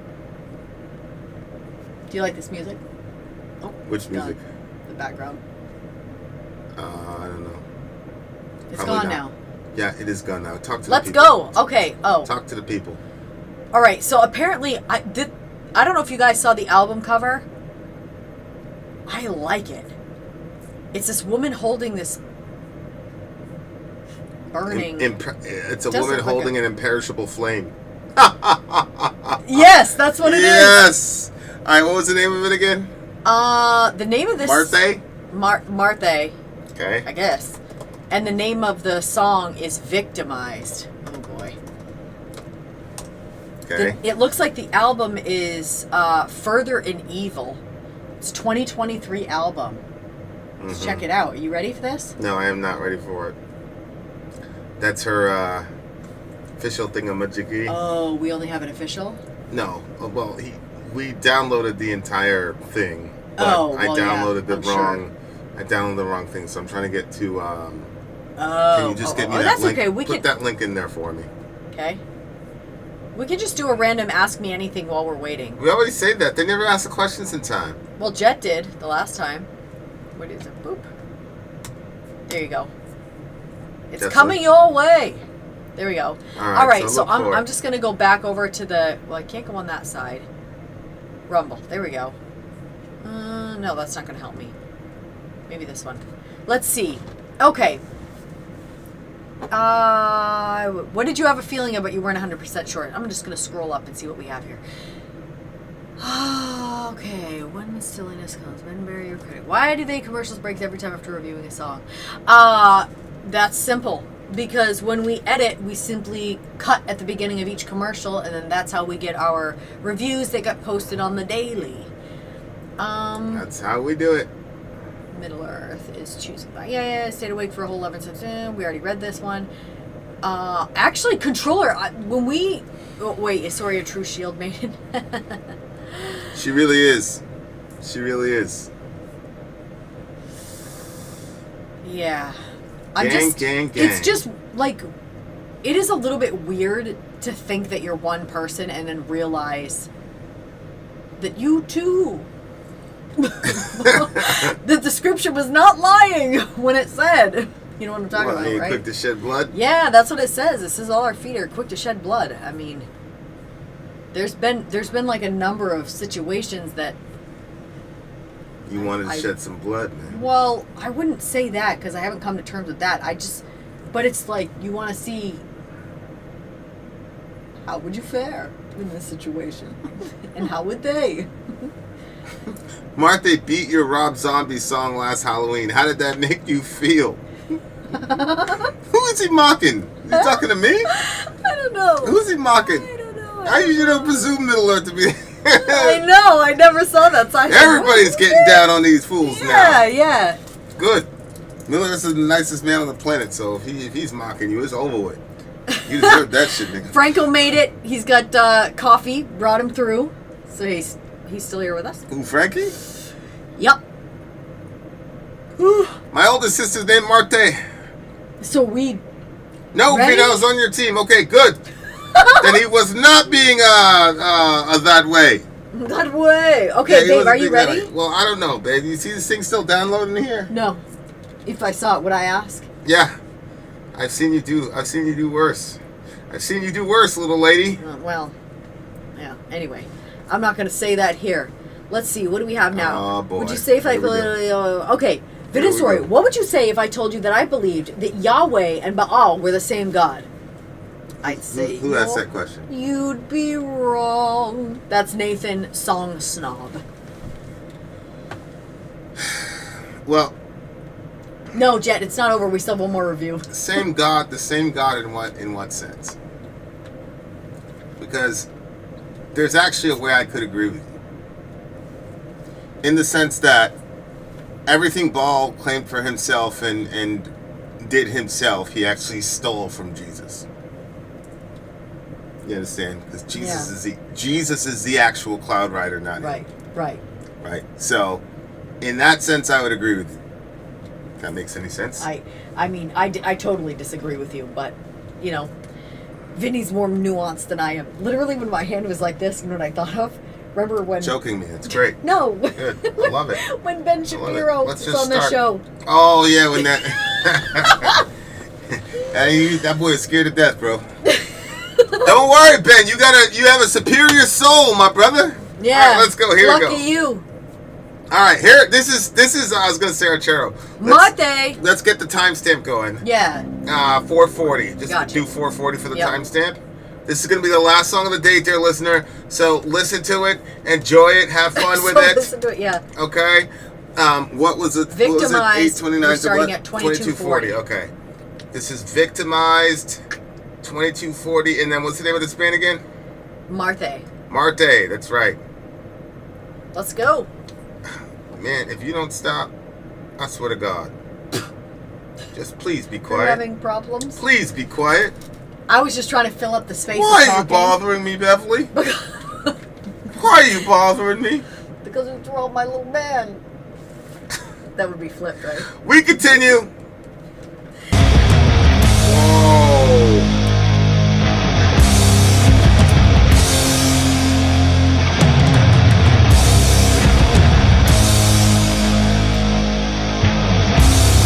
Dirty.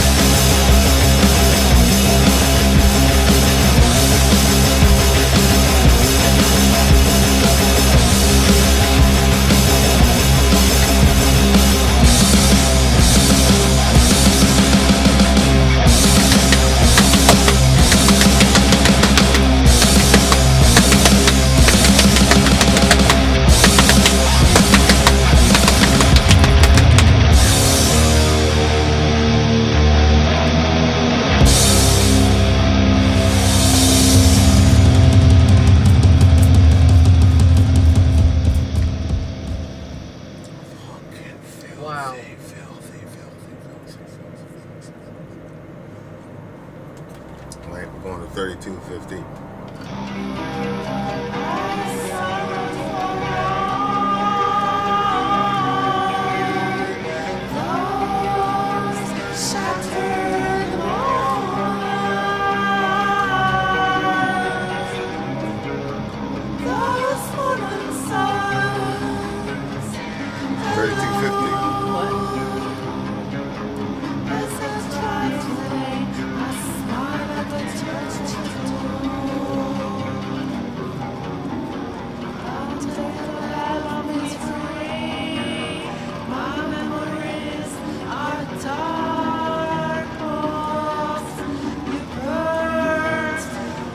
Oh, well, you told us to go to 3250, my boy.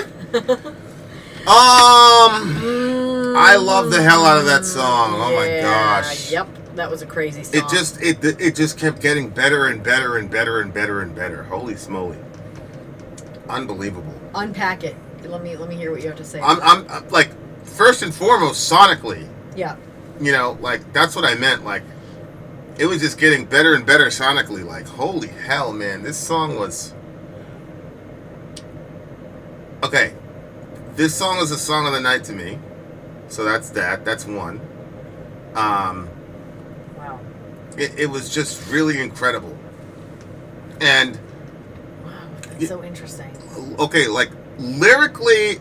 I don't really know what he said lyrically, or any of them said lyrically, because I was so focused on the guitar. It was just it was a guitar-heavy song. Okay. Yeah. And I was just kind of going with it. You know what I'm saying? Yeah. Like I was kind of letting myself go with it. Yeah. This band would fit the lineup at the Inferno Festival in Oslo. Going there next year. Of course you are. Didn't get me a ticket, bitch. Okay. So you were vibing with what it sounded like. So was I. But the lyrics I thought were wild. They were crazy. They were. What was crazy about them? Well, I think it's the story of like a woman who gets hurt and jaded and messed up by a relationship, and in the end she's out for blood. You know. So blinded, ghosted, deceived. So blinded, ghosted, deceived by the death on two legs of your shadow. You cursed my footsteps. I tried to empower myself, but I failed. And so I think, you know, it's a bad relationship.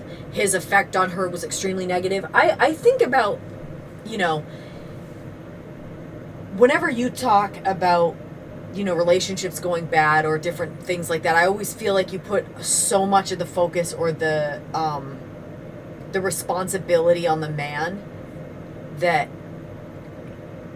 I think sometimes that there's not enough responsibility that's put on a woman for the decisions and choices that we make. So she says, no strength is enough to tame me, gazed in the abyss of fire, so now I'm the flame. So I think that what she's saying is he tried to control her, he tried to tame her, but he didn't have, like, he couldn't really ultimately overcome her in the end, because she gazed into the abyss of fire, which I think is him. By her looking at him, now she became the flame.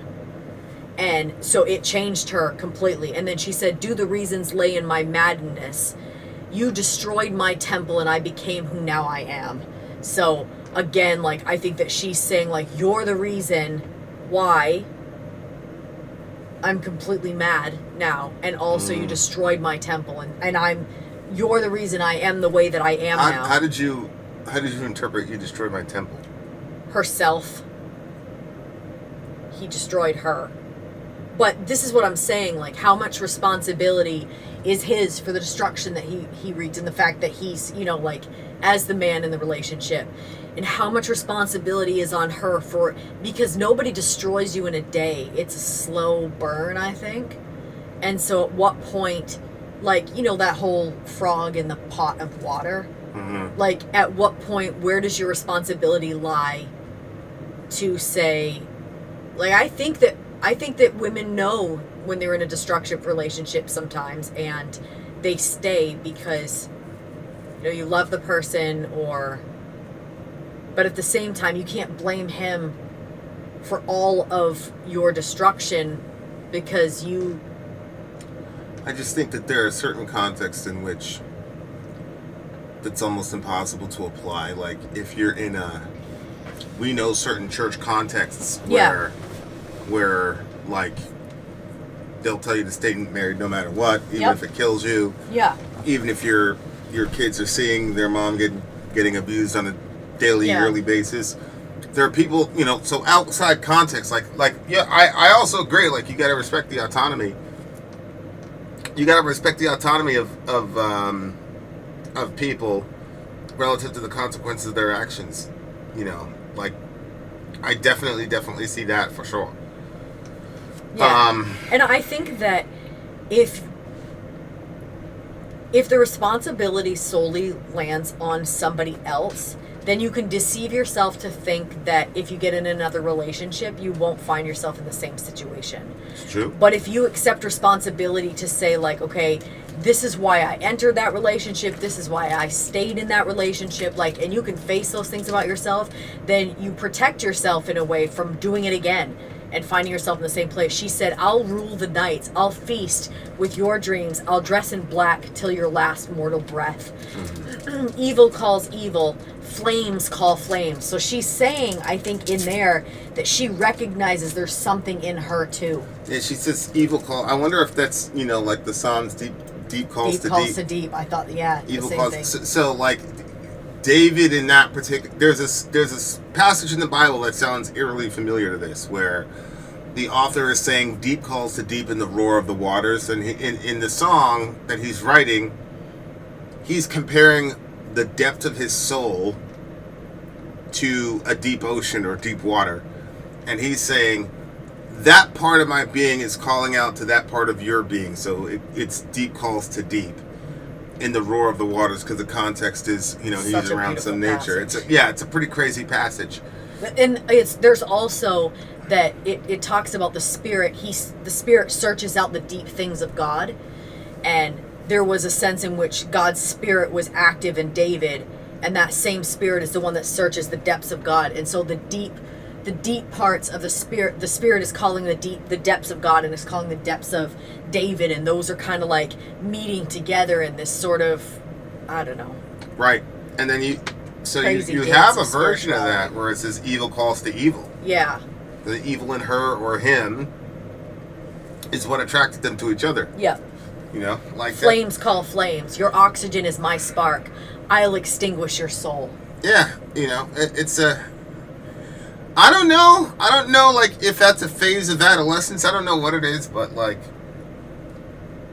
there was a little period there where me and all my friends, I don't know if we glorify toxic relationships as much as we, you know, it's like that Love the Way You Lie song. I was extremely concerned about how successful that song was. You know what I'm saying? Because it's like such a toxic relationship. And it's like, if there's a 35-year-old woman listening to that song, like, I'm cool, because, like, she's already been through it. You know what I'm saying? She knows what it looks like. She knows what the consequences are. Like, but a 16-year-old listening to that and, like, thinking that that's the ideal, like, is like crazy work to me. Mm-hmm. You know, because, like, when we were kids, like, the adults always made it clear, like, this is what a healthy relationship looks like. This is what, you know? Yeah. So, like, if you had, like, relationship issues back in the 90s, like, you didn't want to tell everybody. You know what I'm saying? Like, you wanted to keep that, you know, underground. And now, like, you have relationships like that where it's, like, mega toxic, but it's like, oh, but we're crazy, you know, and there's a certain love about, you know, the romance about somebody being crazy and toxic, and it's like, ugh. You know, like I said, you got to hit about 30, 35 to where you're like, yo, I don't want that in my life. Yeah. You know what I'm saying? Like, yeah. And that's why, like, it's such a more difficult sort of ship to navigate for women, because of the whole fertility issue. You know, where dudes will be able to, can still generate children into their 40s, right? Whereas women in their 40s, not so much. So if you wait, as long as the guys wait, you might end up completely childless. And then if you end up childless, then the dude is going to go with the younger girl who can have children. I mean, that's just the way it is. So I just wish people would like extrapolate these things to their logical conclusion. Yeah. The toxic relationship shit, like, Yeah. it's not as cool as people think it out to be. Like, what's cool is like having a boring Tuesday evening with your partner. Yeah. Like, to achieve boredom with your partner is like Yeah. a massive level up, because you don't have to have all this crazy shit going on and distractions for you guys to be able to vibe.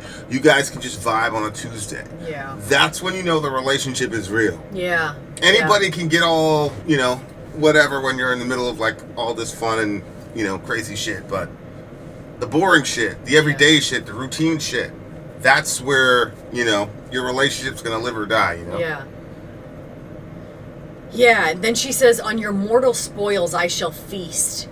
I'll veil your sight with the wind of the freezing sea, winter sea.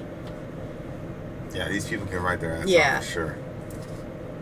She says, freezing sea, winter sea, that makes all so hard. Father of all, give me the power. Then she says this line, which I just thought was like the way that she ended this song, because we're talking about like this sort of toxic, at first it sounds like he's the bad one and that she's empowering herself, but she wasn't able to empower herself past it. But Right. then you realize that she's in it with him, and she's saying like, I'm the spark, you're the oxygen, but I'm gonna, like, you know, she's gonna extinguish his soul. But then she says, gather from this sunset fire, burn your heart within my hands. So again, I think she's comparing herself to the sunset fire, gather from the sunset fire, and then, so she's telling him to gather from her, but then she says, burn your heart within my hands. And so it just seems like she's like, reach for me, you're going to Give and burn take. your hands trying to, yeah, and it's this back and forth. And then she says, victimized, as in herself, and then she says, you'll be victimized. So she's saying, look, we're both victims in this toxic mess of a relationship. And I do think that there's, like sometimes there's romance, and I've fallen victim to it myself, like looked at like sort of toxic, like you said, behaviors as romantic or deeper, or like you're like raw and real with each other. But you know, people are not just dark, but we also have light sides. And so I think that when you exalt the dark shadows of somebody, like I think that that's part of, like, you're not all peaches and cream, and neither am I. We understand that we each have darknesses that we both face separately and together. And I think that when you don't glorify that, and you actually like you said, you look forward to the Tuesday that's like boring, or the, you know, allowing somebody, I think sometimes people get in that, like, they only show their dark side. Like, that sounds crazy in certain contexts, because like in a church context, people are gonna like only show you like their light side, and you're not gonna see who they really are, but they are still that person. It's just like creepier because it's like hidden behind a wall of like smiles. But then it's like the other side is true too, where it's like you've embraced all the dark, and the sweet sides of yourself, you just let that be, let that go, let that die, let that be hidden, because you're hard, you're dark, you know. And I think, I don't know, we can't live like that forever. I think that the darkness becomes heavy and the burning becomes too much. And there's romance, and there's excitement on the other side too, like, you know what I'm saying? Yeah. But I liked the fact that she recognized that within herself there was also darkness, and that she was also toxic for him too, and that she didn't, you know, there was no fix or solve in this situation, but definitely her realizing he's not the only one. Like, she wasn't the only one blinded, ghosted, and deceived. Like, she put stuff on him as well. And it was really, I don't know, you see that with kids, you know what I mean? Like, they hurt each other for whatever reason. You did this and I'll do that, and you looked at me, so I'm gonna, you know what I mean? But like, sometimes you see adults being like so petty like that. Like, I don't know, man. It's true. It's you know, I don't know, man. Some of us never really grow up. Yeah. But anyway, this was a song of the night for me. This one's a really good one. I love the self-awareness. And I thought that it 9.9. It's going on my phone. I thought it was good to realize too that when you hold on to that darkness, you will, like she said, she's going to extinguish his soul. So anyway, you got it 9.9. Yeah, it's my favorite song of the night. 9.8. Favorite song of the night. 9.8 for me. You guys, thanks for another great stream. We really thank we you to love the every time that we get to hang out freaking with you Imperishable guys. Frames. Thank you very freaking much, people. Go ahead. I'm sorry. Every time we get to hang out with you guys, it always is a good time, and you guys show us songs we would have never found before. So it's cool to like just hang out with friends, and we're thinking about doing a Patreon appreciation night. Basically, like if you're already a patron, by the time that a link is going to get posted. And we have like a list of like shorts, like funny shorts that we've been collecting for like a couple of months. Yeah. And so we're going to watch some of those with you guys. We're going to laugh together and just have a good time. So be on the lookout for that. I'm going to post it on the Patreon board before it happens. So look at our cherishable games with the Imperishable Flames. Well played. How wonderful. Wonderful. All right, you guys, be on the lookout. We've got a stream coming up on the 20th. Hey! Sure.